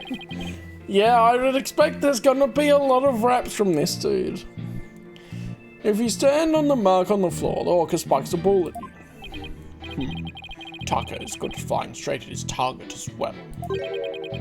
And I see plenty of targets right here in this room. The judge ran away! Oh, everyone's running away!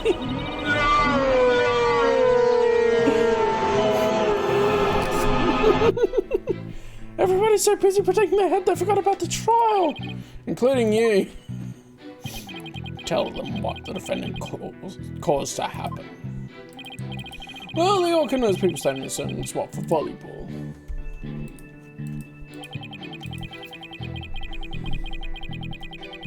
Okay. Hold it!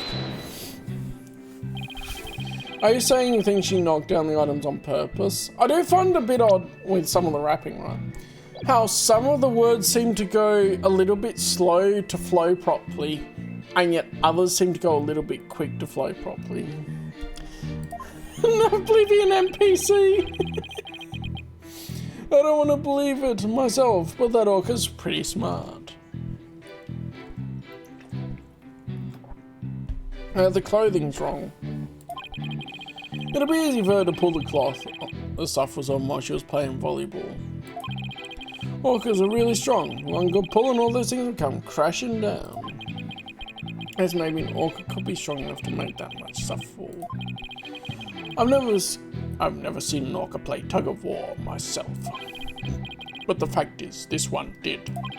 The traces of the orca's saliva found on the cloth prove it.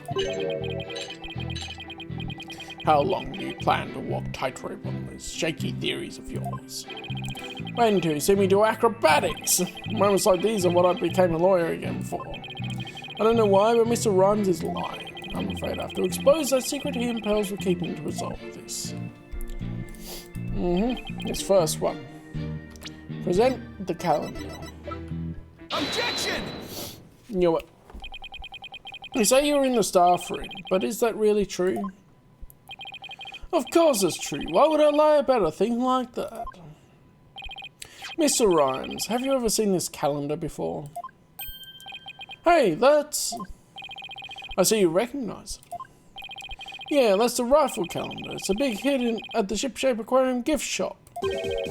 Thank you for shopping at Shipshape. Mr. Rhymes, please refrain from scattering fish around the witness stand. Not to worry, your boldness. Tucker will have them cleaned up in no time. Nice. I guess that bird comes in handy now and then. Alright, Mr. Wright, we have all seen your cute souvenir now, if you wouldn't mind. No, Your Honour, this isn't my calendar.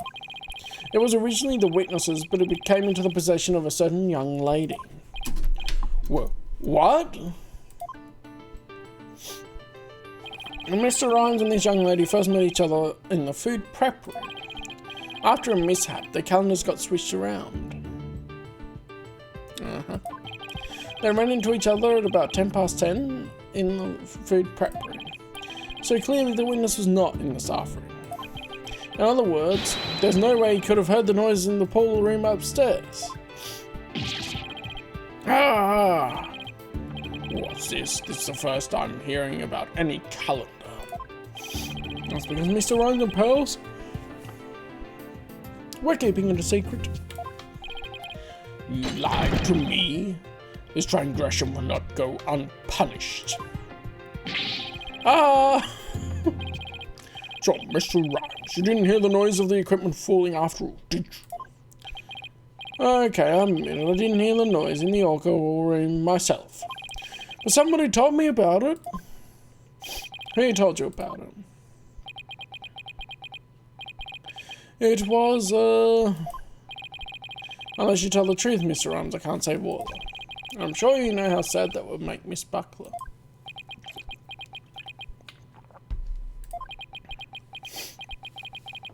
I heard about it from Sasha. What? From Miss Buckler? Well, but that doesn't make sense. What is going on here? Now, as the trainer's own words drive the orca into a corner. How do you like being bitten by your own client, right, Dom? Oh, I certainly didn't see this coming. What perfect timing. There was something I wanted to ask Miss Buckler. There's something I wanted to ask Miss Buckler about the orca.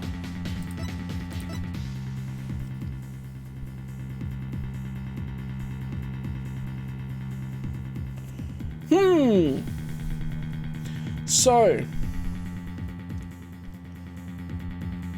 did she orchestrate the death? Did she kill the one a year ago to become the orca's trainer? And now...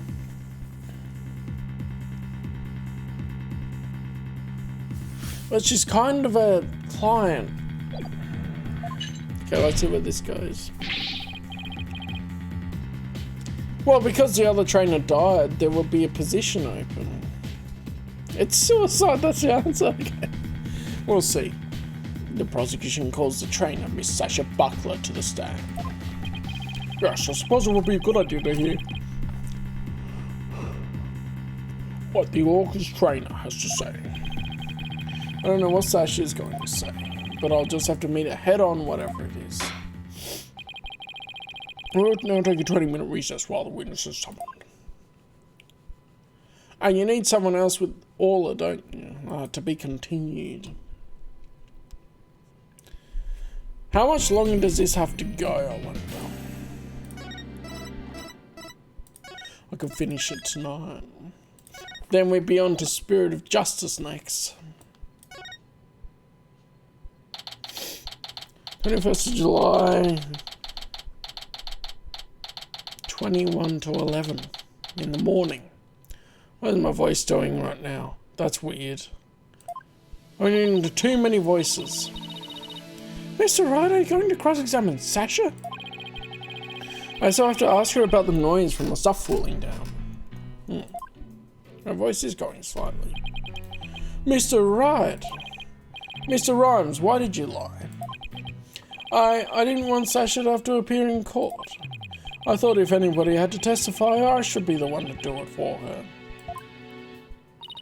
But why would you go to all those lengths? Did you see the entry for the 20th on that calendar? And that face. He's not as potato, he's too angular for an Oblivion NPC. The note about meeting the captain of the Orca pool? The note about meeting the captain of the Orca pool? Yeah, I found that calendar in the nap room. I think it's probably Sasha's. What? Then that means... I guess it does look like more of a woman's calendar than a man's.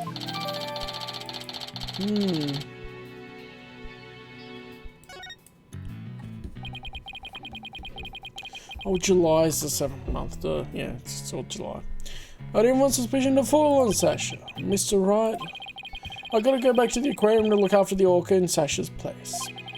I'll be rooting for you on the other end of that TV phone. Please take care of Sasha. Okay, we can't let Prosecutor Blackwell get the best of us. Time to refocus. You're right. After all, we're the only ones who can save all.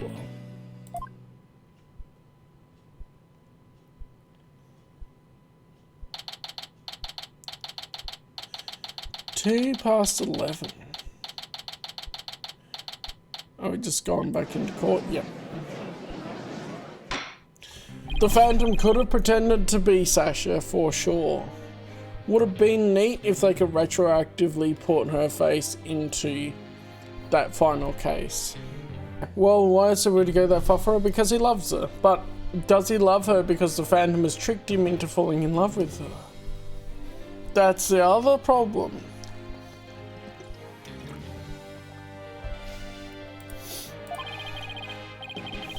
Did I say that? Court will now reconvene. Prosecutor Blackwell, please call the witness to the stand. Again, you waste your breath. Aha! Here we go. Me name be Sasha, and I be one of Captain War's swashbucklers. I came to rescue me bucko from the foul charges put on her by dread pirate Nostash. Nostash. I guess Nostash refers to Prosecutor Blackwell this time. Well, it can't be the judge. He has a mustache and a full beard. Now then, Captain Judge, shall we begin the pirate court? Captain Judge? I rather like that. It makes me feel like a salty old sea dog. And scene. How was that for a self-intro? The court is not a show, State your full name and occupation. I'm Sasha Buckler. I work at Chip Shop Aquarium. I perform in a swashbuckler spectacular pirate show alongside Orla as her trainer. Well, you seem like a completely different person. You really think so? Thanks! I was in my pirate show persona just then. Prosecutor Blackwell said I could introduce myself any way I like. I'd bet money he didn't think you were going to do it like that. And what will this witness testify about? The orca manipulated the victim into playing volleyball and then knocked the items down. The witness will report about hearing the noise that caused the victim's death. Now wait just a minute. Sure, Orla uses a ball to break props sometimes. She almost broke the ball at the giant octopus's lake yesterday when I was cleaning. So Orla was the one who broke that leg. Huh? But she couldn't have knocked down that huge sack of equipment with just a little ball. I thought you were paying attention to the trial over the telecast. But you apparently know nothing of what we have been discussing. The orca knocked down the equipment by pulling on the cloth that was underneath it. No one said anything about the orca knocking it down with a ball. What? Is that what we're talking about? Playing with the knife. Obviously it's not very sharp, or her finger would be bleeding. I came here to give Prosecutor Sasha a good kill. But I'm the one getting cut of nine tails. Oh, he's as vicious as a tiger shark. Miss Buckler, just focus on your testimony and you'll be alright. Don't worry, we'll take care of that tiger shark for you. They are floaties! Thank you, Athena. Okay, I can do this. My testimony will be phenomenal.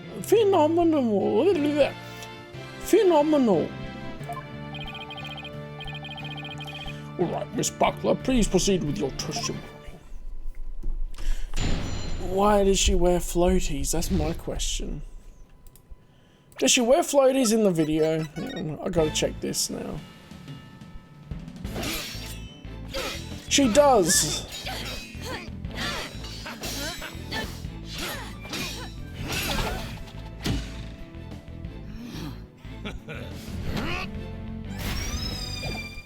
Part of it will be she can't swim, so she's wearing floaties, I bet. I admit I heard Orla summoning me with a loud noise, but the aquarium guest scream I heard over the walkie-talkie was more urgent. I talked to Norma to Plume first and then went to the pool room with a security guard. The equipment was everywhere, and the captain was lying in the middle of it all. A security guard, huh? Who was the security guard? Her story doesn't seem to be much different from Marlon Rhymes' testimony. It doesn't. The circumstances are different. The actual order of all his actions depend on the order the witness heard the two noises. If she heard the scream first, the prosecution's claims don't stand. Objection! Unfortunately for you, she doesn't remember the order of what she heard. She doesn't. I was distracted at the time, so I don't really recall which one I heard first. I was lost in thought until the guard brought me back to myself. Sorry, I'm no help. As long as the order remains unclear, I shall not alter the prosecution's claims. After killing the victim with the bag of coins, the orca toyed with the body in the water. I have to turn things around here, son. Unless I can prove the sound Sasha heard was not the sound of the victim's murder. Like it was claimed that Orla pulled down the equipment to kill the victim will stand. If I want to save Orla, I have to find a contradiction, no matter how small. Very well, your cross-examination, please, Mr. Wright. Alright, let's do this. Press everything. Of course. Hold it! What made you think Orla was summoning you? All I know is the sound of her cries doesn't carry far enough. So sometimes she summons people by making a loud noise. That Orla is smarter than the average whale, I tell you. Is smarter than the average whale.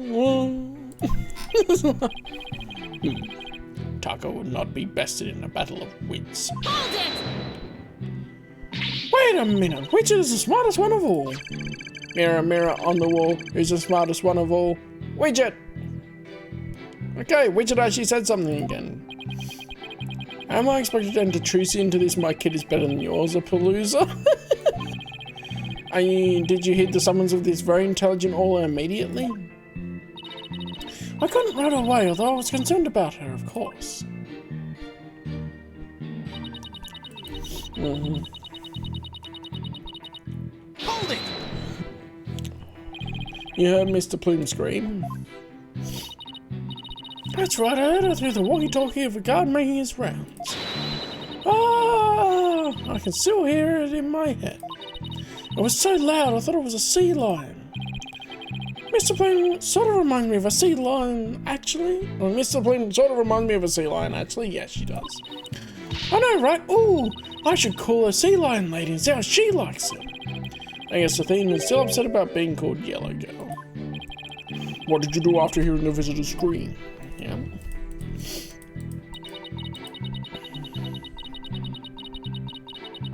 Hold it! You and the security guard headed to the Orca pool room? Yeah, Yellow Girl. And then Yellow Fan, even though she said she wasn't a fan. Yeah, apparently that obnoxious writer lady said she didn't trust me by myself. Oh, is there a clip leaderboard? Do you get a badge with for doing the most clips? I don't know if you can look in the settings and see if you can activate that out of interest. Wow. Gonna go full. Wow. Yeah, apparently that obnoxious writer lady said she didn't trust me by myself. That's why, after talking to her, the guard and I went to the pool room together. Why be the wench so suspicious? I demand a swordfish jewel. That's what I felt like saying to her anyway. I'm afraid I don't get it. That was a line from the show when Orla and Sasha quarrel with each other. Didn't you do your swashbuckler's spectacular homework, Your Honor? Why am I getting scolded here, Miss Wright? And why am I getting scolded here, Your Honor? Miss Buckler, please tell me what happened after you headed to the pool room. Alright, when the gardener got there, we saw that.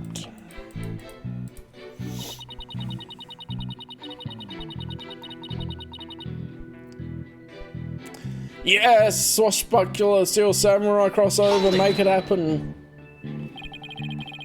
The swashbuckling samurai. What do you recall about the scene exactly? I don't remember much, to be honest. I was in total shock from seeing the captain like that. If you ask me something specific, I might be able to remember, though. Specific questions are... Okay, let's see. What should I ask her about? The things scattered around. Could you tell me more about the things that were scattered around? They were equipment and props for the new show. The new show? Yeah, we were supposed to debut a brand new swashbuckler spectacular yesterday. We already defeated the giant octopus and no sash, after all. Now we're going to have a new nemesis, Red Sash. He's on the fly. Oh, that's the flyer rifle was distributing.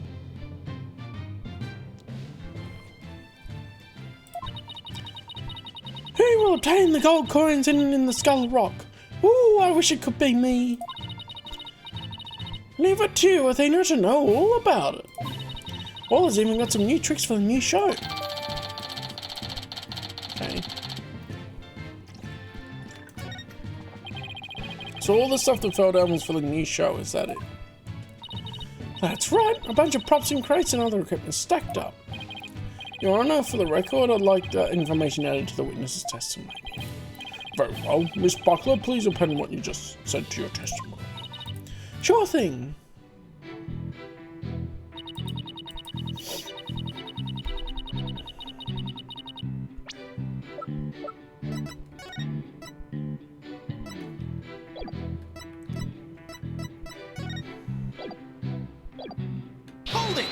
presser. These props for the new show. What kind of things were they? A plop dolphin and anchor, Red Stash's costume, the bag of coins, stuff like that. The captain was wearing his usual costume, and the new props were all there. Wait a minute. Something about that doesn't seem right. Is there a problem with Sash's testimony? Well, now that you've said it.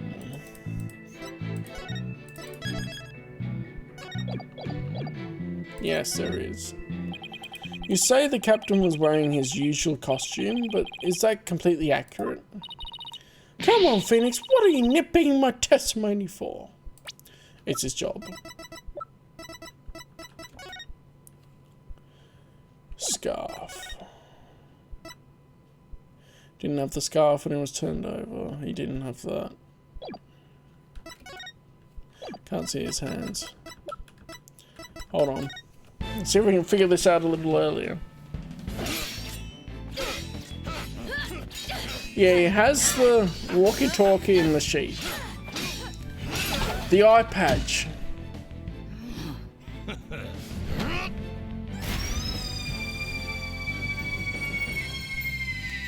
Captain Morla, ye made it just in time. And the hat.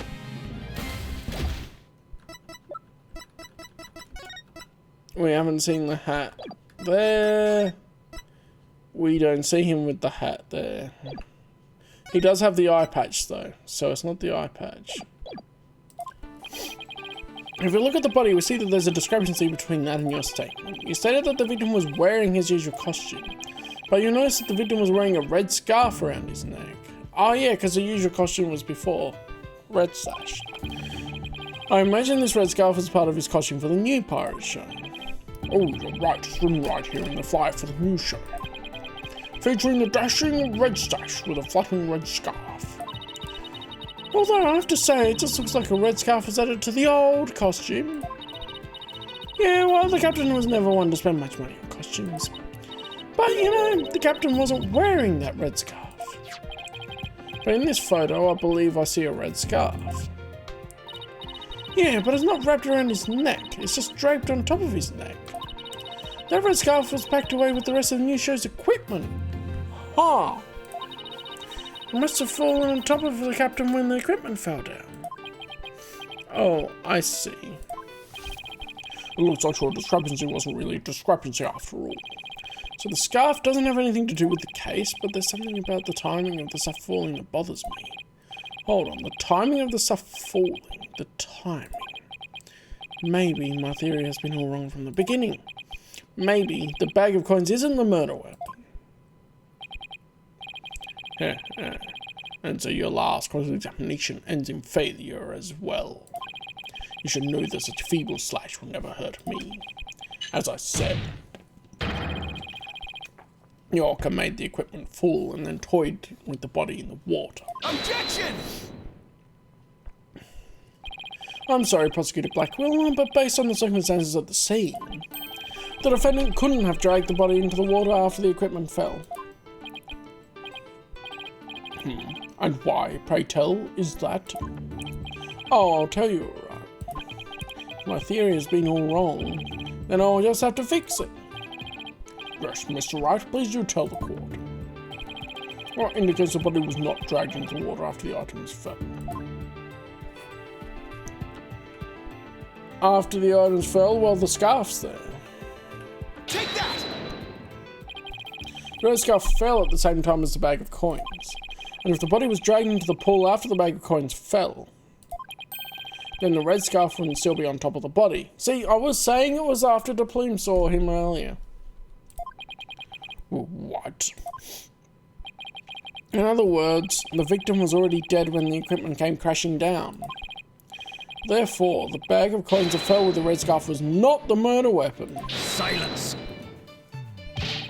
But it was the defense that claimed the bag of coins was a murder weapon to begin with. Well, yes, that's true. Do you intend to abandon your original argument? After hearing the testimony, I realized my theory about the murder weapon was wrong. Please recall the facts that we have learned so far. It's a fact that what all a bit was the victim's dead body. After all, when we saw the victim on the security footage, he was already dead. And then Orla carried the victim's body to the side of the pool and knocked down the equipment for the new pirate show that was piled up there. Maybe Orla was trying to alert the humans to the victim's condition. If Orla knocked the items down on the victim after he was already dead, then it means the defendant didn't kill the victim with those items. But that's preposterous!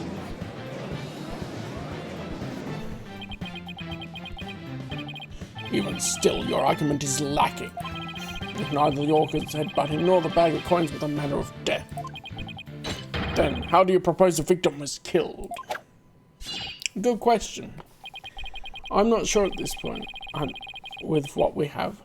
A very good point. If the defense is now abandoning its original theory, then we will need a new theory as to what the murder weapon was. Alright. I have no clue what go over well. Alright, let's go over what we still need to find out about the victim's body. What we don't know is how he died and why his body was at the bottom of the pool. I wonder if there's something that would explain both of these things at once. How did the victim's body sink to the bottom of the pool? On a diagram, it's easy enough to move the body to the bottom of the pool. But in real life, the water would just cause the body to float. Right, hold on. Water. Okay, then what if we flip that around? What if there was no water? Then the body would go right down in an instant. So could the real manner of death be... Thanks for the great hint, Athena. What?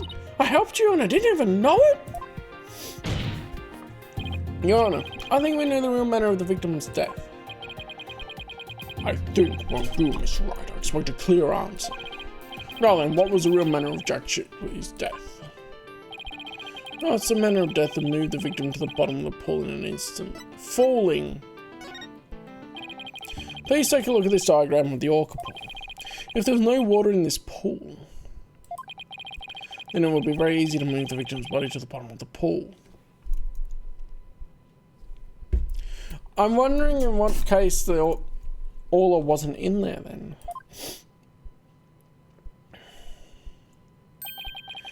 You would drop straight down. Oh my, could that be the true manner of death? The orca pool is about 65 feet deep. Come on.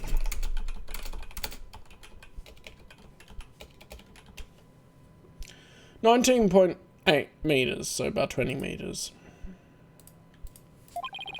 If the victim were to go from the top of the pool to the bottom where there was no water, then he would, without question, have fallen to his death. Death from a fall? And that's your answer? It all makes perfect sense. If he fell, that would explain the signs of blunt force trauma all over the body, too. The culprit pushed the victim into the pool when there was no water in it. After doing something to keep the body from floating up, they filled the pool with water.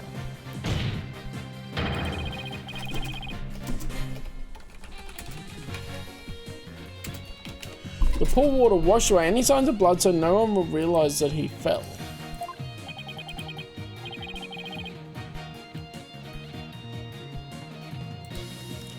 Surprisingly, that actually makes sense.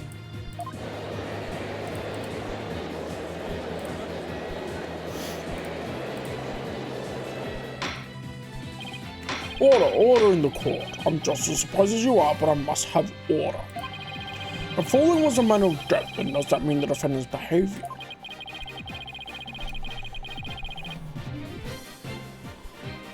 Was the result of being manipulated by the true culprit as the defense claimed? Yes, it would have to be. All that needs to be explained now is how the real culprit commanded Orla. Miss Buckler, is there any way to instruct Orla to bite someone? What kind of trick would that be? Of course not. Then could you tell us about the tricks Orla does know? Well, there's jumping, dancing, and playing volleyball. And she can spin, do the rock and roll trick, and sing the swashbuckler spectacular song. Those sound like pretty nice tricks, but I doubt they're related to this case. She's also practicing 2 new top secret tricks. There's a human rocket where she shoots someone up into the air, and then there's a lifesaver trick where she brings a drowning person to the surface. That's it. Hey, one of these top secret tricks might have something to do with the case. Now, which of the 2 tricks sounds relevant to the case? The lifesaver trick, of course. So, in the lifesaver trick, Orla brings a drowning person to the surface, correct? You caught it. Orla's still learning how to hold someone gently in her mouth. So she sometimes bites into their clothes, but she's never hurt a person's skin. She brings a drowning person to the surface? Then that must be it. And then the killer whale swam up towards the surface with the victim in its mouth. That matches up perfectly with what Mr. Bloom said in her testimony. The real culprit must have used the lifesaver trick command to manipulate Orla. I still find this very hard to believe. Then let's see it for ourselves. Let's have Orla show us her trick using a practice dummy. I knew the dummy would come in. As you wish. The prosecution doesn't appear to have any objection. Miss Buckler, please proceed. Okay, sure. I'll show Orla's phenomenal trick. Hey Marlon, are you ready over there? Okay, let me just go get the practice dummy. Oh boy. Is Orla gonna do this to some rap? There, it's in the pool, ready and standing by, Sasha. Here goes Orla's secret new trick, the lifesaver. The wet blow. Oh, we even get a cutscene for this.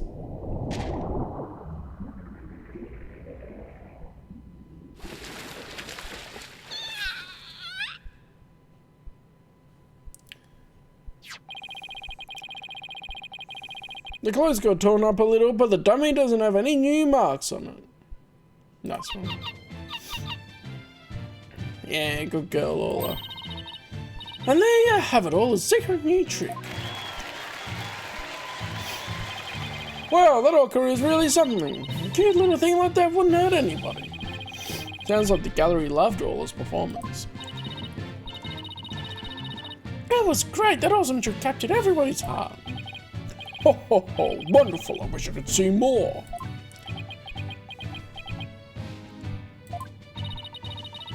Looks like we silenced Prosecutor Blackwell. Thank you, Orla and Miss Buckler, and thank you too, Mr. Rhymes. And so now you can clearly see how Orla was manipulated. The bottom of the orca pool needs to be examined immediately.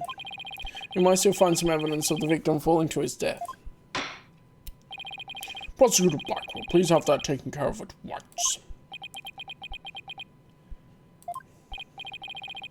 Excuse me, Prosecutor Blackwell, but I'm requesting further investigation.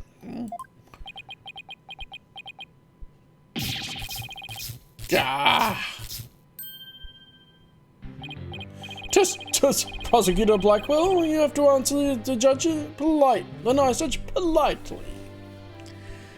You knew he was thinking about what if this is actually the Phantom, and you zapped him right at that moment. Oh, that's right, I almost forgot, and the thing you asked for just came in.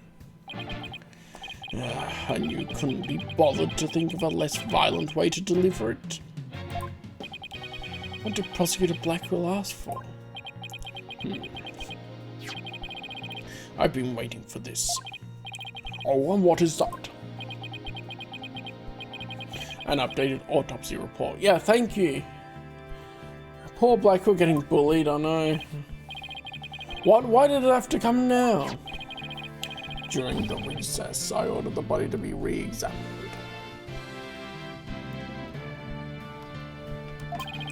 Something started nagging at me during the course of the trial, you see. Here. I take it you'd like me to read it very well.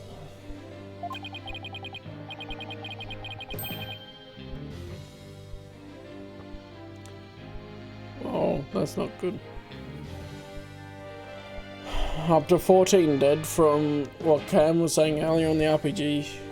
Oh, you do get your clip icon, that's cool. When tornadoes over in the US. That's crazy.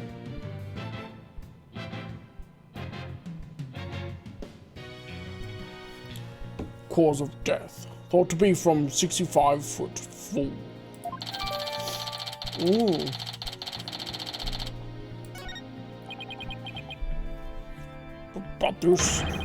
But this is decisive evidence that substantiates Mr. Wright's theory. What? It's something good for a change? The autopsy report updated and it's good? And time of death from 12 to 10 AM. Okay.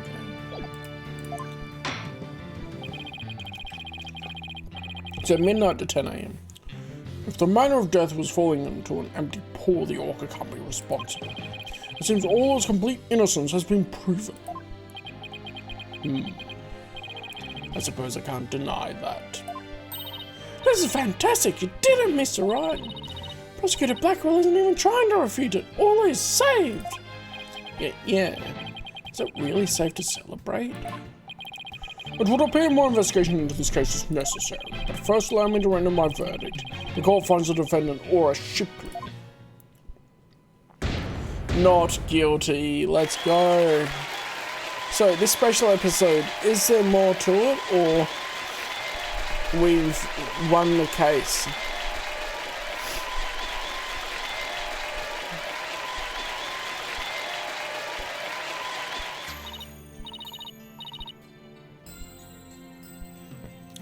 You did it! Thank you so much, Phoenix. Thank you, Athena.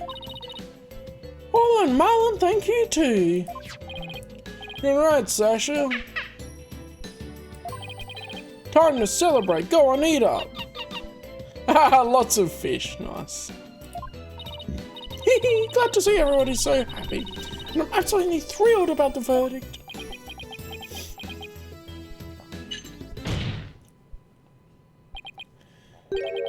Thank you, Right Dunno. Huh? For what? The drained pool. Thanks to you, the truth is finally clear. Fool Bright. Arrest this woman. Certainly, right away, Prosecutor Blackwell. Sasha Buckler, you are hereby under arrest for the murder of Jack Shipley. What? Yeah, okay, yeah, I knew they'd try and do something here to extend this. Well, what are you talking about? What reason could you possibly have? It's because we haven't found a killer yet.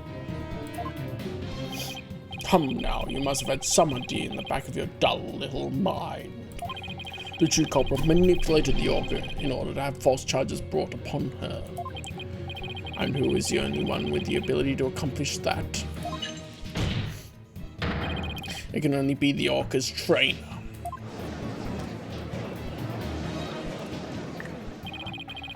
But I'm sure there's some other explanation. Silence! I don't need any of your baseless counter-arguments. Have you forgotten? In order to enter the orca pool room, a security card is necessary. A security card that only the victim and Sasha Buckler possessed. Miss Buckler is the only one who could have caused the victim to fall to his death. Well, what? No, I don't believe it. Miss Buckler was so upset by Mr. Shipley's death, she couldn't have done it. Fool Bright. We asked the security company yesterday to check their security card logs. The report just came in during the recess. The night before the incident, Sasha Buckley used her card to enter the orca pool room. After that, not a single person entered the pool room. Not until the incident was discovered, when Miss Buckler and the guard ran in. Objection! But no one would commit murder where their card usage was being recorded. Apparently, the aquarium employees don't know that their card usage is tracked. What's more, Miss Buckler was seen arguing with the victim before the incident.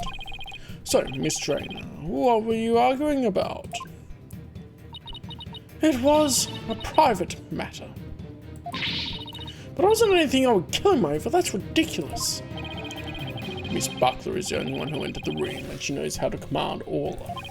Besides, I thought her suspicious from the very beginning. You suspected Miss Buckler from the start?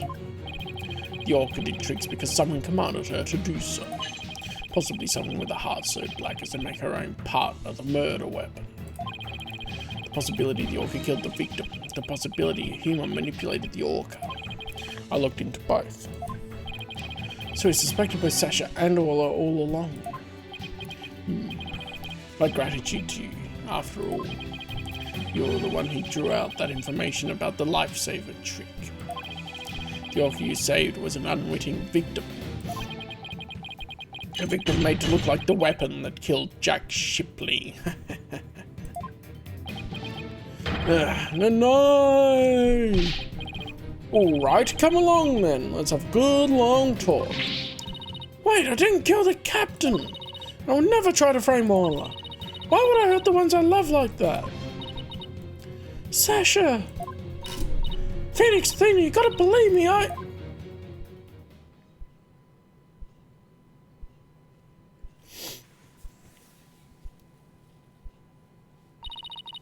Sasha didn't kill him, I believe that with all my heart!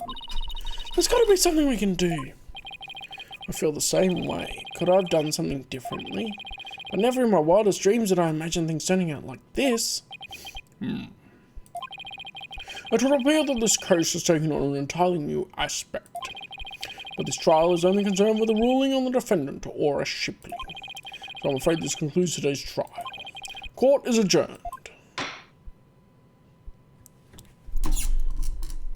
Let's, for DLC, this is a long DLC, especially feeling because Dual Destinies has multiple cases that cover the same plot thread. Whereas this is just continuing on. Alright, we've got a day 2 investigation. Let's see what's the start of this. But I will leave this here for tonight. Yeah. Oh, well, we get Apollo on that back.